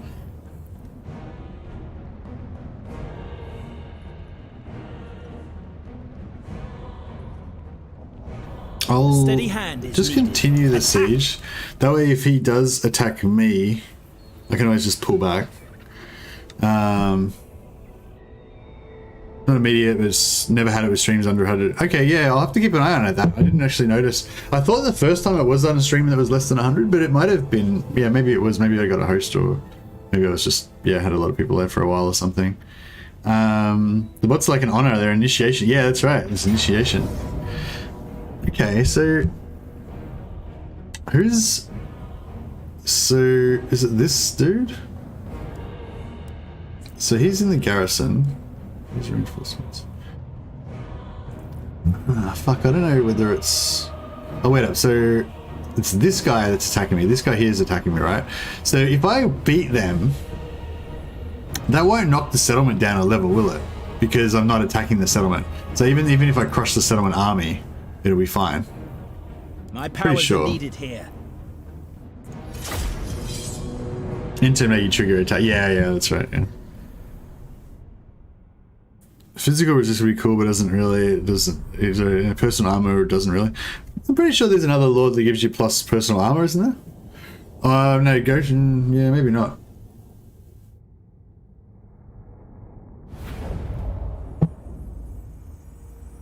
Have we seen? We haven't seen Torox's lord sheet or whatever yet, have we? Archers!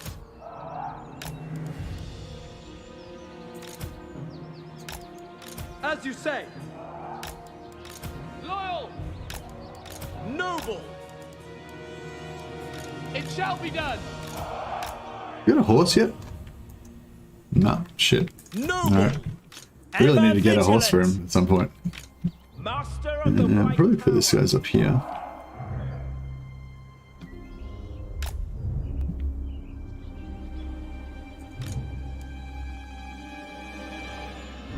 Grimgor gives AP damage, yeah. Goes army ward, Grimber's hybrid trait. Yeah, okay. So how much armor would you think it would be appropriate for the Gorbel, for Torox to give to people? I shall! High Loremaster! Torox is plus 30 for a lot. Yeah, plus 30. Yeah, okay. I think that's reasonable. I'd accept that. Techless. I know the way! Maybe we ought to shoot over this. Fear my word! Oh, nice. Just enough arc of fire to make it over there. Oh, what? It made it over the hill and then it just burped into the ground. Making my Let's be right. For His Majesty! So basically we want to kill this lord and then just sort of let that one escape, I guess. It's not too OP because AP damage is so common. Yeah, true. No worries, Dame. Thanks for dropping by. I really appreciate it. Nice to see you as always. Onward! Moving out! Some massive armor boost would be pretty boring in my opinion. I'm hoping for a hybrid in that case. I don't know, physical resistance I think would be pretty cool. But yeah, we've already got the physical resistance from... Oh shit. That's not what I wanted to do. Orders received. Yeah, we've already got... Actually, let's get up on this hill so we get some more deeps. Quickly now. Gotta get them deeps. Ever since I saw the Zerkovich video about like... I think it was Zerkovich that told me about it. About the like height advantage giving you the 30% damage increase for ranged. I'm like obsessed with height differences now. Adios, Amiga. Is Amigo like the female version of Amigo? I never even knew that. Or is it just being funny?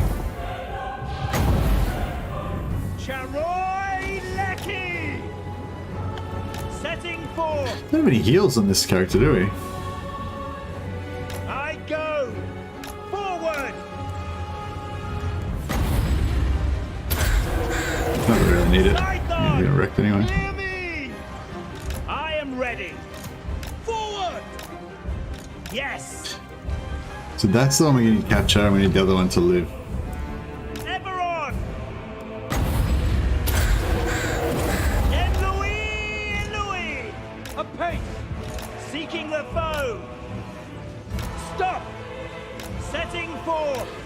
Ward save? I know the way! Oh, maybe. Moving out! Making my way! Techless! Arhain Cadet! That's the one I want to not kill. Fuck, that's going to be difficult. None can Actually, what's his name? my power! Aramir. Oh, shit. Techless! Actually, we could kill him Guardian! and just let the other one escape. There's no problem with that. Ready. Serve the king! Techless! I go! Quickly now! Asurian guides us.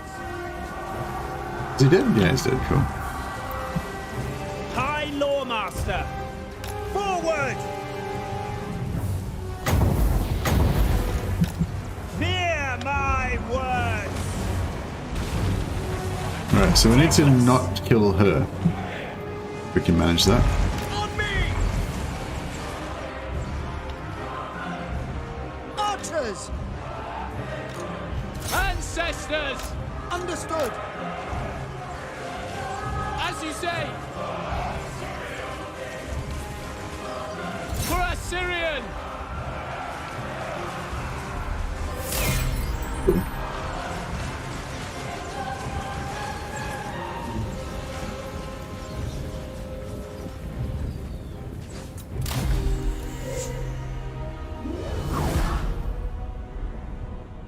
Oh, is it?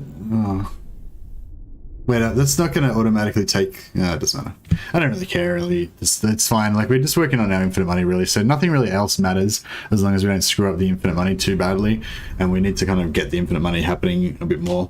If I could just get, like, a few more lords on the infinite money thing, then that would make everything infinitely easier.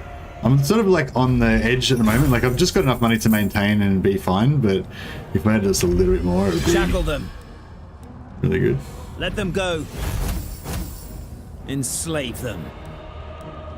Free the captives! Yeah, cool. So we didn't take the settlement.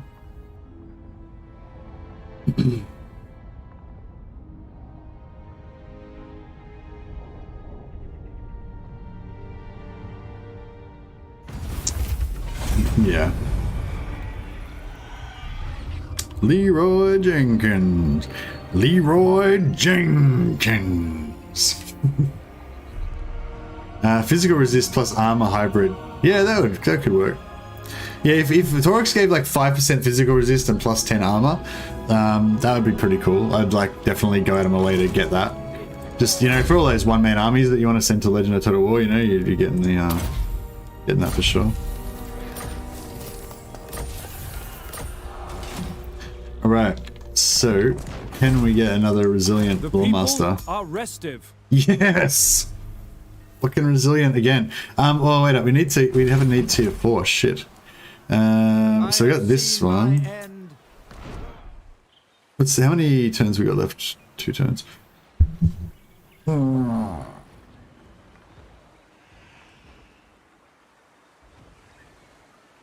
Have they got, what have they got? Have they got a mage tower in here? No, they don't have a mage tower. Shit. Who's got a mage tower? We could take Krace, but I kind of like keeping Krace as an ally, especially when they're like this and nice and powerful. They've kind of taken all this territory, so you know they can be like a nice buffer against everyone from the north. So you don't really kind of have to worry about it. I wonder if we could go for the thief, Can I maybe. offer assistance? Oh, they hate our guts. Excellent. Excellent.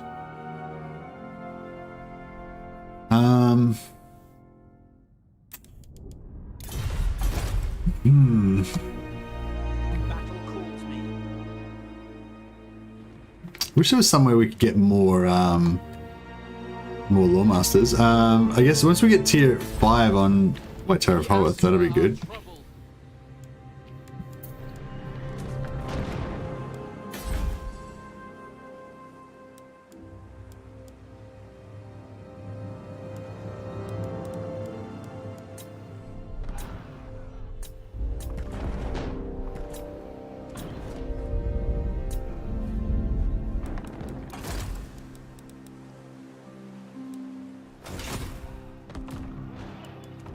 The gods forsake us.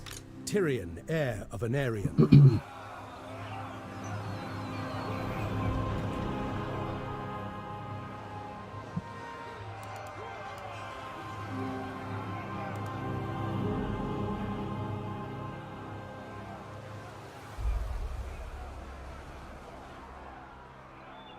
These orders are unwise.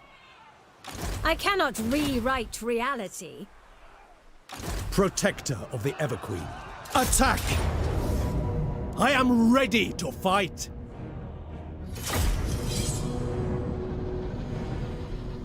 The hunger would be nice. Yeah, but why would you give the hunger for killing Taurox? Doesn't really make sense that much.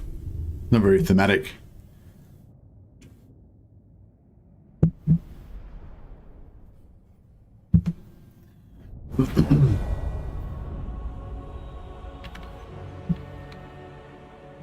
Heir of an Aryan. Sorry about all these battles. We just need to get this. Infinite money thing sorted out, so then we can have a lot more freedom in the campaign. Although at the same time, then the campaign will probably become quite boring because it'll be so easy. Which is, I mean, it's already pretty easy, but I figured this is a perfect kind of pace for something just to play in the background while we predominantly talk about the DLC. Although I kind of feel like we've kind of covered it with the DLC and the FREELC now. But yeah, I mean, I'll probably hang around for another hour or two. Just click over some more turns on this campaign. I mean, people are still kind of talking about it, so maybe something else interesting will come up.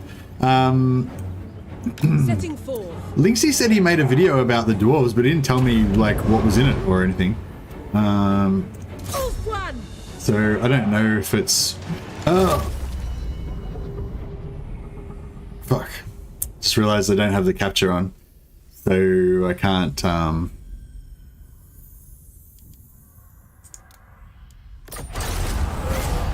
I'll kill it if I keep stuffing up with these keep stuffing up with this stuff. It's sort of it's not that hard. It's just you need to just concentrate. It's hard. I need to move on to the pre-order bonus. Chaos Dwarves, exactly. Yeah, actually, that's something I've already talked about this earlier, but I guess for people, maybe new people have come now or whatever. But so Indie Pride said that I wish Indie Pride had maybe I was a bit distracted when he was here, so I didn't really ask him enough questions. I asked him one question, but I was a bit like I didn't know whether I should ask him too many questions because he's probably under NDA and. You know, like, not that he, like, I'm sure he, you know, he's a big boy, he can not tell stuff that's under NDA, but, you know, I don't want to, like, try and, you know, accidentally trick him or anything, you know, but yeah, I wish I'd have asked him more questions, but he made a video postulating that, so LegendofTotalWar made a video saying that the pre-ordered bonus is going to be Chaos Dwarfs probably, and he listed a bunch of reasons why, which were really compelling, so if you want to check out that video, go check out LegendofTotalWar Chaos Dwarfs. And then Indie Pride made like a funny video, like, and he actually started off saying, Legend of Total War here, you know, just like the same way that Legend of Total War starts his videos. He's like, Legend of Total War here, and then he's like, but after all, he's like, yeah, just joking, it's actually Indie Pride. But basically, he did like the exact same video as Legend, except for saying basically all that stuff that Legend said about the Chaos Dwarves also applies to ogres. So basically, it could be like just as likely to be the ogres. I don't know if I fully agreed with that. I think I agreed that most of the points were the same, but I felt like there was some differences between the proposition of ogres being the pre-order versus Chaos Dwarves, and I sort of feel like I feel like it would still be more likely to be Chaos Dwarves, but it's probably like a bad idea to make these kind of predictions now because we're probably going to find out really soon and I'll be wrong. But yeah, anyways, the latest bit of information I've got about that, or my latest theory that I've got about that, is that entering the garrison. Yes, yeah, so I couldn't kill him because he's on force march. He would definitely die if I didn't capture him. And because my jail was full, I couldn't capture him. So I had to retreat from battle, take the loss. Otherwise, yeah, he would have died. Which would have sucked. We need another lord. So that we can... gods. Oh, can he make it? Oh, we can kill him with Imric. Be ready for this guy, can he make it? What do you see? Sort of.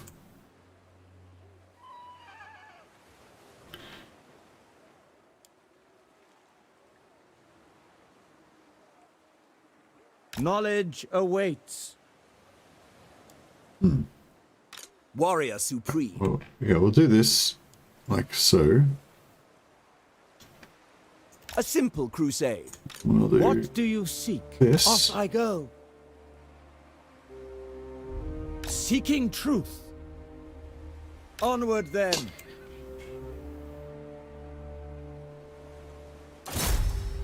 They may have So I was just doing a bit of sneaky, Calador's chat. just doing a bit of ultra sneaky bugging there. Greatest But of the you dragon. didn't notice anything. It was just normal movement that just happened to accidentally trigger a little bit of extra movement. So it's totally I fine. barely consider them Oathwine. I'll win. I always do. It'll be no contest at all. A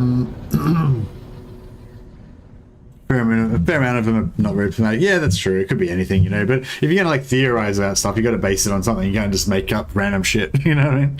But yeah, all I was gonna say is like with the Ogre King, I think the Ogre Mercenaries being released as a free update is like a really interesting thing that I think, you know, maybe I should make a video about. Yeah, basically, you know, I guess my theory is that, and yeah, if you guys have any feedback about this, maybe I can include that in the video as well.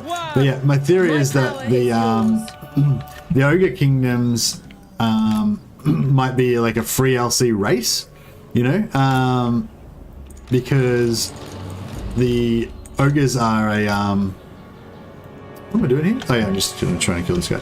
Yeah, because the like, do you know what I mean? Like, so just say you're CA, right? And you're gonna release a faction that's gonna be Ogre Kingdoms, and you want everyone to pay for that DLC. Then, you know, why would you give away 5 of the Ogre units for free before you release that DLC? Do you know what I mean? So, you know what I mean? It kind of makes me feel like maybe they're going to do like Bretonia and make the Ogre Kingdoms a free LC race that they actually give away for free with Warhammer 3. So they're like, it might not necessarily be one of the launch races, but like, you know, a little bit after they come out or whatever.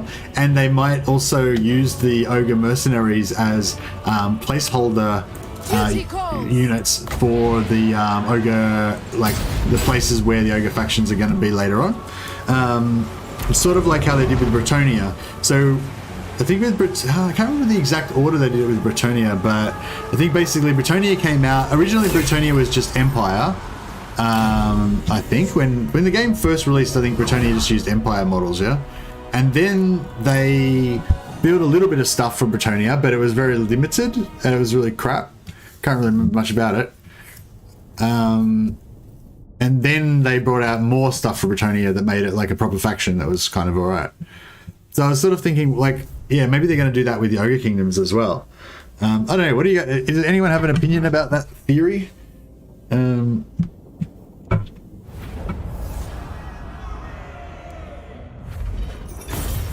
March for Calador.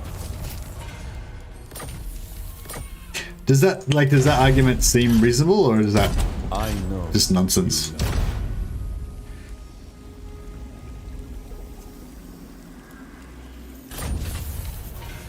I guess, well, maybe I should try and think of a counter argument to that. Maybe that would be useful.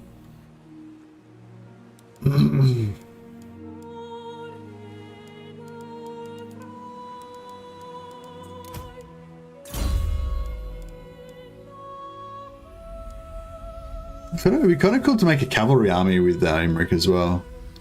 I mean, dragons are kind of like the obvious thing, but which I guess we'll go for later on once we get, you know, when we get richer.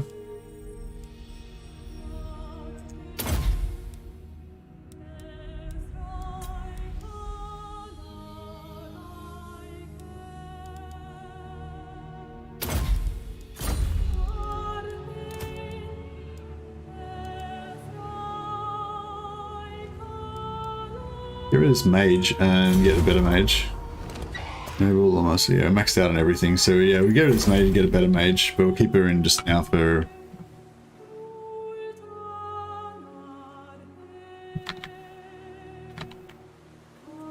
Tyrion, heir of an Aryan. Nothing stands. What's this battle? Does anyone know how bad this battle is? Like, am I gonna get wrecked? I don't feel like it's gonna be that bad.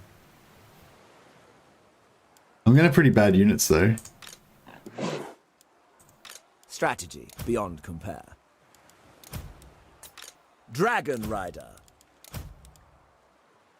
Prince of Calador. Ladriel, grant me your sight. Oh wow, elves are easy. Yeah, elves are easy. Do it. May the force be with you. Yeah, let's do it. Let's go. Oh, should I put up I should have put the skill points. Oh, we've got Mace Window. Fucking hell, we got no problems. Mace Windows will save the day. I should go for I should go for his thing first. 20% ward save. Oh, he's got 20% ward save now. How much does this guy got? This guy's got 20% as well. I feel like it might have popped on. Maybe it took like a turn. Maybe it took like, maybe it like gets applied after the end turn or something like that, maybe. Not sure what's going on there. How much does that cost? 5. We could make it 4. I feel like I do like to use them sometimes. Maybe 39 points. He's got 2 points left. Shit. 39, 40. Yeah, right.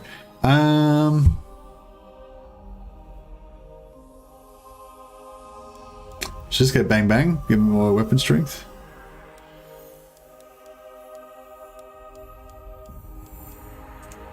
Yeah.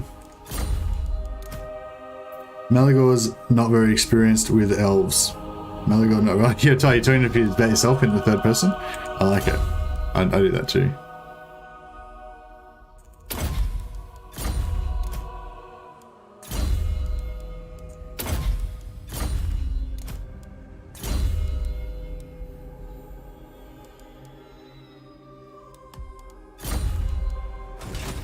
Shield of Alaric. Actually, do we have a dragon for him? Prince.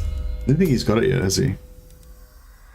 Oh, he can get it now. I should say should be on it, but he's not. Lame. Alright, let's do it.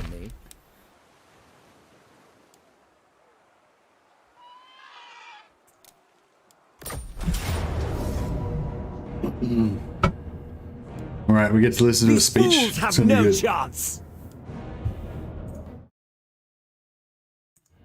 They will know Calador's name. Name. Let us wake the dragons. Yeah, but should I turn the volume down? I probably should turn the volume down, shouldn't I? Yeah, I'll turn it down a little bit.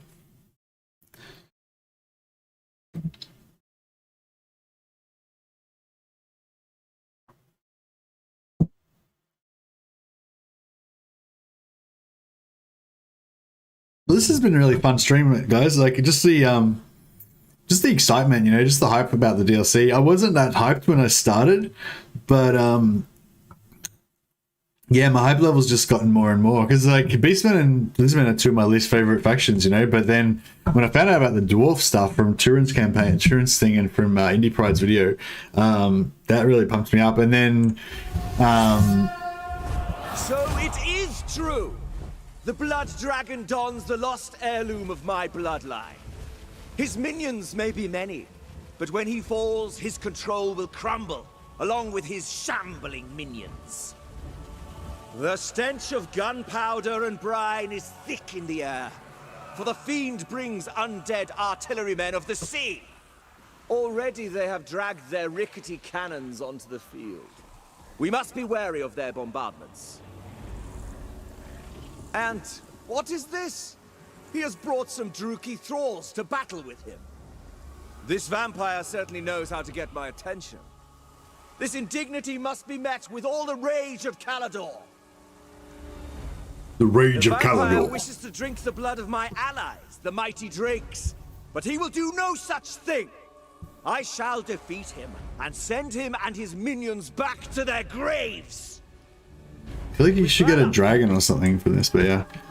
What's the range on their cannons and crap? Oh shit, alright, let's get the fuck out of here. Can we...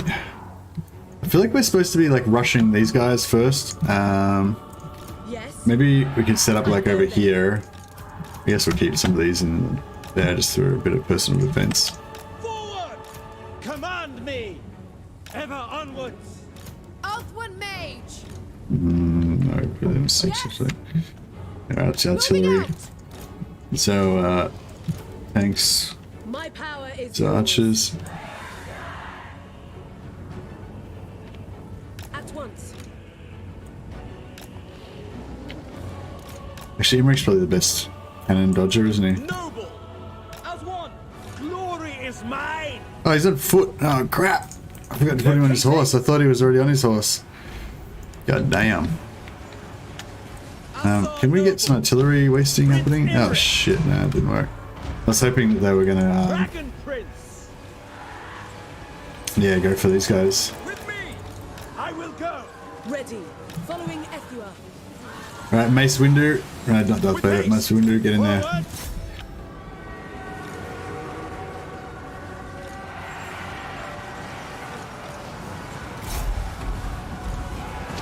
Mace loves it. He's just getting into it. Yeah, that's a bit better. Awaiting orders. Lacane Lecky! Ethua, bend to my will. Orders, it shall be.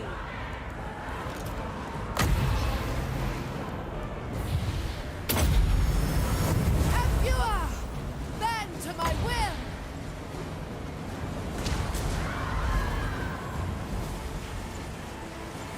Awaiting orders. Kill them!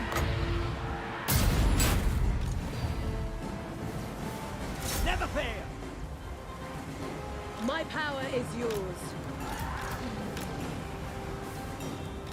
Loremaster of Earth. Hang on.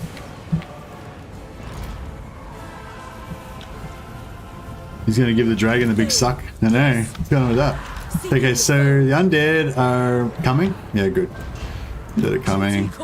Hopefully these guys can keep tanking little cannons. And we'll keep our back row. Okay, so we need did that cannon just get cannon shot? I don't know. Maybe. Moving! Earthwind Mage! Fury of the Force Yeah, good. God! Alright, cool. I was hoping that they were going to get the cannons to artillery to shoot them. If we can get some more of these vamp units to come in and just get drilled by the Speak by quickly! the maidens, then that'll be, I mean sisters, that'll be good. Loremaster of Earth. I will claim it Yeah, you're in range, so you're fucked. for all Calador!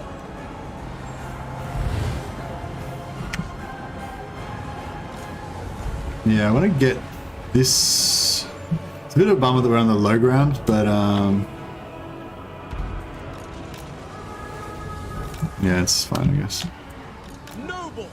Chosen of Mace Saberwind, yeah, he's killing it. Loremaster of Earth. Mace Saberwind's the tankiest guy, I think, so we should probably get him up front. Calador's chosen! Noble! Quick time! Ready.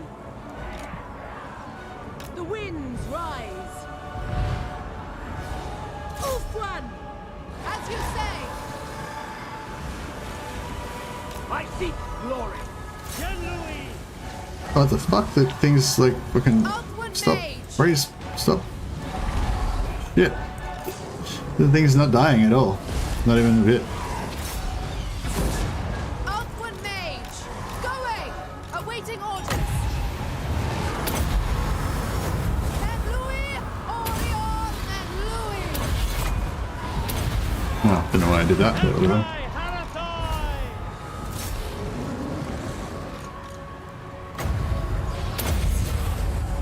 Saigon! Hear me! Probably not the best idea. Everything's getting fucked up now. Making my way!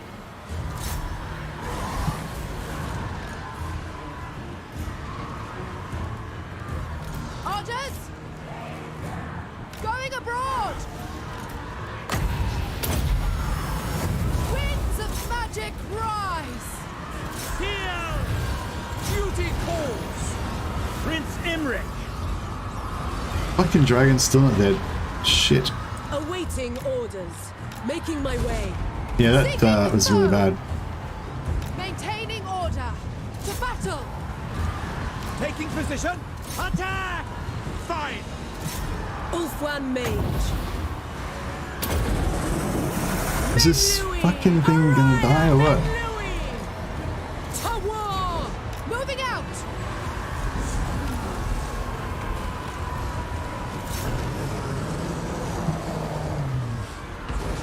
Pull back!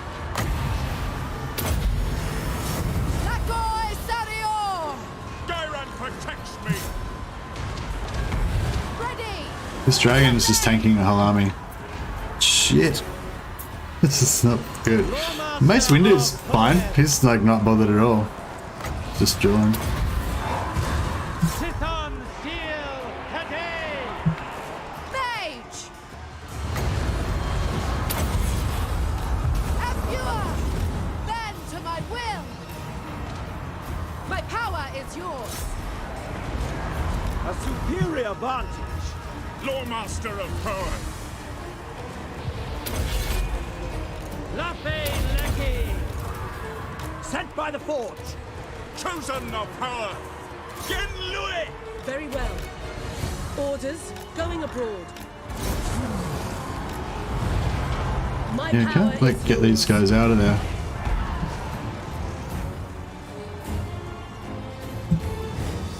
Mage. Getting like fucked. Ready! Extremely Forward! fucked.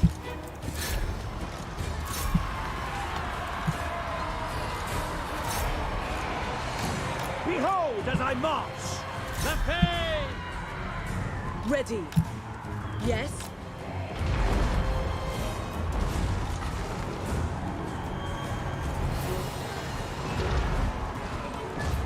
Wield out Alright, the like what the fuck is going on with this dragon? It just will not die.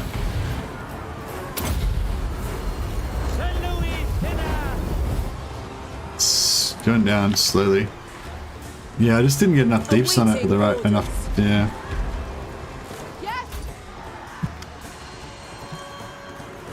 Ulfwan Mage. Moving out. Loremaster. To victory! Loremaster of power. For Hohe. White Tower Guardian. Ready. Going.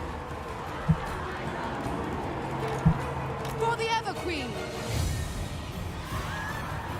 Mace Windu's still just tanking like a boss. Not bothered at all. Which I'm digging. I like that about him. Forward.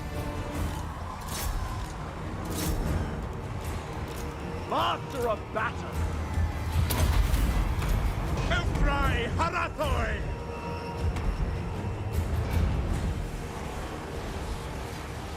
Prince Imric.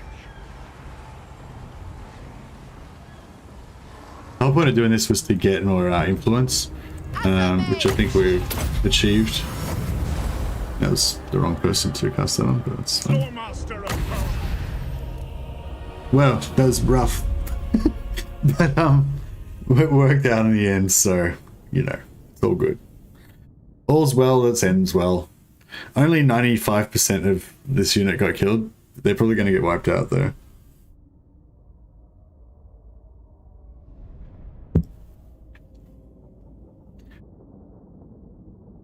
Yeah, I badly misplayed that.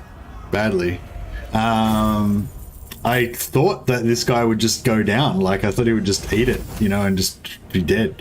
But he really didn't. I probably, if I had planned that better, I could have probably used the Tormentor Sword to pin him, and then he would have been really easy to kill. But yeah, I let him get into my lines. I think that made it harder to hit him as well. And then, I cannot. excuse me. And then, you know, I couldn't kill him. And then because I was just concentrating everything on trying to kill him, I didn't wipe out anything else. So that means I was just getting wrecked, you know, generally. And yeah, it was just really bad. But I mean, you know, worked out fine. It doesn't matter at all. But, you know, whatever. Imric the Sentinel. What? Didn't we already... What? Did we just get to...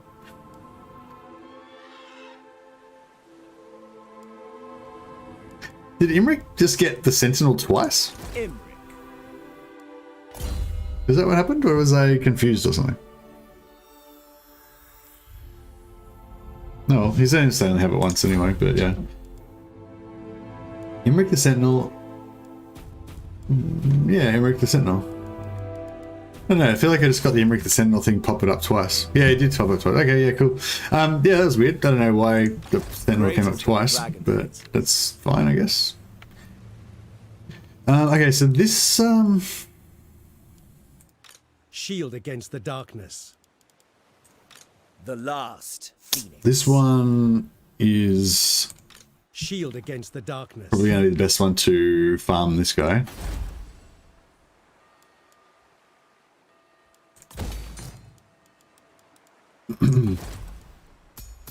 I really want this resilient guy, but I need to get another mage. I need to get another higher cat for Strategy beyond compare.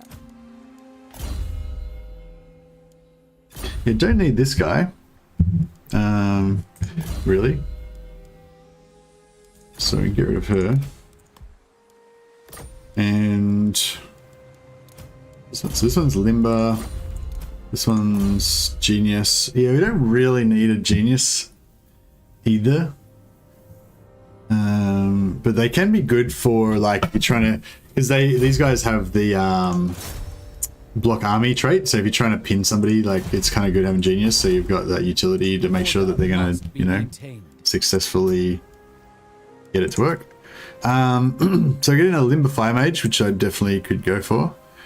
Conductor. More casting, more into magic. The run is not really needed. Nah.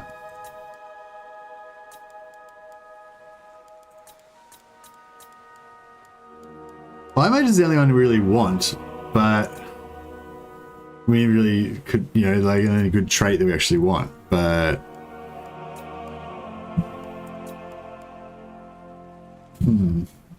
Imric the Sentinel? Yeah, that's it. Maybe Imric Quest Battles prompt it twice. Yeah, it must be something like that.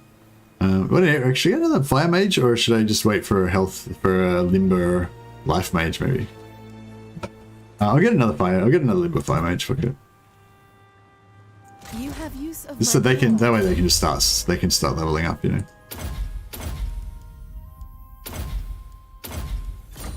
A brief pause.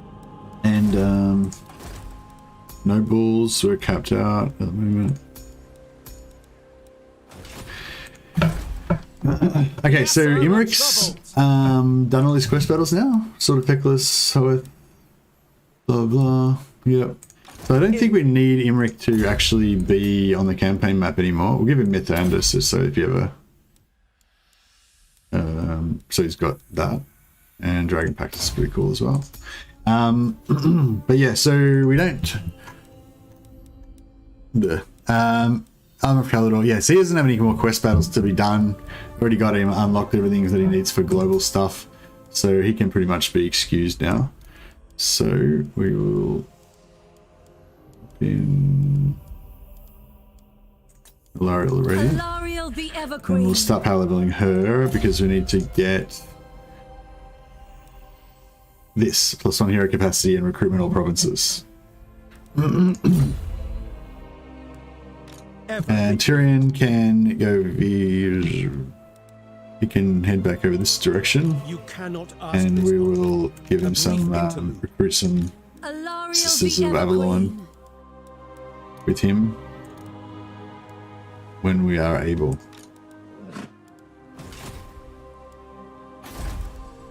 We could start doing them. We've already got about 5 Lords Confederate with these guys, so we could actually start giving them all of our money now and just start getting the infinite money going that way. Maybe we should do that. Let's get it happening. How much? I'll just do all my movement and stuff. Kyrian and Noble.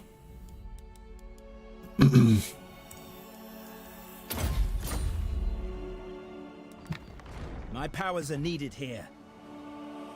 Eurofair.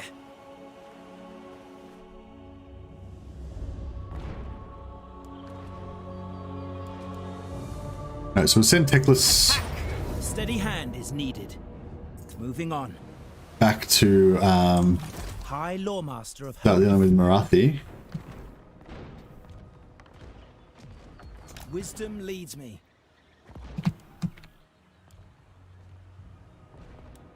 Off I go.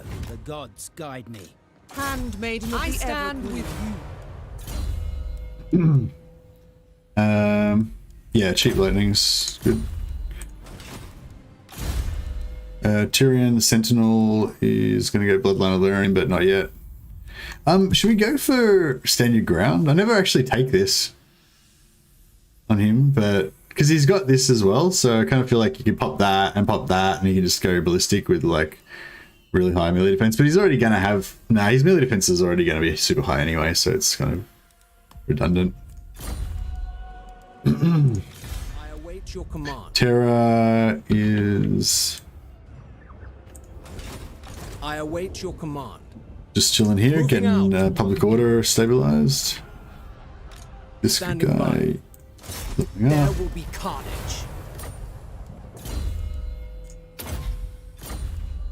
Chosen of Isha. She's fine. Oh, wait, should we... Gods weep. Yeah, I mean, just don't even need anything else out of there. Dawn's hope.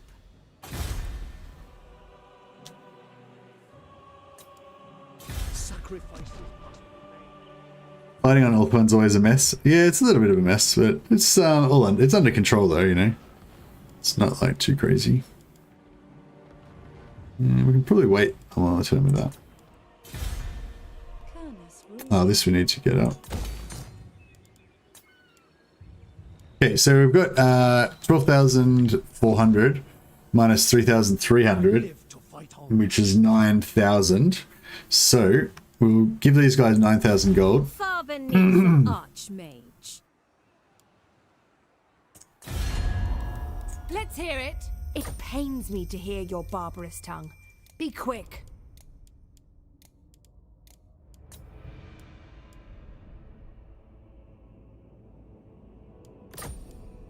We could have started this like ages ago, but is it? Wait, which one do we get rid of again? Yeah, peace. Yeah.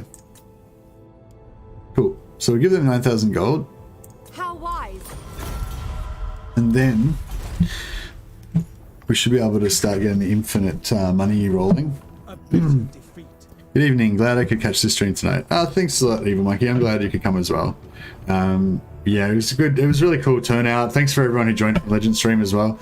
Thanks for everyone who subscribed. I think we got about, I don't even know, maybe like 20, 30, maybe 40, maybe 40 new people subscribed to the channel just today, just from that raid from Legend. I think mostly four more people just subscribed in the last half an hour as well. So yeah, thanks a lot, guys. As I said, it doesn't really help you guys, but it really helps me out. So yeah, much appreciated.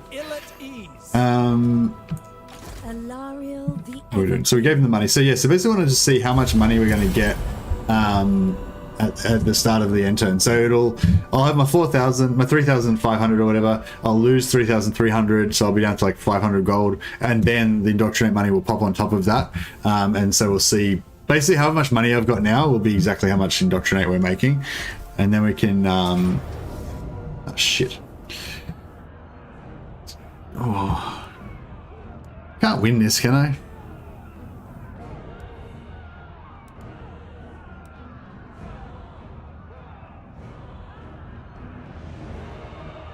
I will lead the ass. I mean, I know I can't win it, but I kind of want to try. I know it's stupid. I don't know. Do you guys want to see me fight a stupid battle that I'll almost certainly lose? Or should I just auto-resolve and get on with it? Is needed.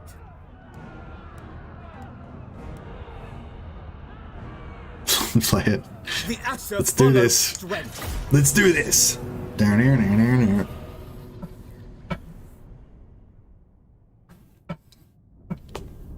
You got this. Don't think so, but try. Thanks, Choma. Thanks, Ekia. Malagor. You might be able to take out one unit. Yeah. Well, my plan is my goal is to try to kill the mage. This guy here, right? So if I can get over there like ASAP, shoot the shit out of him, then I feel like we could maybe win. Spearman. Which one's the weakest unit? Because they don't have any archers, right? So theoretically I could kite them with one of these units, but I mean it probably wouldn't work, but yeah, I don't know. Oh, they've got magic as well. Shit, yeah, we gotta kill this fucking dude. So yeah, so I was thinking I'll send this unit over here, right? And we'll try and kite them. They had cav, I think. No, they didn't. They just had one unit of spearmen. Not spearmen, they were silver and guard, I think. They're like elite spearmen. So they've got 2 lords and a unit of spearmen. Archers, march. She won't bother shooting from here because our accuracy, as per Zerkovic's video, thank you Zerkovic, has taught us that the way that this arc thing that you can see, it looks like a triangle. It's actually not like that. It's like it goes out to about here, and then their accuracy becomes completely shit. So if you get like much closer, then you actually do heaps more damage.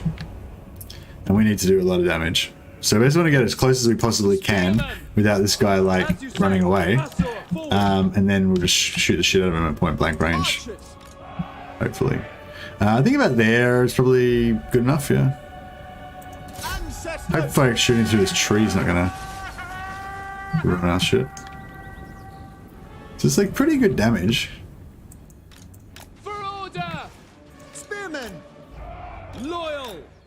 March!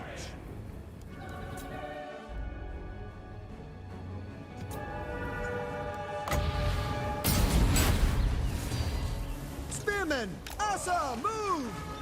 We will obey! Swiftly! Asa, move! I don't know if we're getting the damage now. Oh no, we are. Yeah, we got him. Oh, 3, 2, 1. Oh, he died like the second after it went off. That's okay though. See if we can get these guys hidden. No, fuck, whatever. Now we'll turn off the fire at will. Nothing is this settlement. Yeah, we're gonna lose the settlement for sure. But I mean, we're probably gonna lose the settlement for sure. But you know. Oh, actually, if we, yeah. Acknowledged. Advance. This guy's not hiding, not hidden. Yeah. So yeah, I think what's this do? Actually, we can see on here. Without fail, Assyrian willing.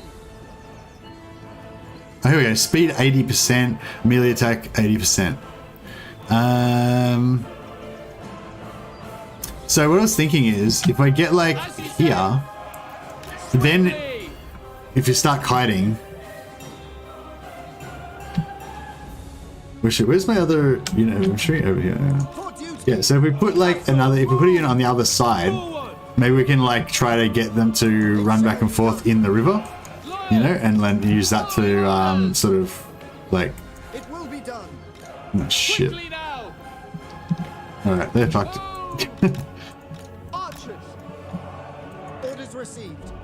Moving out. So we're faster than this guy, but we're not faster than this guy. He's the same speed as those guys. He's actually slightly faster. So yeah. Orders received. Forward. Archers. Spearmen. Acknowledged. For duty. Understood. Loyal. Okay, here we go. For duty. We go. Assyrian guides us. Setting forth.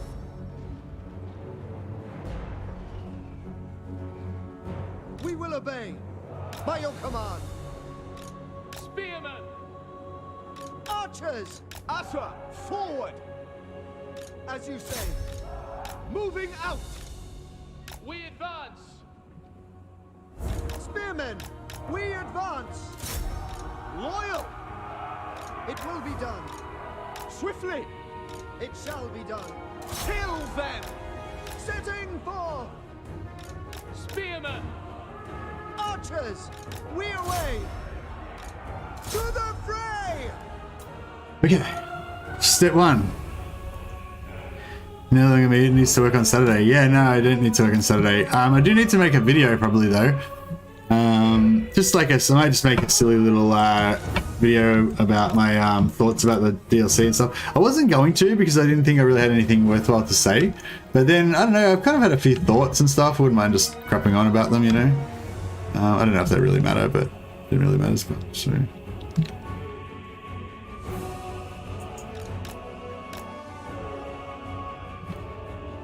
Did we get them off the field yet? Yeah, they're done. Cool. Okay.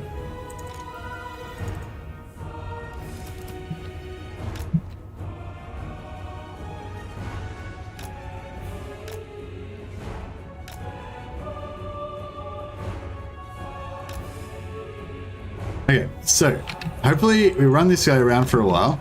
How are these guys going? They're tired. We want him to be exhausted because exhausted lowers their armor, and these guys aren't going to do any damage to him unless his armor has been reduced. So we need to reduce his armor. Yeah, I'm not sure exactly what the points value are, but basically, yeah, the lower his armor is, the better damage that those archers are going to do to him. Whoops, that was a bit of a fuck up. And yeah, if we can get his health down, maybe to like 50, no, probably lower than that. If we can get his health down to like 25% or something, then, you know, we might be in a good place.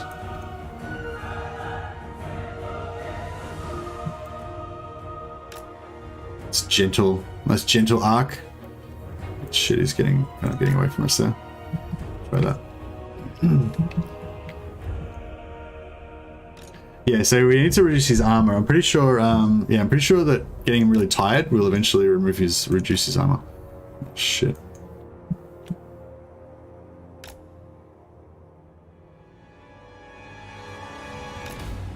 He's gonna get in charge range. He's already in charge range, I'm pretty sure.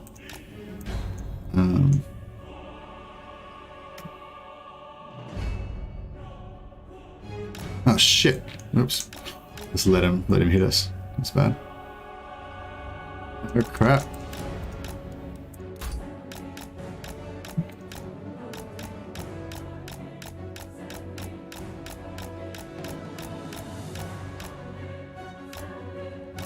Yeah, that was a really bad error. I was surprised I was able to like keep him at bay for so long. Yeah, they're fucked. Alright, well, we've tied him out a bit anyway. Hopefully that's enough.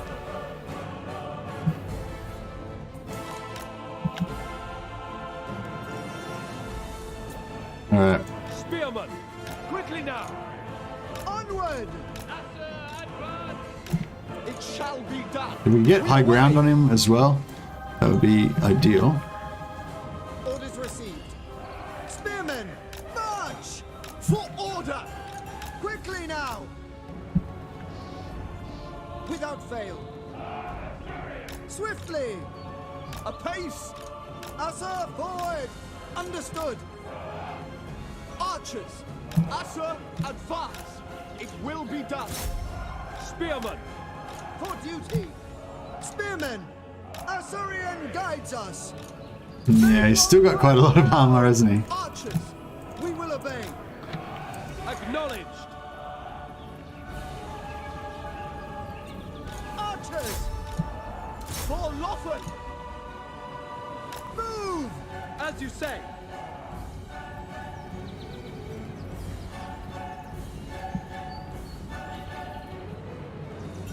Spearmen! Swiftly! Archers! Quickly now! Death to all! Forward! We away! We away!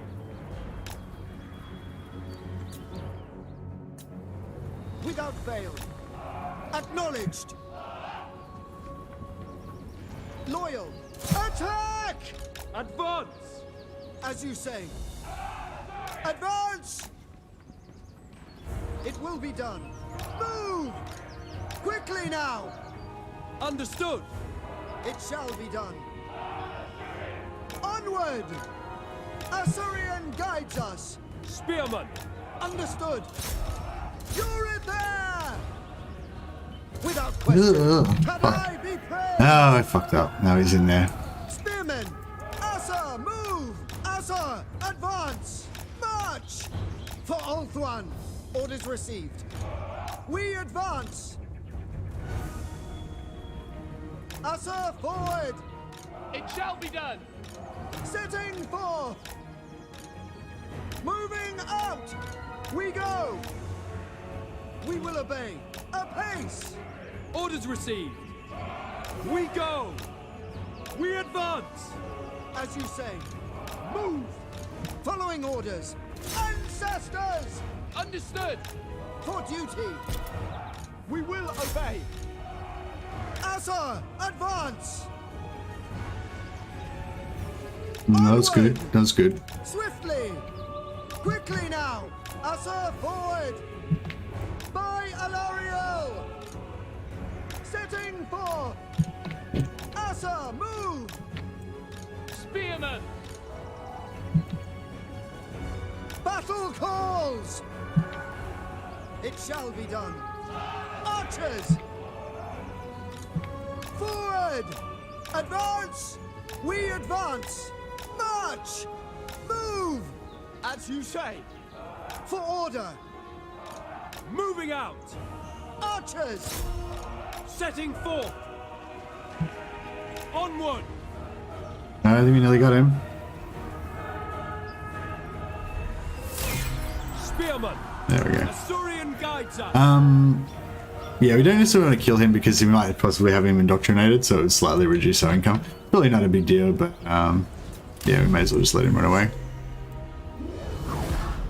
Boom. Yeah, that was actually easier than I thought it would be. I thought his armor would be so high that it wouldn't work, but yeah. It's pretty good. Just had to shoot him in the back.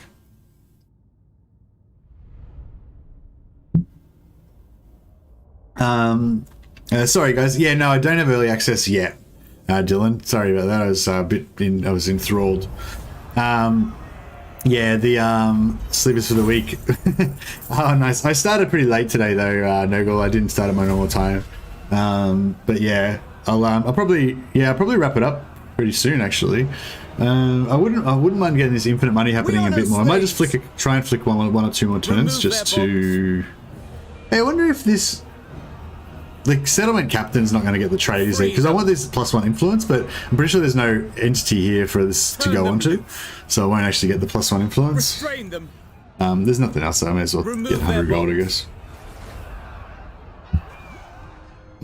Excuse me. But yeah, so no, I don't have early access yet, but Josh did tell me that I will be getting early access, or he messaged everybody in the group that I'm in, the verified creators, and said that we will be getting early access. He actually specifically told us don't buy the DLC because they're going to give us an early access version of it, and it won't work if you have the DLC installed, if you have the DLC bought on Steam. So yeah, so I have to like not buy the DLC so that I can get the early access version, but I don't get the early access version yet. It's I think we have a follow-up meeting in like 3 days, so it'll be like sometime after 3 days. That's all I know at the moment.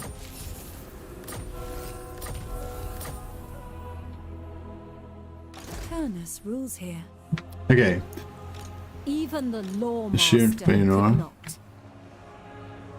So Alariel the Everqueen. She got lightning strike? No. The trees have much to I tell. might have stuffed this up again. Turnus speaks. Actually, no, that's alright. I don't need lightning strike, do I? I can just attack. Mistress of the undying forest. Nah, she might flee and then I would screw it up. The wind whispers in the trees. What I can do is just ambush stance here. They'll probably go for this settlement again, maybe. 45, 70%. That's 70%. 70%. Oh, 70% there. That'll work. Yeah, we'll go here, pop an ambush, and then hopefully they'll come through into here. We can kill one of their lords. And yeah, it'll be all good. Tyrion, heir of an Aryan. Alright, so Tyrion needs to come down here and sort out these these fellas, or maybe to sort out Marathi. I live to serve my queen. I don't know if I should just give him like Very well. more archers, or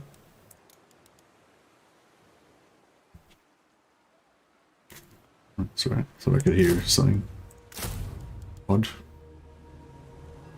Oh yeah, so we got 12,000 gold. We didn't get any money out of anything else, did we? So yeah, so we're getting 12,000 gold. So if we give that to them again, next time we should get like more. Sorry.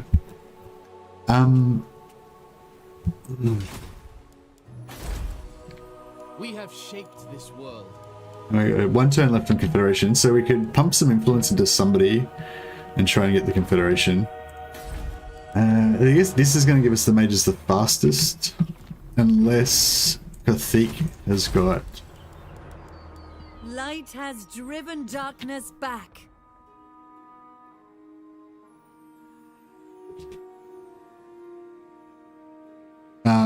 sorry guys, I might have a bit of a drama going on here. I'll just, I might have to wrap up the stream actually. Do you want to just, yeah, sorry guys, I'll just have to go and deal with something. Thanks so much for everyone for joining the stream. Yeah, we'll wrap it up here. I don't know if anyone's hosting. We've got a few people in the chat. If anyone's streaming, we could, oops, sorry, just fucked up the stream. White Cheeto streaming. I haven't posted him for a while. It's playing a Nakai campaign with no cheese, so that's pretty cool. I'll just I didn't play the first yet, but I'll just I trust. Yeah, I'll just pop on a link to White Cheeto. He's a newer streamer. I think he's been doing it for a while now, but yeah, check that out, guys. And thanks so much for your support. And yeah, I'll be back streaming something tomorrow probably. And yeah, catch you guys later. See you guys.